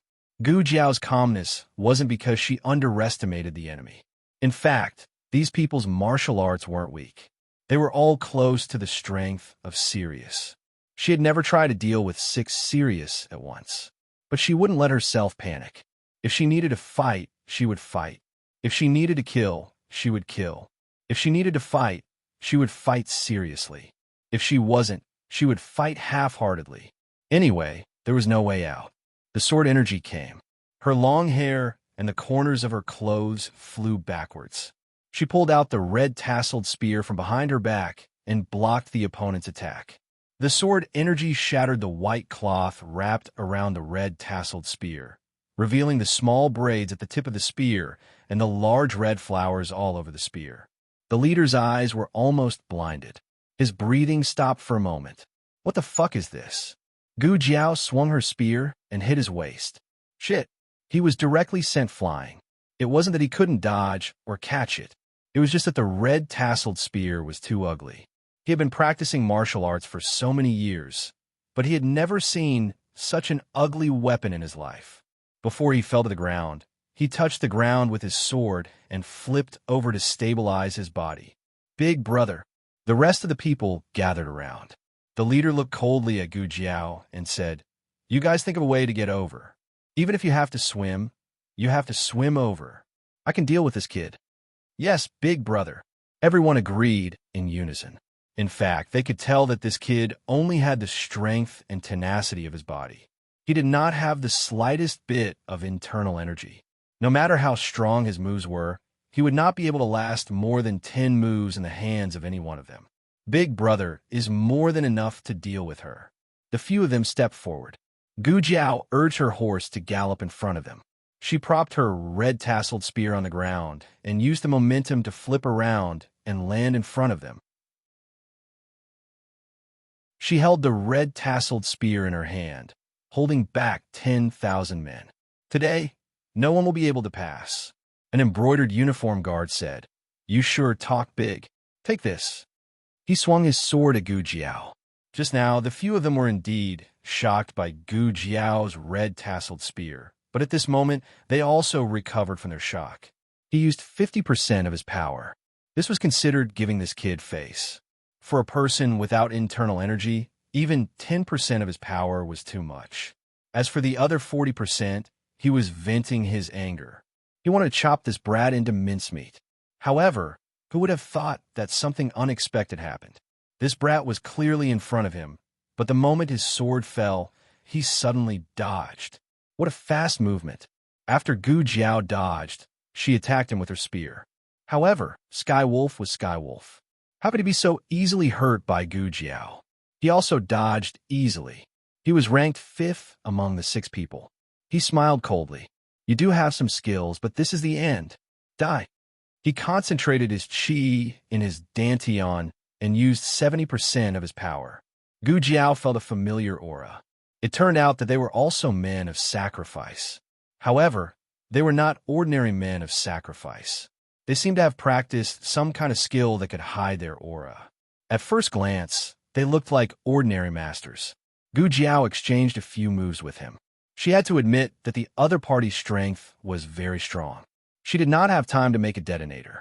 The black gunpowder in her hand was also used up when she was dealing with Erhan. "Lu Dong, can you do it?" Another embroidered uniform guard asked. The embroidered uniform guard called Lu Dong had a serious expression. This brow was a bit difficult to deal with. He had to use all his strength.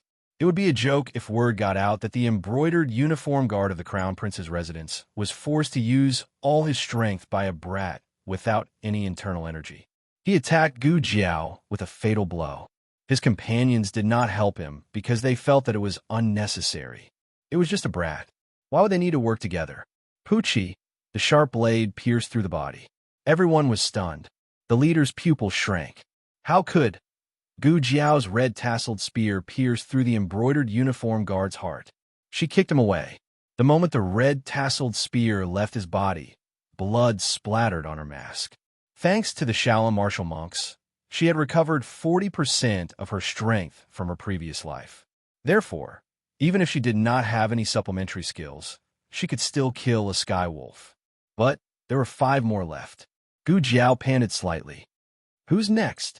She did not say that if they came together, there was a need to consider the situation. I'll deal with you. Another embroidered uniform guard walked out. Fortunately, these people were not like Marquis Xianping. Otherwise, if they ganged up on her, she would be dead in a matter of minutes. Gu Jiao withstood 30 moves from this person. Finally, her spear pierced his vital point. At this time, Gu Jiao was also injured. Her breathing was gradually becoming disordered. Damn it! Attack together. A square-faced, embroidered uniform guard said. Gu Jiao wiped the blood from the corner of her mouth. Hey, do you have any shame? So many people attacking me. Aren't you afraid of being laughed at? The leader said coldly. No one will laugh at us if we kill you. He said to his companions. Kill him. Kick him into the water. Leave his red-tasseled spear. It looked ugly, but it was very useful. Gu Jiao held the red-tasseled spear in her hand. As expected, no one could escape from the red-tasseled spear.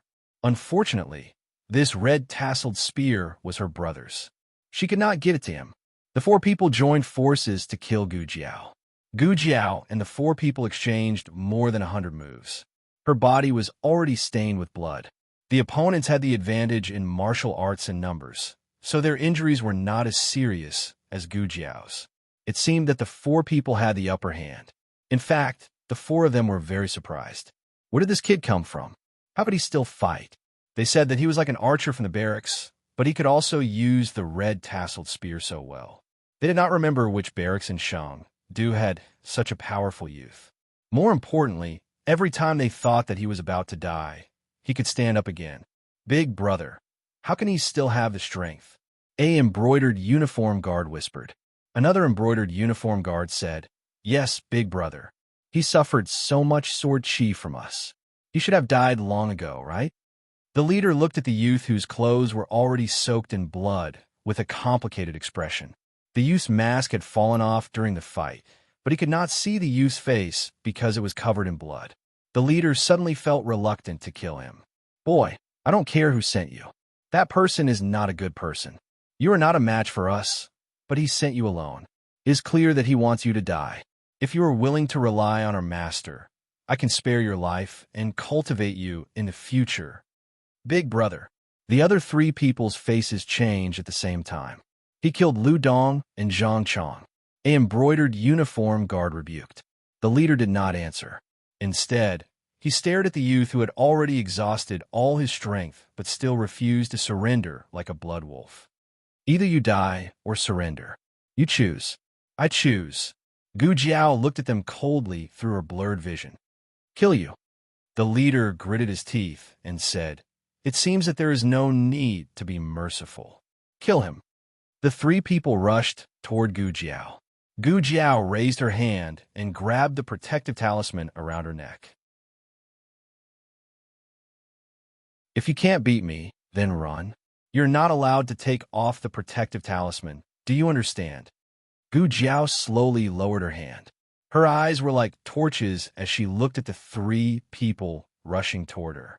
She raised the red-tasseled spear in her hand and met them head-on in a suicidal manner.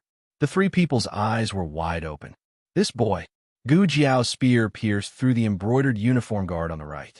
The embroidered uniform guard on the left was separated by one person, so he did not cause any harm to her.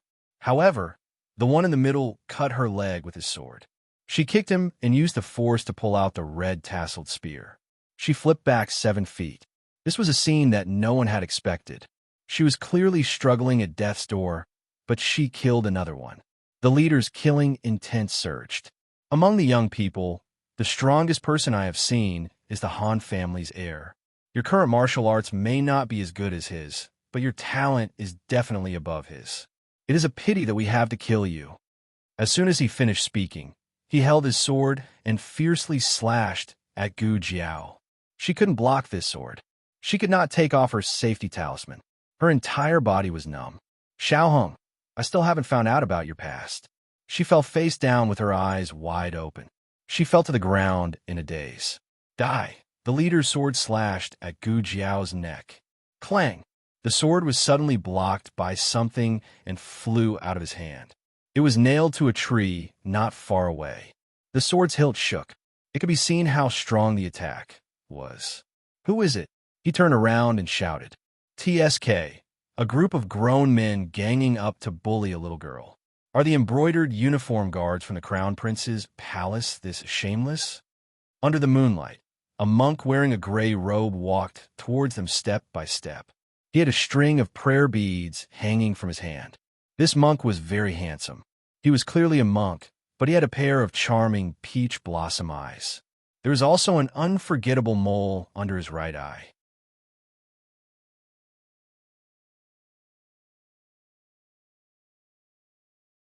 Chapter 681. The monk's appearance was too impactful. It took the two embroidered uniform guard a long time to recover from their shock. Then the two of them turned pale with fright. What did he say? The youth who fought with him for so long and killed 4 of them was actually a girl? Also, how did he know that they were the embroidered uniform guard from the Crown Prince's residence? Where did he come from? Did he follow them, or was he just passing by? Who are you? The leader gripped his sword tightly. He couldn't sense the other party's aura at all. Either he didn't know martial arts, or his martial arts had reached the realm of returning to the origin. He looked at the sword that was nailed to the tree. There was a hole in the sword. He looked at the surrounding empty space and found a green leaf inserted into the soil. The leader's pupils constricted. Could it be? Could it be that the monk used a leaf to knock away his sword, and even crippled it? How terrifying was his inner strength? The monk smiled and said, I'm a monk. My name is not worth mentioning. Under the moonlight, his smile gave off an inexplicably eerie feeling. The two embroidered uniform guards' hearts couldn't help but skip a beat. Bullshit monk. They had never seen such a demonic monk. The leader's heart unconsciously filled with fear. He gripped the hilt of his sword and calmed his mind. He threatened in a cold voice, Monk, this has nothing to do with you. If you know what's good for you, then scram. Sigh. The monk's thin lips parted slightly and sighed faintly. He said, Monks are merciful. Why do you two benefactors have to fight and kill? Can we talk things out? The other embroidered uniform guard pointed his sword and roared. Who the hell wants to talk things out with you? Either you scram, or you bold donkey will be killed as well. Oh, the monk smiled faintly. Then he raised the hand with a string of Buddhist beads.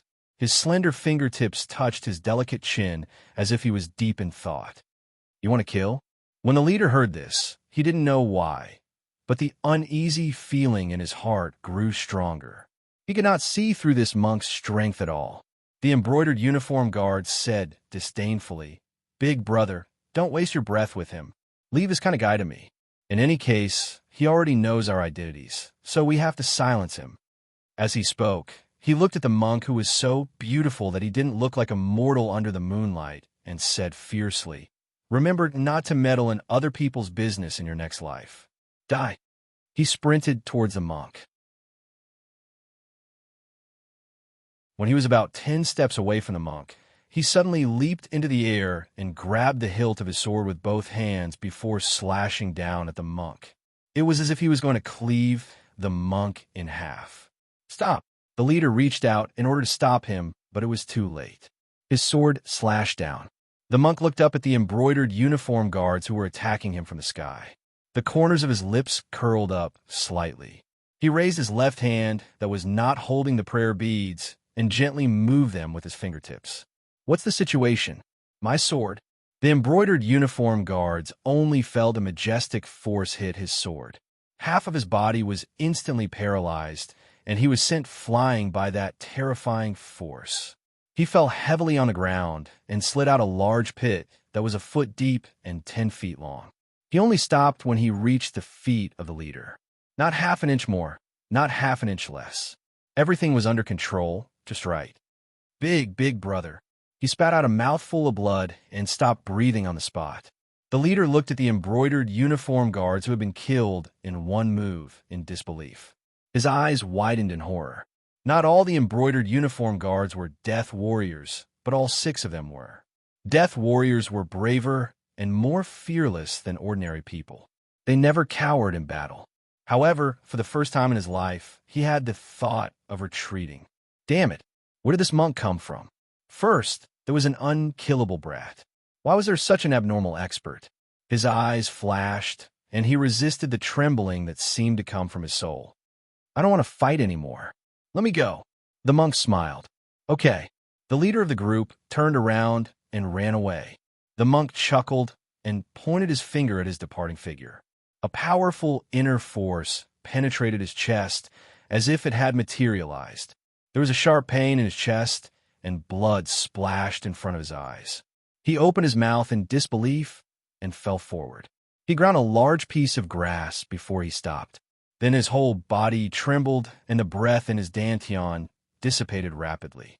Why didn't you agree to let me go?" The monk walked over casually and looked down at him. "I agreed to let you go, but I didn't say that I would let you go alive." "You damn." The leader breathed his last. The monk raised his eyebrows and came to Gu Jiao's side. Gu Jiao fainted. Her face was buried in the grass, and she lay on the ground like a sad little frog. The monk said with emotion, "To be able to kill 4, that's not bad." Gu Jiao was awakened by the crackling sound of firewood. She opened her eyes and found herself lying in a run-down temple. There were spider webs hanging on the Buddha statue and the beams. She didn't know how long it had been since someone came here. She smelled the delicious aroma of meat that made her want to eat heartily. Someone was roasting meat. The sound just now came from the pile of firewood. "Awake!" A lazy man's voice came from behind the firewood. The voice was a little familiar, as if she had heard it before. Gu Jiao's first reaction was to sit up and restore her alertness. Then she saw the monk behind the firewood. "It's you." Wasn't this the beautiful monk she met in the countryside? She went up the mountain to find the abbot and met a monk who fell into a trap on the way. Her deepest impression was that the monk was really good-looking, and the second deepest impression was that the monk was really weird. The monk was bitten by a poisonous snake, and then he killed it. Gu Jiao blinked and looked at him without blinking. "Why did you come to the Yin Kingdom?" The monk roasted the meat and said, "How can you be sure that this is the Yin Kingdom?" Gu Jiao was stunned. "I went back to the Zhao Kingdom." "Ha ha!" The monk suddenly laughed. Gu Jiao did not find it funny. She stood up and checked her own condition. The wounds on her body had been applied with the golden sword medicine, and they had healed well. She looked around and found that she was sleeping on a pile of hay. Her small basket and red-tasseled spear were lying at her feet. She clearly remembered that the red-tasseled spear had 8 small braids, but now it had become 10. Could it be that the monk did it? Do all monks have a hobby of braiding their hair? Those 2 people, are they dead? Gu Jiao remembered that there were 2 embroidered uniform guards left before she fainted. "They're dead," the monk said. "Oh, okay." Gu Jiao didn't ask how they died. The monk didn't take the initiative to say. Gu Jiao asked again, "Where is this? How long have I been sleeping?" The monk said, "Near the place where you fainted. You have been sleeping for 5 days." Gu Jiao said strangely, "Why did I sleep for so long? She shouldn't have slept for so many days because of her injuries, right?" The monk spread out his hands. "How would I know?" Gu Jiao took out the first aid kit from the small medicine box and counted the medicine. The corner of her mouth twitched. "You gave me a whole bottle of tranquilizers?" The monk suddenly realized, Is that a tranquilizer? Ah, you didn't label it on the bottle. You had a high fever, so I applied your golden sir ointment on you, but you were still as hot as a small stove. I had to find some medicine for you, and it seems that it was indeed medicine. I was worried that I had made a mistake. Gu Jiao's face darkened. You didn't even know whether the bottle was filled with medicine or not, but you gave me dozens of pills. Can you be more unreliable? The monk turned the rabbit on the shelf around and took out a small bamboo tube from his wide sleeve. He removed the lid and sprinkled some salt on the rabbit meat. Look, I didn't forget to add salt this time. If he didn't mention this, Gu Jiao would have almost forgotten that the monk had fallen into her trap because of a rabbit. She thought that he, a monk, wanted to save the rabbit. Who would have thought that he killed the rabbit and roasted it without saying a word? She once suspected that he was a fake monk, and she still suspected so. Gu Jiao looked around. She was a little thirsty. Is there water? The monk threw her a water bag. Gu Jiao caught it in her hand. It was empty. The monk said, "There's a small stream outside the back door of the temple. Take this to get water."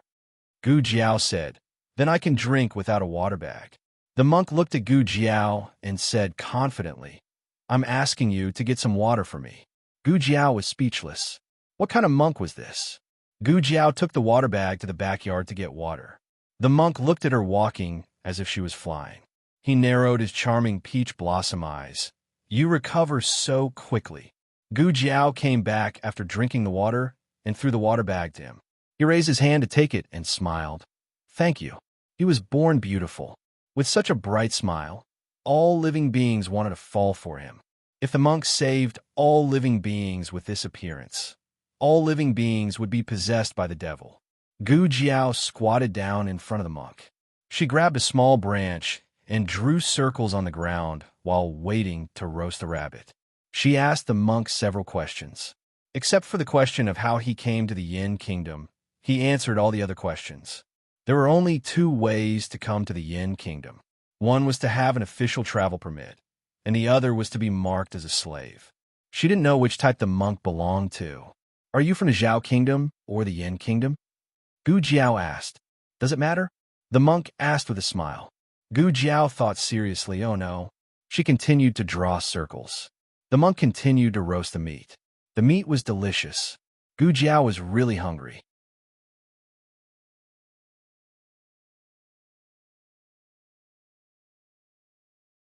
Chapter 682. The monk's skills in roasting the rabbit weren't bad. The rabbit fat on the surface was all roasted, and small bubbles came out with hissing sounds. He crushed the salt and sprinkled a few grains from time to time. The temple was instantly filled with the crisp fragrance of salt and pepper. Gu Jiao swallowed her saliva.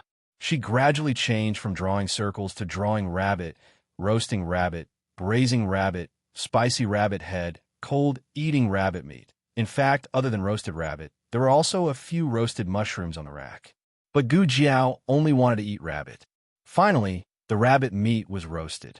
The monk took out a sharp knife from his wide sleeve and was about to cut off a rabbit leg when a murderous aura suddenly came from outside the temple. Gu Jiao's eyes turned cold and she stood up. It wasn't late yet, but the sky was overcast, giving people an ominous premonition. The murderous aura quickly approached, and the sound of something sweeping through the branches and leaves came from the forest. It was Qinggong. It was even faster than Gu Qingfeng's Qinggong. It must be known that Gu Qingfeng's Qinggong could even shake off the dragon shadow guards. The commotion stopped in the open space outside the temple. Gu Jiao sensed 3 auras. They were all real sky wolves, and one of the auras was faintly above sky wolves. "The people inside, get out." Among the 3 people, one of them coldly spoke. Gu Jiao had already seen through the crack in the door. Although the 3 people were disguised, the swords at their waists were the same as the 6 embroidered uniform guards from that day. They were people from a crown prince's residence. The monk sat cross-legged on the ground, calmly roasting the meat on the ground as if he didn't hear anything. "Stop hiding. You have the guts to kill people, but don't have the guts to admit it?"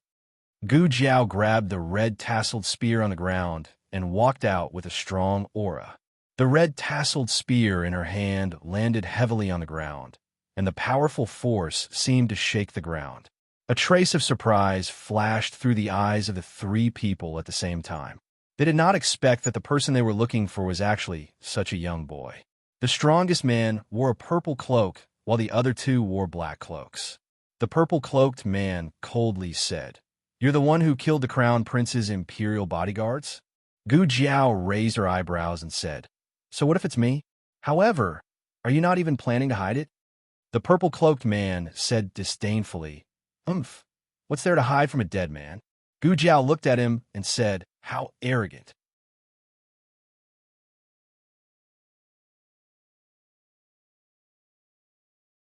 The embroidered uniform guard on the left said, "You're the arrogant one, brat. You even dared to kill people from the crown prince's residence. Brat, who sent you here?" The brocade guard on the right also opened his mouth. "Su'er, did we make a mistake? This brat doesn't look like someone who can kill 6 embroidered uniform guards." The boy in front of them was too young and too immature. Although his aura was very strong, it was impossible for him to kill 6 embroidered uniform guards in one breath. The purple-cloaked man narrowed his eyes dangerously. "Brat, do you have an accomplice?" Gu Jiao said, "So what if I do? So what if I don't? What does it have to do with you?" The purple-cloaked man said, "We spent 5 days to track you down. I have to say, you do have some ability. But it's all over now. Today is the day you die. I don't know the day of my death, but I know the day of your death." Gu Jiao looked at the 3 people without fear and said arrogantly, "Do you want to come one by one? We're the 3 of you together?" Their hatred reached the peak in an instant. The purple-cloaked man said with murderous intent, "Brat, if you want to die early, we'll help you. Come together." Gu Jiao raised her other hand that wasn't holding the red-tasseled spear and made a stop sign. "Wait, I didn't say I wanted to fight with you." The 3 people were stunned. Gu Jiao flashed back into the temple and stood behind the monk. She stuck her head out and pointed at the monk. "You guys fight with him." The monk. The 3 people. The temple was barbecued meat and roasted mushrooms. The monk didn't want to ruin the results of his 2 hours of hard work, so he got up and walked out. The purple-cloaked man snorted, "You're actually a monk? What's your relationship with that brat?" The monk sighed impatiently. "If you want to fight, then fight. If not, then get lost. This poor monk doesn't like to talk nonsense." The embroidered uniform guard on the right sneered. "Each one is more arrogant than the last. Take this." He took the lead and rushed toward the monk. As Gu Jiao chewed on the fragrant rabbit meat, she observed the fight on the spot. She had killed Sirius twice. One was with the help of an auxiliary method, and the other was with a safety talisman. She was seriously injured each time. This was the first time she observed Sirius from the perspective of a bystander. He was so fast. The 6 embroidered uniform guards couldn't compare to him. His fist arrived in front of the monk in the blink of an eye. Was the monk too late to dodge? Why wasn't he moving? This punch would give the monk a concussion, right? The wind from the fist blew the monk's robe back. The monk stared at him without blinking. When his fist was about to break the monk's nose, he suddenly raised his hand and grabbed the man's wrist. "You guys shouldn't have disturbed this poor monk's meal." He didn't use any fancy moves and just threw the man out. The dignified Sirius couldn't even fight back in the hands of the monk. The moment the man fell to the ground, he spat out a mouthful of blood and didn't get up again. Gu Jiao so powerful. The purple-cloaked man saw this, and a strong sense of surprise flashed across his eyes. Then a murderous aura surged. "Very good. I didn't expect that the first time I used my full strength would be against a monk." He raised his internal force to the extreme, a force that was far more terrifying than Sirius swept through the whole world. He was like a lion that had just woken up and finally bared his fierce fangs. "Take this." He rushed toward the monk with the force of a landslide and a tsunami. Slap! The monk grabbed his forehead with one hand. The purple-cloaked man, Gu Jiao, counted the moves. He used 1 move and 3 moves to deal with the 2 Sirius. He used 7 moves to deal with the super Sirius. Gu Jiao recalled how many moves he used to fight the 2 Sirius. Oh, he forgot to count. He would never admit that he didn't know how many moves he used. Gu Jiao basically ruled out the possibility that he entered the Yin Kingdom by being marked as a slave. Therefore, he had a proper travel permit from the Yin Kingdom. And the question was, how did he get the Yin Kingdom travel permit? Or was he a citizen of the Yin Kingdom and had a travel permit? She spoke to him in the Zhao Nation language, but he spoke to the 3 embroidered uniform guards in the Yin Kingdom language. He spoke both languages very well. In fact, she had another question. Why did he appear in Mount Guan and happen to see her being chased by the Crown Prince's people? Was it a coincidence? Or, while she was thinking, the monk walked in calmly. His clothes were not messy at all, nor were they stained with blood. He was so clean that he looked like an outstanding monk. Who would have thought that this monk could kill people faster than the men of sacrifice? He brushed his wide sleeves and sat down in front of the fire. Gu Jiao asked, "What kind of martial arts did you use just now?" At first, she couldn't see the moves, but later, she saw that there was a pattern. It seemed to be specially used to deal with the powerful men of sacrifice. The monk smiled. "Why? Do you want to learn?" Gu Jiao nodded. "Yes." The monk said no. Gu Jiao, "Then don't ask." The monk began to eat the rabbit. He reached out his hand. Where was the rabbit meat? Why was there so little left? Gu Jiao burped. The monk gritted his teeth. He had roasted it for 2 hours. If he had known, he would have killed it faster. The monk tore off half of the rabbit's leg and took a wine bag from his waist. He pulled out the cork and ate the meat one mouthful at a time. Gu Jiao planned to go back to the haystack and lie down. Unexpectedly, as soon as she got up, the monk, who was eating halfway, suddenly jumped up and jumped onto Gu Jiao's back. Yes, on her back. Not on her back. Gu Jiao, what's going on? What's wrong with you? Gu Jiao asked in confusion. The monk, who was lying on her back and holding the rabbit's leg and the wine bag, stuttered, "Snake, snake, snake, snake." Oh. Gu Jiao found a snake under the table. She walked over with him on her back, bent down, and picked it up by its tail. She said calmly, "It's just a small cauliflower snake. It's not poisonous." The monk, who had killed 3 celestial wolves a second ago, was terrified now. He almost roared, "Take it away! Take it away! Hurry up and take it away!" Gu Jiao tilted her head. "Are you afraid of snakes?" The monk said, "I'm not afraid." Gu Jiao said, "Oh," and shook the small snake behind her. The monk's hair stood on end. His body went soft. Without the strength to cling onto Gu Jiao's body, he fell to the ground. Gu Jiao suddenly remembered that he had been bitten by a snake. She was wondering why he had been bitten by a many-banded kite when his martial arts were so high that he could easily kill a celestial wolf. It turned out that when he saw a snake, his whole body would go soft, and he would not be able to exert any strength. Gu Jiao smiled wickedly and walked towards him with the small cauliflower snake. "Heh." She laughed eerily and eerily. It was very exaggerated. The monk was speechless.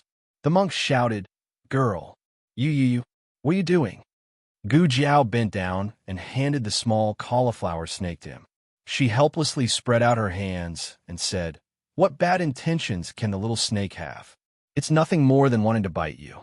Who told you to be unwilling to teach the world's smartest Jiao some martial arts?" Small cauliflower snake, the monk was speechless.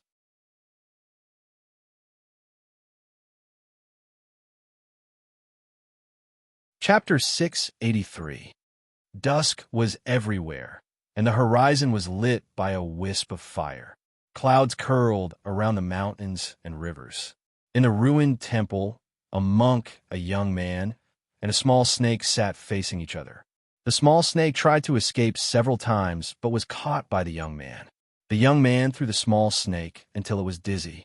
The small snake didn't run anymore and obediently curled up there. "Sigh." The monk sighed. "It's not that I don't want to teach you, but you can't learn those moves at all. Even if you learn them, you can't use their power." Gu Jiao said, "You didn't even teach me, and you know I can't learn them? Do you have internal strength?" "No." "Do you know Qigong?" "No." The monk laughed. "Isn't that enough? That set of fist techniques can only be unleashed by people with profound inner strength." Gu Jiao grabbed the small snake. The monk's expression changed, and he stretched out his hand. "Wait." I haven't finished speaking. Gu Jiao's movements paused. The small snake hung upside down in the air and cooperatively stuck out its harmless tongue. The monk calmed down and glanced at the red-tasseled spear beside the straw mat. Your weapon is a spear. I'll teach you a set of spear techniques. Oh, the monk also knows spear techniques. Gu Jiao's current spear techniques were taught by the old Marquis. There were only a few moves in total, and there was only one move as a killing move. The old Marquis chose that for her based on her situation at that time. In fact, with her strength recovered, that move was indeed not enough. The monk stood up and walked over to pick up the red-tasseled spear leaning against the wall. He walked to the open space outside the temple, watched carefully. He pointed the spear to the ground, and his eyes turned cold. His breath instantly circulated, as if there were invisible wind blades sweeping through the world. Gu Jiao clearly felt that the monk's aura had changed. In fact, when she thought about it carefully, this monk had always changed a lot. She couldn't sense any trace of martial arts from him, so she didn't find it strange when he fell in her trap the first time. However, the terrifying power he displayed when he killed Skywolf made him look like a completely different person. Gu Jiao really couldn't describe it. Gu Jiao couldn't. Perhaps he was like a Buddha who had fallen into the demonic path. But now, the Buddhist chi and demonic chi were gone. He danced with his long spear and stood in the heaven and earth. His body was full of righteousness, and even his pair of peach blossom eyes became especially serious. What kind of spear art is this? Gu Jiao muttered. After the monk finished his last move, he threw the spear to Gu Jiao and said, "All right, it's your turn." This spear was very heavy. Wasn't he afraid that she wouldn't be able to catch it if he threw it over like this? It was unknown whether it was intentional or not, but the spear carried a trace of the monk's own strength. Gu Jiao almost couldn't catch it. She steadied herself and stabbed the spear heavily into the ground. Only then did she not fall to the ground. The monk slightly raised his eyebrows and said, "Oh, you caught it. So you did it on purpose? Let's see how well you've recovered. If you don't have enough strength, then I can't teach you the next few moves." He said, "Let's see how well you've recovered," not, "Let's see how well you've recovered." The difference between these few words was like heaven and earth. He knew what she was like before she was injured. Then, could she think that he was already there when she was fighting against the 6 Imperial Guards from the Crown Prince's mansion 5 days ago? He had been secretly observing her and only made a move when she couldn't take it anymore. "Why aren't you making a move? Did you not remember? Then I'll show you again." No need. The spear art that the old Duke taught Gu Jiao laid a very strong foundation for Gu Jiao. She could basically understand some of the complicated moves. The only problem was that her injuries had not healed. She was indeed lacking in strength, but she didn't need to kill people. It was enough for her to practice her spear. The monk stood at the door and looked at Gu Jiao without blinking. The first move was the simplest.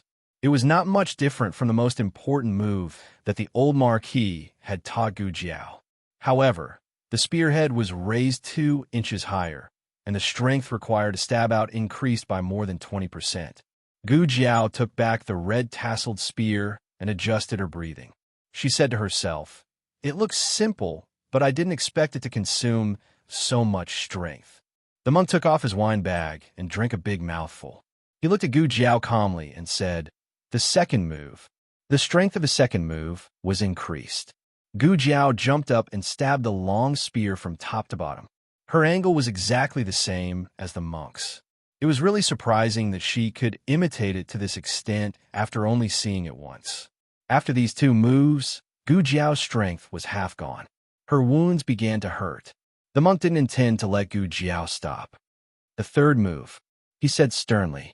It seemed that ever since the monk started to play with the red-tasseled spear and watched her practice, the monk's aura was different from what she had seen before. The third move was a Chinese style. It had a trick to confuse people. It had high requirements for speed and flexibility of the body. Gu Jiao hadn't stopped practicing since she came to this world. Otherwise, her waist would have been broken. After this move, Gu Jiao was slightly out of breath. The monk looked at Gu Jiao with surprise. You still have strength. Gu Jiao finished all the moves in one go. Although it was said to be all, there were actually only 5 moves. However, the difficulty of each move after that was multiplied. The monk murmured, "This girl, I originally planned to let you finish it in 3 sessions." Gu Jiao's legs were weak. She could fall down at any time, but she supported herself with a red tasseled spear. She raised her hand and wiped the sweat on her forehead. She gasped, "Is there more?" The monk was stunned. "There's more." He paused as if he was hesitating. It was as if he had made a big decision. 3 moves. Gu Jiao was so tired that she was seeing stars. She didn't notice the hesitation in his eyes. She passed the red tasseled spear to him. "I'll take a few breaths. You can start. Otherwise, she wouldn't be able to see clearly." The monk stood in the open space with a red tasseled spear in his hand. The night wind blew and his robe fluttered. He stared at the sky. "I'm ready," Gu Jiao said. The monk didn't move. Gu Jiao tilted her head. "Monk?" The monk held the red tasseled spear tightly. "Since you want to learn, I'll teach you. But remember, you can't use this spear to do evil. You can't use it to hurt the innocent. Otherwise, I'll kill you with my own hands." Gu Jiao sat on the threshold and looked at him. "You're suddenly so serious." "I'm not used to it." The difficulty of the last 3 moves couldn't be compared to the first 6 moves. Gu Jiao could see it, but she still couldn't perform at all. "Let's stop here today," the monk said. "Oh." Gu Jiao put away the red tasseled spear. The 2 of them practiced for the whole night and didn't have time to eat. The monk went to the stream behind the temple and caught 2 fish to roast. He also went to the vicinity to pick some wild fruits. When he came back with a pile of wild fruits, only bones were left of the 2 roasted fish. Gu Jiao's cheeks were bulging. Her small mouth moved quickly as she tried to eliminate the evidence. The monk was furious. "Why did you finish it again? Couldn't you leave some for me?" Gu Jiao's cheeks were bulging. She looked like a little fat squirrel that was eating. She said vaguely, "I used up too much energy. I was so hungry that I couldn't hold it in." The monk was speechless. The monk went to catch 2 more fish. This time, he didn't leave. He was determined to prevent someone from eating. The little snake was released by Gu Jiao. After all, it had nothing to do with it. The monk focused on roasting the fish. Gu Jiao sat on the hay. She took a cotton cloth from the small basket and carefully wiped the red tasseled spear as if she was wiping a treasure. The monk looked at her, wiping the red tasseled spear, and pursed his thin lips. Gu Jiao felt that he was sizing her up.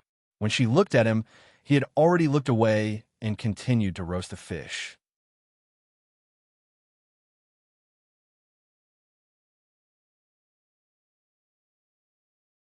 The monk had never asked her why she appeared in Zhao country, why she dressed as a man, and why she encountered the brocade guard from the crown prince's residence.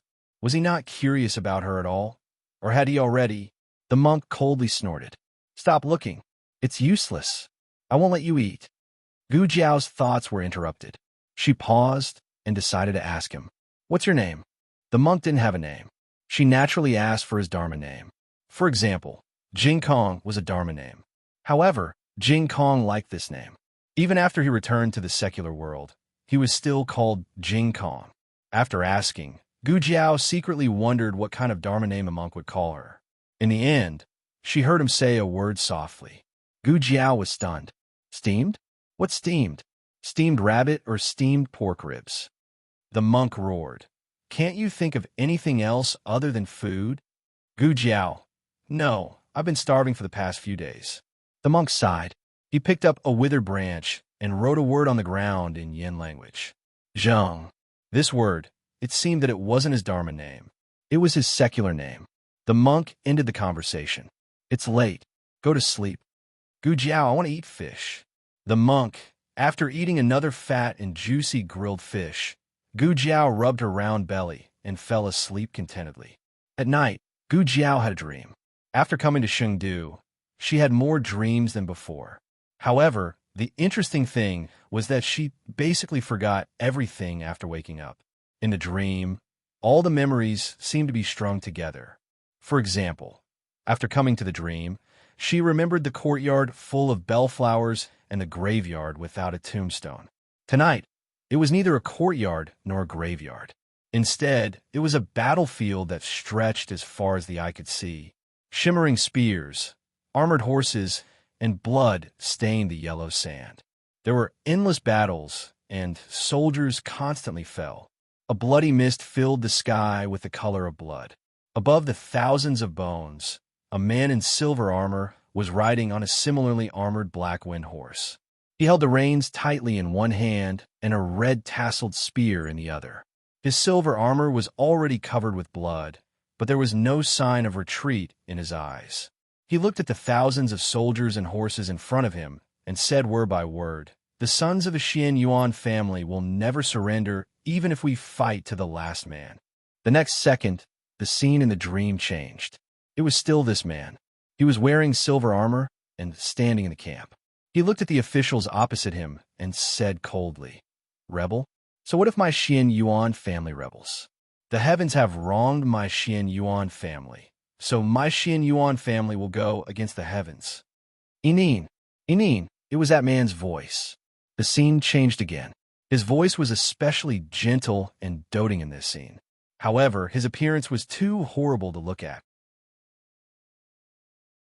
He had been shot in the shoulder and 2 in the thigh. He lay on the ground with blood flowing like a river. He tried to support himself with both hands so that he could sit up. Beside him squatted a little girl who was only 2 years old. "Uncle, you're bleeding. You're bleeding a lot." He smiled as if nothing had happened and wiped the blood off his palm on his armor. Then, he raised his hand and touched the little girl's head. "Big Uncle isn't bleeding. Big Uncle was just playing with Inin." The girl tilted her head, as if she was trying to discern the truth in his words. Then, she asked, "Uncle, does it hurt?" He smiled and said, it doesn't hurt at all. "Inin, let's play a game, okay?" "What game?" the girl asked. He raised his head with difficulty and endured the tearing pain all over his body. He pointed at the small house in front and said, "Do you see that small house in front?" The girl nodded and said in a childish voice, "Inin sees it." He smiled weakly. "I'll count to 3. Run over there. Run very fast. Don't stop and don't look back. You should find a place to hide in the house. If you can make First Uncle unable to find you, First Uncle will buy you candy to eat." The girl hid in the darkness for a long time. It was so long that when she woke up, the sky was dark and then bright. She crawled out of the box with great difficulty and stumbled back with her short legs. The mountains of the past had become a sea of corpses. Her lonely little figure crawled over the corpses lying in pools of blood. "Uncle, where are you?" "Inin doesn't want to play with you. Inin doesn't want candy. Inin wants Uncle." The girl raised her head and looked at the city wall. Gu Jiao said no. Gu Jiao's body shook and she opened her eyes. The monk sat cross-legged beside her and looked at her with a faint smile. "Did you have a nightmare?" It seemed like a nightmare, but when she woke up, she couldn't remember anything. There was only one scene. A man in silver armor was nailed to the city wall by a red-tasseled spear. Gu Jiao rubbed her chest. The monk looked and took something out of his wide sleeve. He threw it to her. "Here, what is it?" Gu Jiao asked. "Candy," the monk said. "I don't like candy." Gu Jiao returned the candy to him. "Oh," the monk raised his eyebrows in surprise. "How can there be someone who doesn't like candy? My little disciple loves it very much. Every time he's unhappy, I'll use candy to coax him. He'll definitely be happy." Gu Jiao asked him strangely, "You have a disciple? What kind of disciple can survive 3 days in your hands? How tenacious must his vitality be?" Gu Jiao didn't dream in the latter half of the night and slept until dawn. Her body was fine. Even if the people from the Crown Prince's residence came to kill her again, she could at least escape. It was time to go back. Where's the monk? Speak of the devil. The monk walked into the ruined temple with a pile of fresh wild fruits. "Just eat a little. We'll be on the road soon." Gu Jiao said, "You're leaving?" The monk said, "You're not leaving?" Gu Jiao said, "I'm leaving." The monk said, "Then what are you waiting for? Hurry up and eat." "Oh." Gu Jiao ate a few wild fruits. They were very sour. After filling her stomach, Gu Jiao packed her things. There wasn't much medicine left in the first aid kit. She had also thrown away the bow, but she could make another one. With Master Lu and Xiaoshan around, it wasn't difficult to make a bow. Gu Jiao carried the red-tasseled spear and the small basket on her back. The monk stuffed the rest of the sour fruits into her small basket and said, "Eat them to satisfy your hunger on the way." Gu Jiao glanced at him. "You're too lazy to take them, so you gave them to me, right?" The monk held the prayer beads in one hand. "Umapa, Shanzai, this poor monk has good intentions." "Gu Jiao, I'd be a fool if I believed you." The two of them left the ruined temple. In fact, Gu Jiao wanted to go to the imperial mausoleum to check on the crown princess. However, it had been 6 days since the crown prince sent out the first wave of brocade guards. Everything that should have happened had already happened. Either the crown princess was fast enough to find the bodies of the brocade guards behind the broken bridge and rush back to Chengdu before the second wave of brocade guards arrived, or the crown princess had already been killed. "I'm going back to Chengdu. Where are you going next?" Gu Jiao asked the monk. The moment the monk opened his mouth, a murderous aura came from behind him. The monk quickly turned around and shielded Gu Jiao behind him. He struck out a palm to meet the opponent's attack. The collision caused a crack to appear on the road. The monk looked at the empty path and sneered. You dare to sneak attack me from so far away. You're really something. Girl, you go first." Gu Jiao stuck her head out from behind him and asked, "Can you beat him? If you can't beat him, I can stay and help you."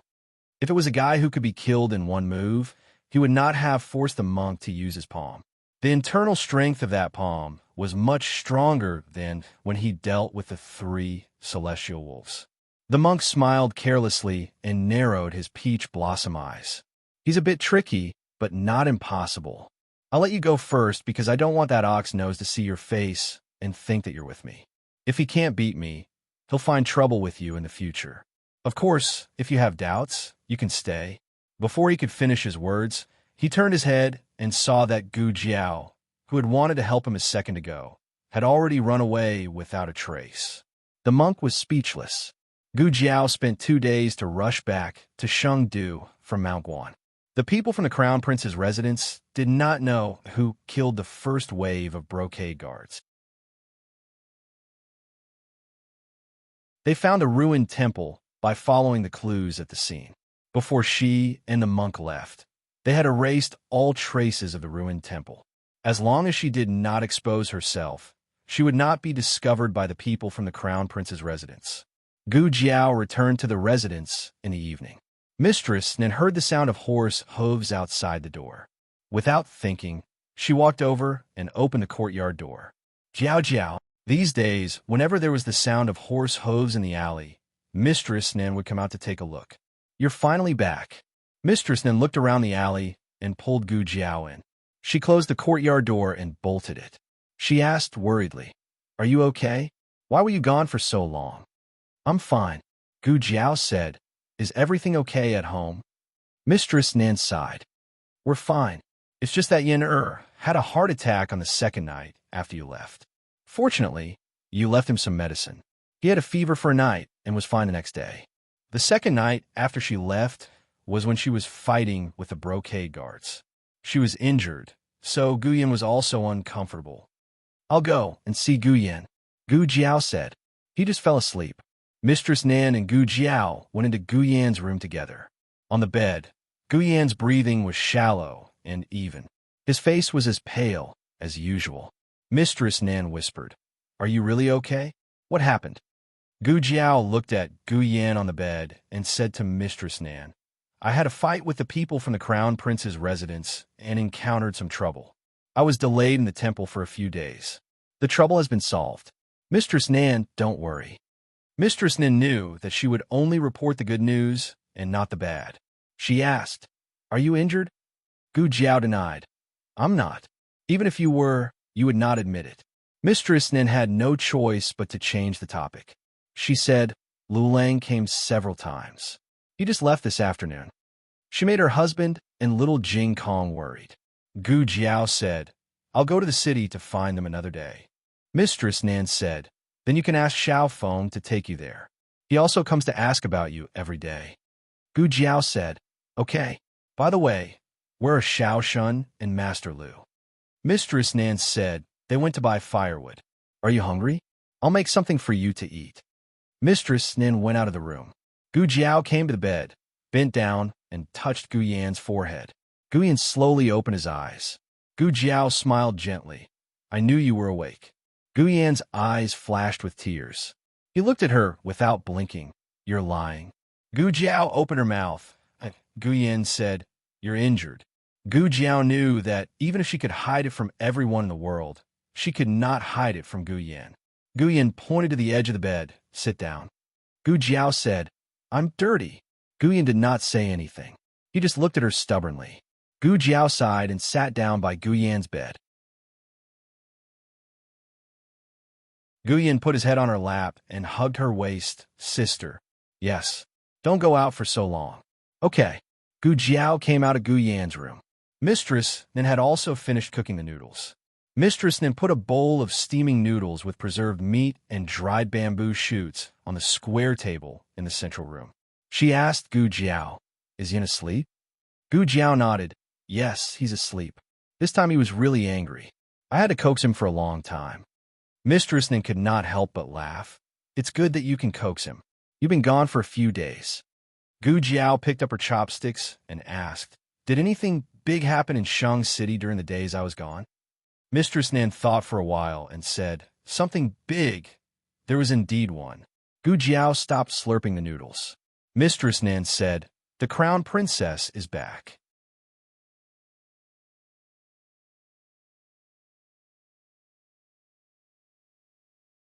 Chapter 684.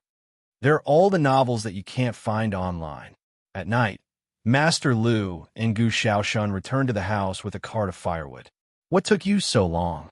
Madam Nin walked to the door and helped them carry the firewood. Master Lu quickly stopped her and said, You leave it. I'll do it. It's just a few bundles of firewood. Madam Nan didn't care. But I can't let you carry it, right, Xiaoshan? Master Lu knew that he couldn't persuade Madam Nan, so he pulled Gu Xiaoshan to help him. Yes, madam. Gu Xiaoshan jumped out of the carriage and took the firewood from Madam Nan.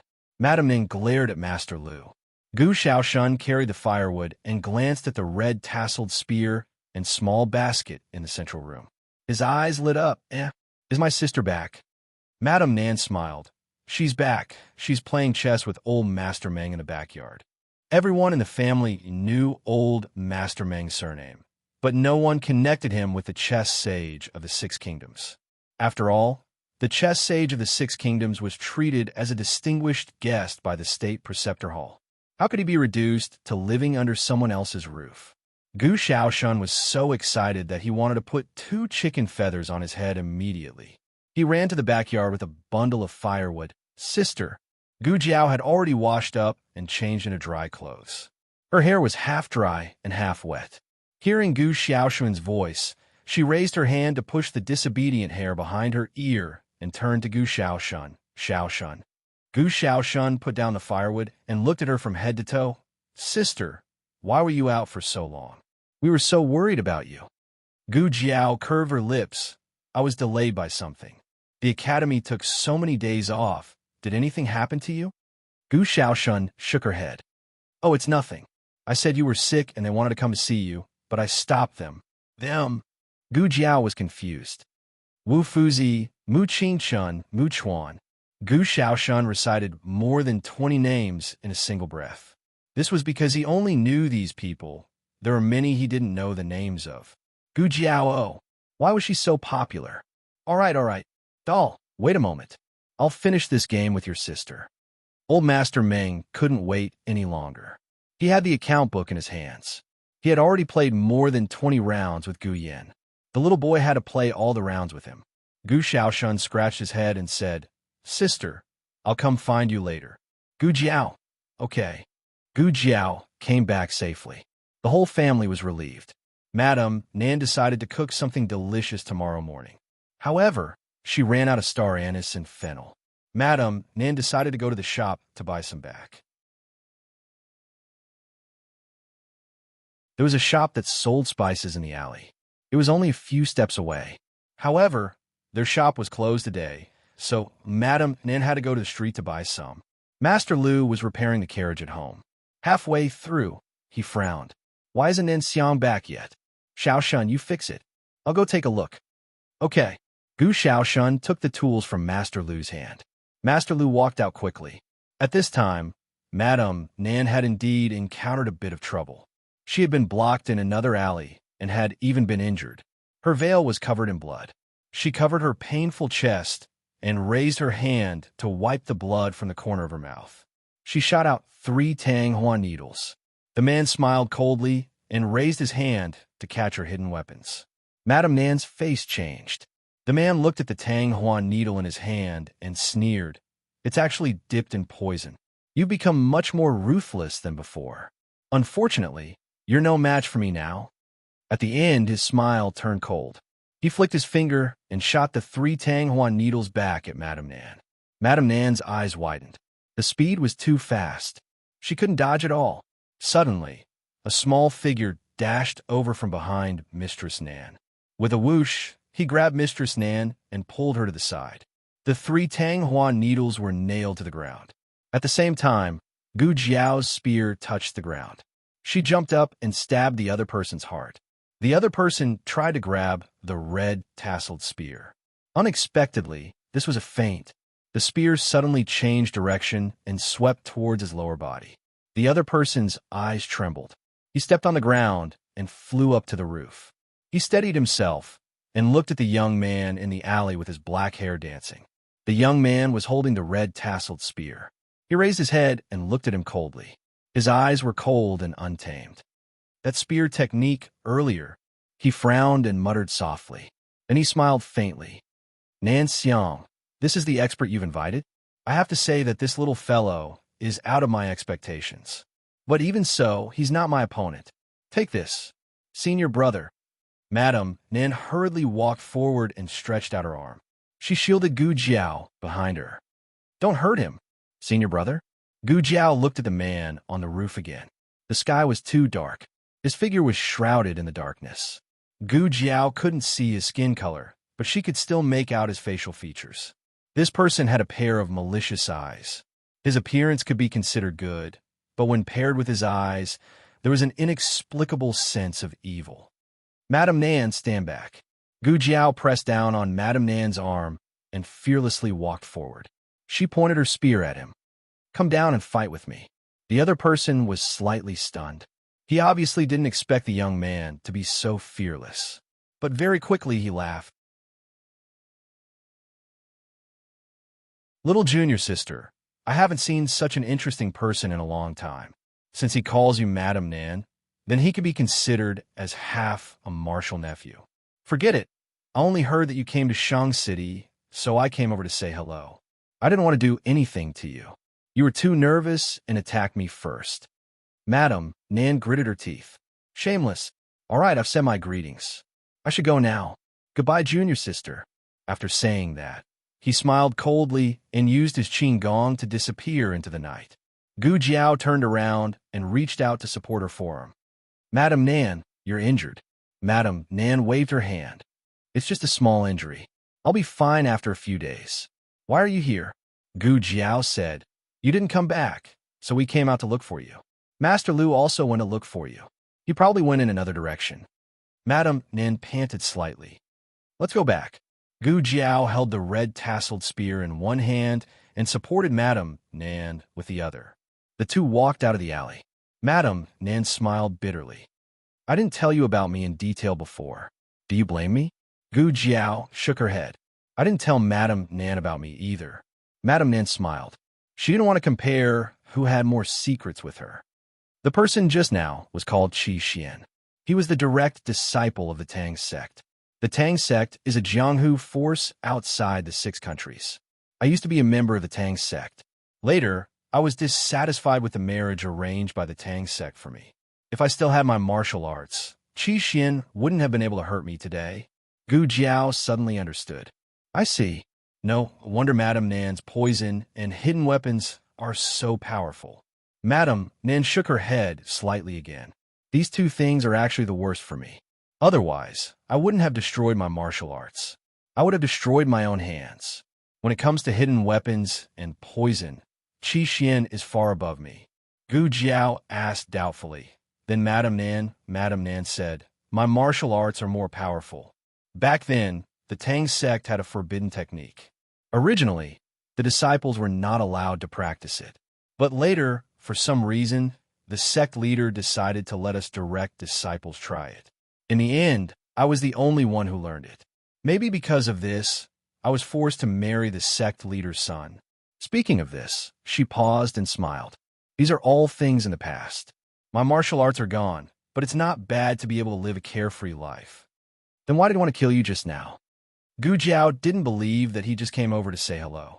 She could feel such a strong, murderous aura. Madame Nan said, he wanted to force me to tell him the method to learn the forbidden technique. Sigh, how would I know the method? I just learned it and learned it. Who knows why they are so stupid? Gu Jiao, thinking of something Gu Jiao said, he just said that he heard that Madame Nan came to Shangdu. Madame Nan sighed. Do you still remember the steward surnamed Liao from the State Preceptor Hall? The one we asked him to take you into the State Preceptor Hall through the back door? Gu Jiao had some impression of him. The one who was kicked out by the Horse King? Madame Nan said, that's him. He used to be an outer disciple of the Tang sect and knew us. I think he should be the one who leaked my whereabouts to Qi Xian. But I really didn't expect Qi Xian to come to Shangdu. This is against the rules of the Tang sect. Since the last sect leader, the Tang sect doesn't easily enter the world. Suddenly, Madame Nan thought of a possibility.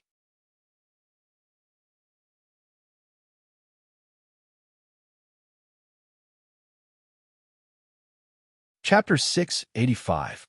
On the way back, Gu Jiao and Madame Nan, Master Lu came looking for them. He saw Madame Nan being supported by Gu Jiao, and her veil was stained with blood. His heart skipped a beat. Xiang, what's wrong with you? Nan Xiang looked at him angrily. Don't make a fuss. You're scared out of your wits. Master Lu panicked. No, you're vomiting blood. What the hell is going on? If you don't want to talk, let Jiao talk.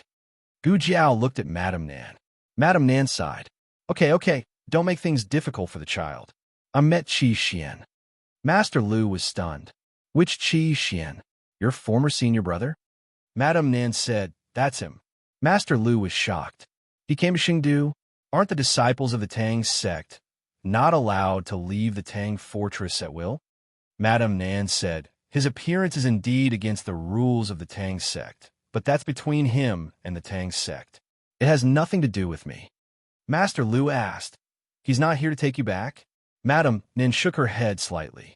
No, he's here to interrogate us about the forbidden technique. He could have continued to fight with Jiao just now, but he didn't. I guess he has more important things to do and can't stay with us all the time. He won't come in a short time. Master Lu looked doubtful. You know him so well. Madame Nan smiled bitterly. He's been my senior brother for many years. I know him well. Don't worry, let's go back. The three of them returned to the house. Madame Nan took some pills for internal injuries and went back to her room to rest. Gu Jiao also went back to her room. She lay on the bed and thought about the fight with Qi Xian just now. She could feel that Qi Xian was an out-and-out expert, and he was the type that she had never come into contact with before. First, it was the beautiful monk, then the troublesome ox nose who dared to sneak attack the beautiful monk, and now Qi Xian. It was getting more and more lively. The trip to the Yin Kingdom is really not simple. Sis, are you asleep? Gu Xiaoshuan's voice came from outside the door. Gu Jiao sat up and opened the curtain. Come in. Gu Xiaoshuan pushed the door open and went to Gu Jiao's bedside. She handed her something. Gu Jiao took it and looked at it. It was a wooden ball the size of a baby's fist. This is mechanical ball for you to protect yourself. Gu Xiaoshuan scratched his head and chuckled. I've modified the mechanism that Master taught me to make. It's similar to how you use your black fire pearl. You just have to throw it out. The ball will trigger the mechanism, and the poison needles inside will shoot out from every hole. Gu Jiao looked at the ball and said, this ball is full of holes. It can attack from all angles. Gu Xiaoshuan. Although he didn't understand what his sister was saying, it seemed like she was praising him. Gu Shaoshun opened his other hand and took out a small ball cover. Just in case if you accidentally drop it and hurt yourself, you'll be fine with this cover. Gu Jiao smiled and said sincerely, Shaoshun is really good. Gu Shaoshun blushed. This is just a basic mechanical ball. Sis, you can use it for now. If I can make better ones, I'll give them to you. Gu Jiao. Okay. The next day, Gu Jiao, who had been absent for many days, finally went to the academy. As soon as she entered the classroom, a group of people surrounded her. Zhou Tong and Zhong Ding squeezed at the front. The two of them asked in unison, Lulang, are you okay? Gu Jiao was still not used to being surrounded like this, but looking at the pairs of small eyes full of concern, she did not push them away. She said, I'm fine. I'm cured. Zhong Ding said, Gu Shaoshun said that you were seriously ill and couldn't get out of bed for a few days. We were all scared and wanted to see you, but he said that you had acne and it was contagious. We'd better not go. Gu Shaoshun himself had acne, but he did not forget to use his experience to help her lie. Zhou Tong said with lingering fear, acne is very dangerous. You're lucky to be able to survive. Gu Jiao said, it's okay. Mu Qingshun did not come today, but Mu Chuan, Yuan Xiao, and Zhao Wei heard that Gu Jiao was coming to class and hurried over from their own classrooms. The class had not started yet. The three of them came in through the back door of the classroom. Excuse me, bro, Yuan Xiao said to Zhou Tong, who was sitting in front of Gu Jiao. Oh, Zhou Tong did not dare to provoke the people from Team Ju, so he quickly moved aside. Zhao Wei stared at the student next to him. We're still short of a seat, bro. That person hurriedly left with his bag. The two of them sat in front of Gu Jiao and turned to stare straight at Gu Jiao. Mu Chuan sat down on the seat that originally belonged to Mu Qingshun on Gu Jiao's left. The three of them stared at Gu Jiao with 6 eyes. Gu Jiao closed the book that she was halfway through. What's wrong? It's like you're looking at a monkey. You've lost weight, Mu Chuan said.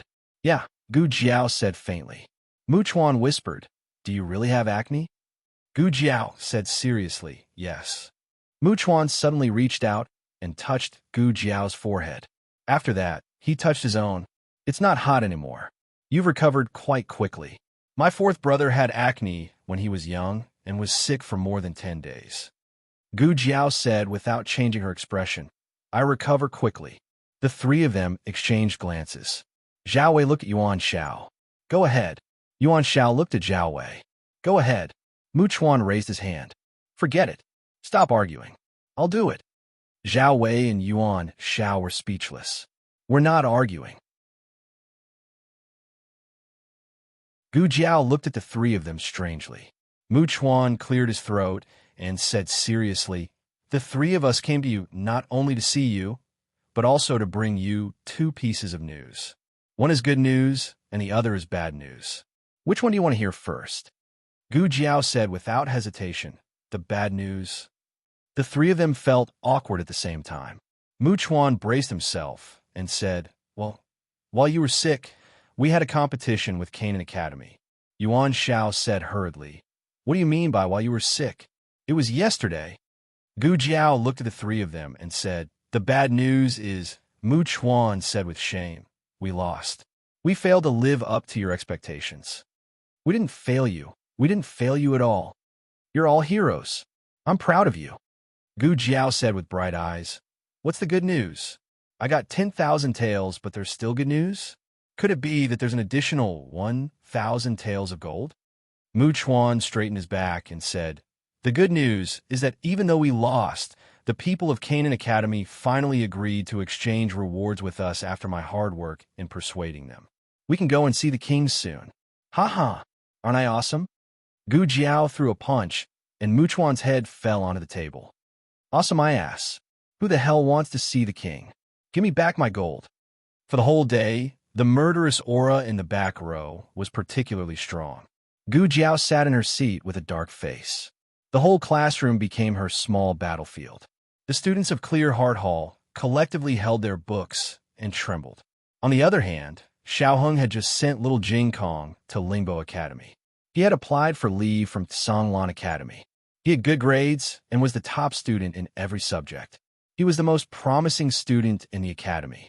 Even if he applied for leave for several days, none of the teachers rejected him. He wanted to go to the outer city to see if Gu Jiao had returned. After sitting in his carriage, he changed back into his own clothes and said, "Let's go out of the city." The coachman was a servant he bought. He knew that Xiao Hung was a man and knew that he must be going out of the city through the southern gate. The coachman drove the carriage to the south. When they passed by an old shop, Xiao Hung said to the coachman, "Stop for a while. I'm going to buy something." "Yes." The coachman stopped the carriage by the roadside. The coachman wanted to say that he could buy something, but according to his observation, his young master would always choose the things he bought for the people around him. Xiao Hung was going to buy dried meat for Gu Jiao.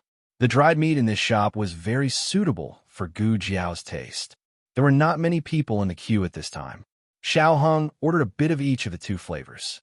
After the spicy flavor was sold out, the boss went to the back to get new ones. "Young master, please wait for a moment. It will be ready soon." Xiao Hung waited patiently.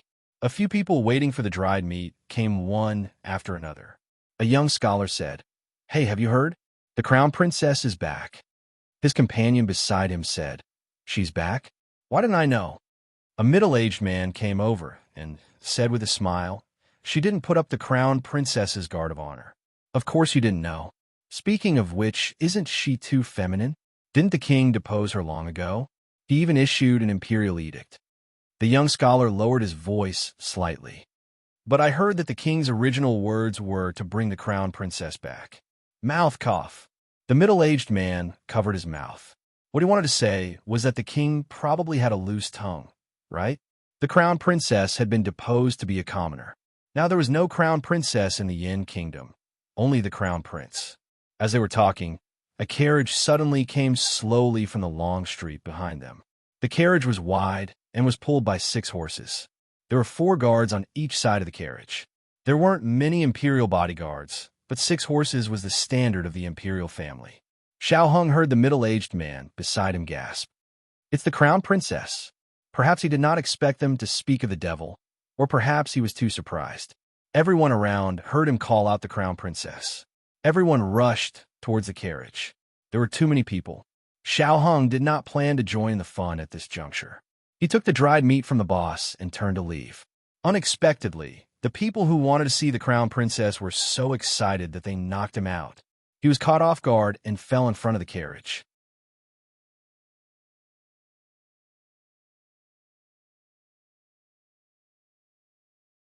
Chapter 686. Xiao Hung never expected that he would fall out of the crowd.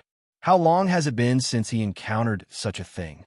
When he encountered robbers, the robbers would be smashed to death by a plaque. When he encountered thieves, the thieves would be knocked away by a passing carriage. Could it be that he would be unlucky again after changing back to men's clothes? If he was trampled by the horse's hooves, he wouldn't even know how he died. Fortunately, because the crowd flocked to see the crown princess, the road was narrow and the carriage was forced to slow down slightly. He still had time to get up and leave. Xiao Hung supported himself with his hands on the ground and endured the pain in his knees to stand up. But as soon as he took a step, he stepped on something and slipped, falling down with a thud. He fell flat on his face. This time it was really oh no. The coachman really didn't expect that this person would fall down again after getting up. "I can't slow down even if I reduce the speed. Besides, who's to blame if I brake too fast and throw the crown princess out?" The guards lined up on horseback to protect the carriage on both sides, but they didn't have time to rein in their horses. At the critical moment, a blue figure jumped up from the front and flew over everyone's heads. The distance was very far, but he arrived in front of the carriage in the blink of an eye. He didn't stop. He quickly reached out his slender and powerful hand, grabbed Xiao Hing from the ground, and rushed forward with a whoosh. Because he was too fast to save people, he couldn't stop. He's going to hit the crown princess carriage. Oh no! The crowd didn't dare to watch. However, what they were worried about didn't happen. He suddenly jumped up, grabbed Xiao Hung, and flew over the roof of the crown princess carriage. The two of them landed on the street behind the carriage. In the crowd, someone recognized this person and exclaimed, "It's Taoist Qing Feng." It's really Taoist Ching Feng. Taoist Ching Feng came down the mountain. Taoist Ching Feng hasn't come down the mountain for 5 years, right? He's still the same as before. He hasn't changed at all. Taoist Ching Feng is so handsome. In the attic, a girl clutched her handkerchief and said infatuatedly. The other girl beside her snorted disapprovingly. What's so handsome about a cow's nose? There was no woman in his eyes at all. I think that the young master he saved is even more handsome. Of course not. Taoist Ching Feng is the most handsome. That young master is the most handsome. Xiao Hung steadied himself, and the other party let go of his hand. Then, Xiao Hung looked at the other party. When he heard someone call him Taoist, he thought it was an old Taoist, but unexpectedly, it was a young man in his 20s. The young man wore a blue Taoist robe and had a sage-like bearing. His appearance was like jade, and his gaze was chilly. His entire body seemed to emanate a Tao insight that was isolated from the world, causing all the clamorous noise of the mortal world to instantly become silent around him. Actually, it wasn't that the environment was quiet. It was just that being by his side made her feel at peace. Xiao Hung cupped his hands and thanked the young man. Thank you for saving me, Taoist. The young man seemed to have a sage-like bearing and was unapproachable, but in fact, he didn't put on any airs. He cupped his hands and returned the greeting to Xiao Hung. You're welcome. It was a voice that was otherworldly and otherworldly. After he finished speaking, he turned and left. It was as if he hadn't done anything remarkable.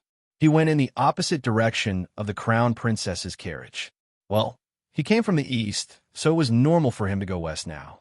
Xiao Hung looked at his back, then turned and looked at the west end of the long street. The crown princess's carriage and guards had already left decisively, gradually disappearing into the long street. In contrast to Taoist Ching Feng's bravery, the crown princess's indifference aroused a burst of anger among the people. So many years have passed, but she's still as domineering as before. The person who spoke was the middle-aged man who had lined up in front of the meat shop. He was older, so he had heard more about what had happened in the past than the young people present. So a young man asked him, was the crown princess very domineering in the past? The middle-aged man clicked his tongue and said, in the early years, it wasn't rare for a carriage to hit someone and kill someone on the street. If she hadn't been born the crown princess and had the support of the empress and the Xianyuan family, she would have been deposed by the monarch many times. Yes, I saw it with my own eyes. She killed a child on the street. That child was only 5 or 6 years old. He was only this tall. Come to me. Oh, what a sin. Why do you think she came back so quickly? The crowd's discussion didn't stop. Xiao Hung knew the power of rumors, but he couldn't tell whether they were true or false. The crowd didn't disperse so quickly, but it wasn't as lively as before. The people around him then hurried away, each going about their own business. Xiao Hung stood on the long street, looking in the direction where the crown princess's carriage had left. He didn't know if it was an illusion, but the moment he fell in front of the carriage, he seemed to feel a gaze from the carriage that couldn't be ignored fall on him. The dried meat he had just bought was already dirty from the fall, so Xiao Hung went to buy new dried meat. He felt that there shouldn't be anything else to do, but something unexpected happened. The moment he turned around with the dried meat, he ran into Nangong Li, who had come out of the iron shop across the street. Nangong Li saw Xiao Hung with a glance. The carriage was only a few steps away from Xiao Hung, but Xiao Hung didn't get on the carriage. He walked back and entered the shop that sold dried meat. Nangong Li's brows furrowed. General, what's wrong? The carriage is ready. The guard on the side said. Nangong Li looked deeply at the shop. I saw someone. Have them wait for me here. Go around and block the back door of the shop that sells dried meat. Don't let anyone go out. Yes. The guard quickly crossed the street and went around the alley to the back door of the shop. Nangong Li walked into the shop. Nangong Li's right sleeve was empty, so it was hard to avoid attracting attention as he walked. The owner of the dried meat came over and asked politely, Sir, are you here to buy dried meat? In fact, this shop wasn't open by him. He only rented the space near the entrance. There was a restaurant inside the shop. Nangong Li ignored him and walked towards the lobby. Nangongli looked fierce and had a cold aura. The owner of the dried meat didn't dare to pester him and continued to sell dried meat in front of the stall. Nangongli wandered around the lobby and didn't find Xiaohong. He went to the back door and asked the guard, "Did anyone go out?" The guard shook his head, replying to the general, "No one went out after I guarded here." Nangongli searched the entire restaurant, even the kitchen and the toilet, but he didn't see Xiaohong. Nangongli was sure that he didn't see wrongly. That person just now was Xiaohong. "Have you come to the Yin Kingdom, Xiaohong? There's a path to heaven, but you don't take it. There's no door to hell, but you barge in. If you hide in the Zhao Kingdom, I can't do anything to you. But you're in my territory, so don't blame me for settling old and new grudges with you." "General," the guard looked at Nangongli, who had a strange expression, puzzled. Nangongli said proudly, "Go and check what Zhao Kingdom people came to Chengdu recently. I'm going to the Crown Prince's mansion." The guard saluted and said, "Yes, General." Nangongli paused and thought of something. He smiled coldly. "Especially investigate these two names, Xiao Lulang and Gu Jiao." In Tianxiong Academy, all the students in the Clear Heart Hall had an indescribable day. After school, they didn't dare to stay for a moment and left the classroom like a swarm of bees. When Gu Xiaoshun came to find his sister, he found that the classroom was empty. He scratched his head. "Huh? Why is everyone eating so enthusiastically today?" Gu Jiao handed the bag of books to Gu Xiaoshun. "I'm going out. I won't go back to eat." "Going out again? What should I say if Gu Yin asks?" Gu Xiaoshun wasn't afraid of anything. He was only afraid that Gu Yin would ask him. Gu Jiao said, "Just say that I'm going to Heavenly Fragrance Pavilion and will be back tonight." When he heard that she was only going to Heavenly Fragrance Pavilion, Gu Xiaoshun was relieved. Heavenly Fragrance Pavilion was where Gu Chengfeng was staying temporarily. It was very safe there. He agreed. "Okay, sister, go early and come back early." Gu Jiao nodded. "Okay." Gu Jiao came out of Tianxiong Academy and hired a carriage to go to Heavenly Fragrance Pavilion. She walked the rest of the way. Along the way, she was very vigilant. After making sure that no one was following her, she entered Heavenly Fragrance Pavilion from the back door. Su Fengxian was sitting in the backyard scolding Gu Chengfeng. "Humph. His temper is really bad every day. One moment this master comes, he won't see him. The next moment that master comes, he won't see him. Who does he think he is? Heavenly Emperor." Yinxing weakly pulled Su Fengxian's sleeve. Su Fengxian impatiently shook off her hand and continued to complain. "What? Did I say something wrong? Don't I need money to open such a big theater? If he dares to embarrass the guests again tonight, I'll kick him out of here." Before she could finish the last word, Su Fengxian felt a shadow looming over her head. She looked up. Oh my God! She was so scared that she fell off the stool and sat on the ground. Yinxing braced herself and helped her up. She gritted her teeth and whispered, "Why didn't you remind me that he was coming?" Yinxing felt wronged. "I did remind you, but you didn't listen." Su Fengxian secretly cursed and forced out a flattering smile. "Oh, the young master is here. Please sit down. Please sit down. Yinxing, serve tea to the young master." "Yes." Yinxing hurriedly went to check. Su Fengxian called out to her again. "Wait, you stay here. I'll go make tea." She would rather work than stay and suffer this young man's anger. Gu Jiao didn't seem to have any intention of denouncing her. She said, "I'll look for him," and went upstairs. Su Fengxian's body went soft, and she sat down on the stool.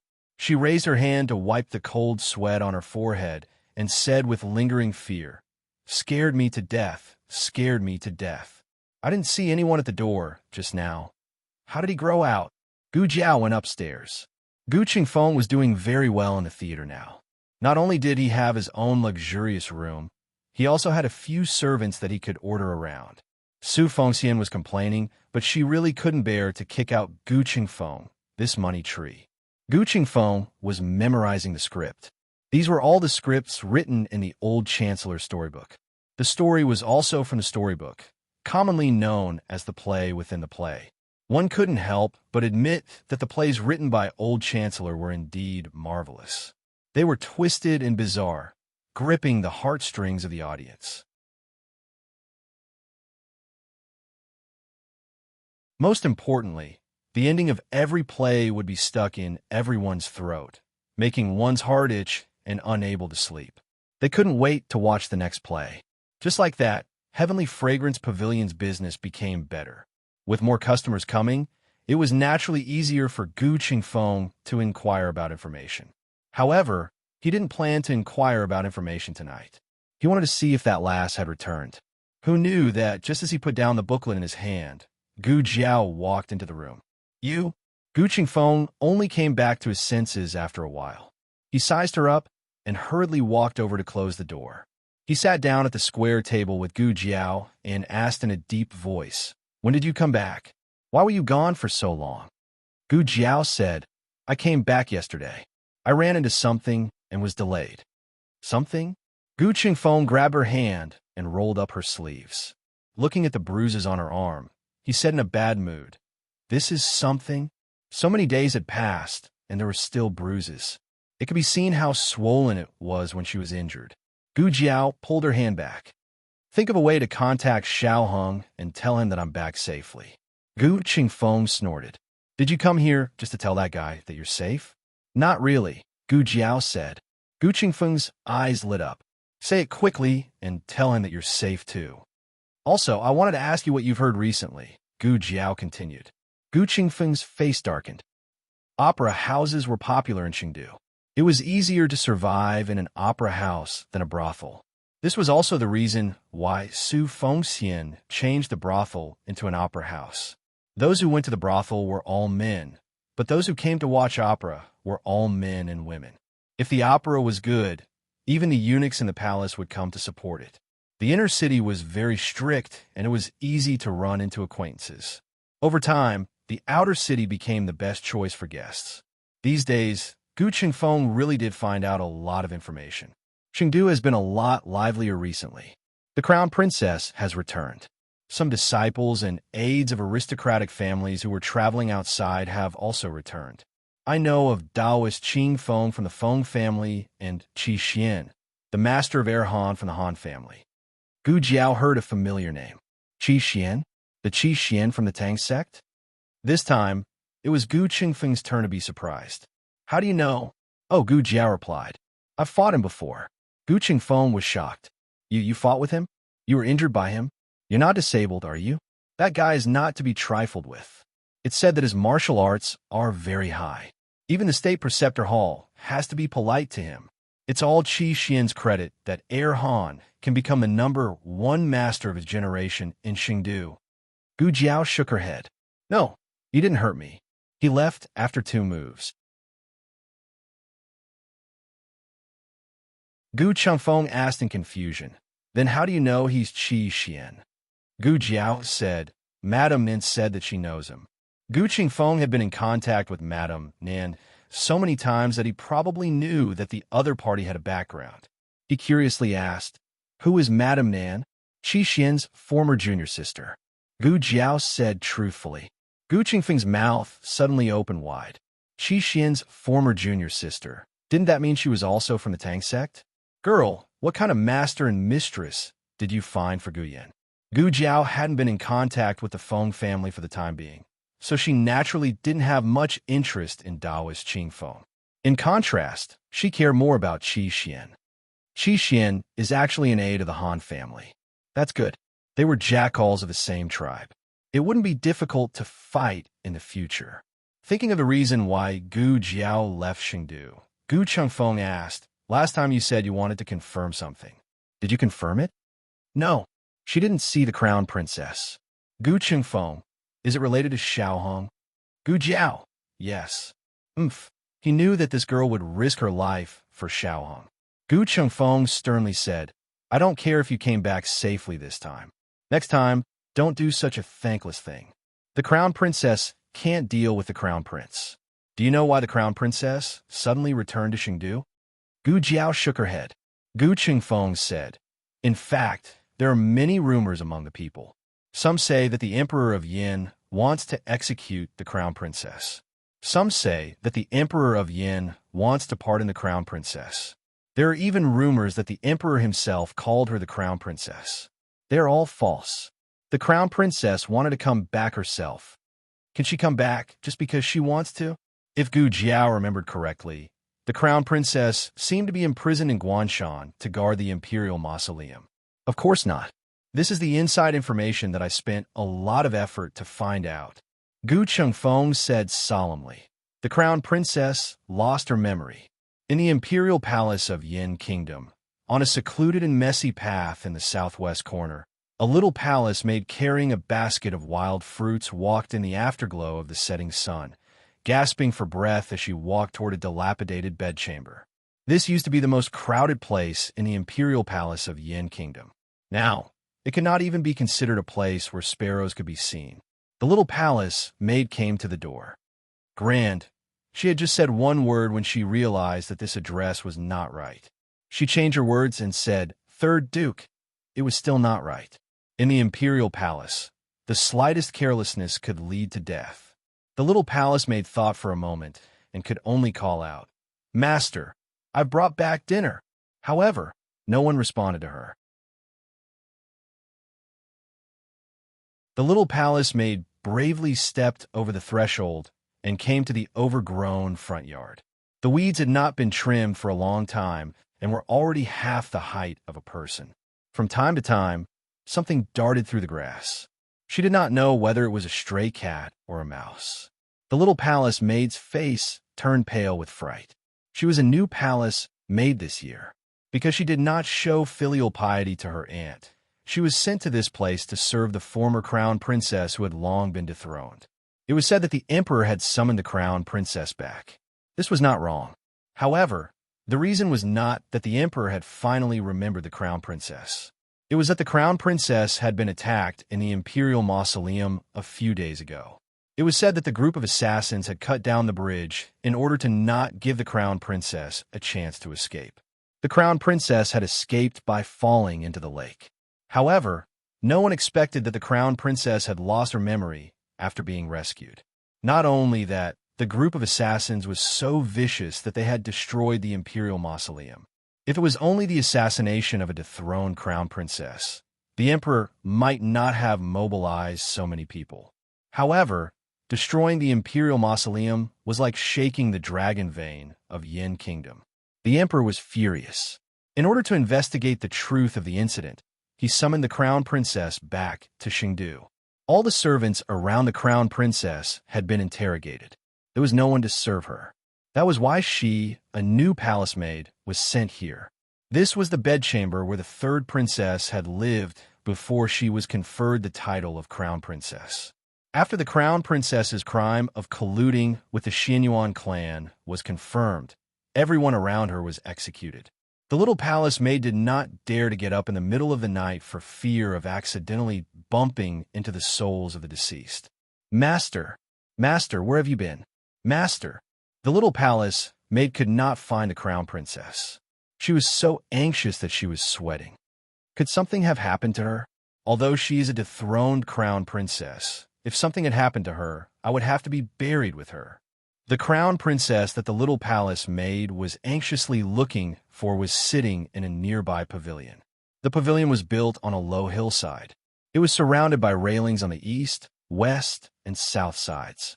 On the north side, there were more than 10 steps of stairs. The pavilion was a little high, so the view was broad and the wind was excellent. A man and a woman were sitting in the pavilion. The woman was wearing old and simple folk clothes. Her black hair was tied up diagonally behind her head with a wooden hairpin. Just by looking at her clothes, she was no different from a common woman.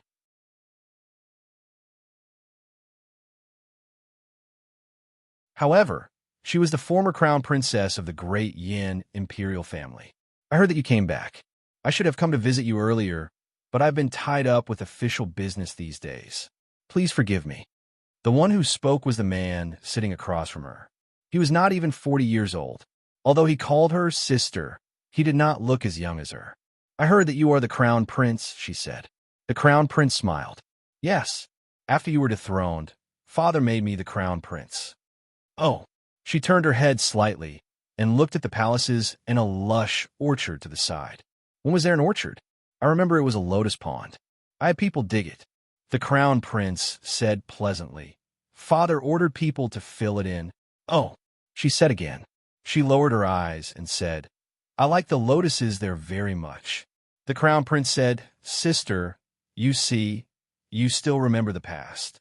She shook her head slightly and said softly, I only remember things before I was 17. Is that so? The crown prince picked up the teacup on the table and took a sip. Then what do you remember? She looked into the distance. I remember mother, uncle, eldest cousin, second cousin, third cousin, eldest cousin, younger cousin, and younger cousin. The crown prince looked deeply at her and said, Mother has passed away. She nodded slightly, as if she was numb and resigned to her fate. Yes, the new palace maid told me. Also, the Xinyuan family is gone. I am alone. Father does not favor me. I have to be careful in the palace. Otherwise, I may lose my life at any time. The crown prince did not miss any of her expressions. Sister, don't say that. You still have father and me. She said softly, Mother Han is very good to me. Second brother, you're also very good to me. The crown prince smiled. It is what I should do. She did not reply and continued to admire the scenery in the palace. It was as if she had not seen enough after leaving for so long and suddenly returning. The wind brushed past her beautiful face. It made people jealous that time had not left any marks on her face. The crown prince dismissed the eunuchs and palace maids guarding the steps. All of you leave? Yes. The palace maids retreated. The afterglow of the setting sun shone into her eyes. Her beautiful eyes seemed to contain a galaxy of stars. It was this pair of eyes. This pair of eyes was exactly the same as the bloodline of the Xinyuan family. Even if she was not angry, it made people feel an invisible pressure that seemed to come from the soul. Sister, the crown prince called her. She did not look at the crown prince. She continued to admire the scenery. You talk a bit too much today. I want to see the scenery. The crown prince looked at her without blinking. His smile disappeared. He said quietly, Sister, did you really lose your memory? She sighed. I can't do anything if you don't believe me. The crown prince suddenly smiled. It is not that I don't believe you. It is just that what happened to you is too inconceivable. Sister, there is no one else here. You don't have to hide anything from me. She said, I am not hiding anything. The crown prince sneered. Is that so? Just now, when I asked Imperial older sister what she remembered, Imperial older sister mentioned her mother and her maternal family, but she did not mention her only flesh and blood. Imperial elder sister, have you forgotten your own son? She shook her head. I have said that I have forgotten everything after I turned 17. The crown prince stood up and leaned toward her across the stone table. Sister, if you have forgotten, why don't I, as your younger brother, help you remember? Sister, when you were 17, you suddenly disappeared from the Yin kingdom. After that, you had a child with someone. That child was called, I remember now. His name was Huang Fuqing. She said with a smile. No. The crown prince said word by word in her ear. His name was Xiaohong. She did not move. It seems that sister really does not remember anything. The crown prince smiled and straightened up. It is late. I will take my leave. After saying this, he turned and walked out of the pavilion. When he was about to step down the stairs, he suddenly stopped. He seemed to have thought of something and smiled carelessly. I forgot to give you a gift. He walked back and took out a small paper bag. He opened it and put it on the table. It was a few pieces of dried meat that he picked up from the ground. They were the ones that Xiao Hong dropped. He smiled meaningfully. Is royal sister satisfied with this greeting gift? Wait. When the crown prince was about to leave the pavilion, she called out to him. The crown prince turned around and looked at her with a smile that was not a smile. Sister, did you suddenly remember something? For example, what should I tell Imperial Father and what shouldn't? She smiled and shook her head. Neither. I just remembered that I also brought you a gift. After saying this, she slowly walked to the crown prince and smiled at him. The next second, she reached out and pushed the crown prince down the steep stairs. Now you're tuning in to the Romance Rendezvous YouTube channel. We're so grateful for your support, and don't forget to subscribe to join us on this incredible journey through captivating stories. Your generosity through donations truly makes a world of difference, as it's the primary source of revenue that allows me to expand and enhance this channel for you. Thank you from the bottom of my heart for being a part of this adventure.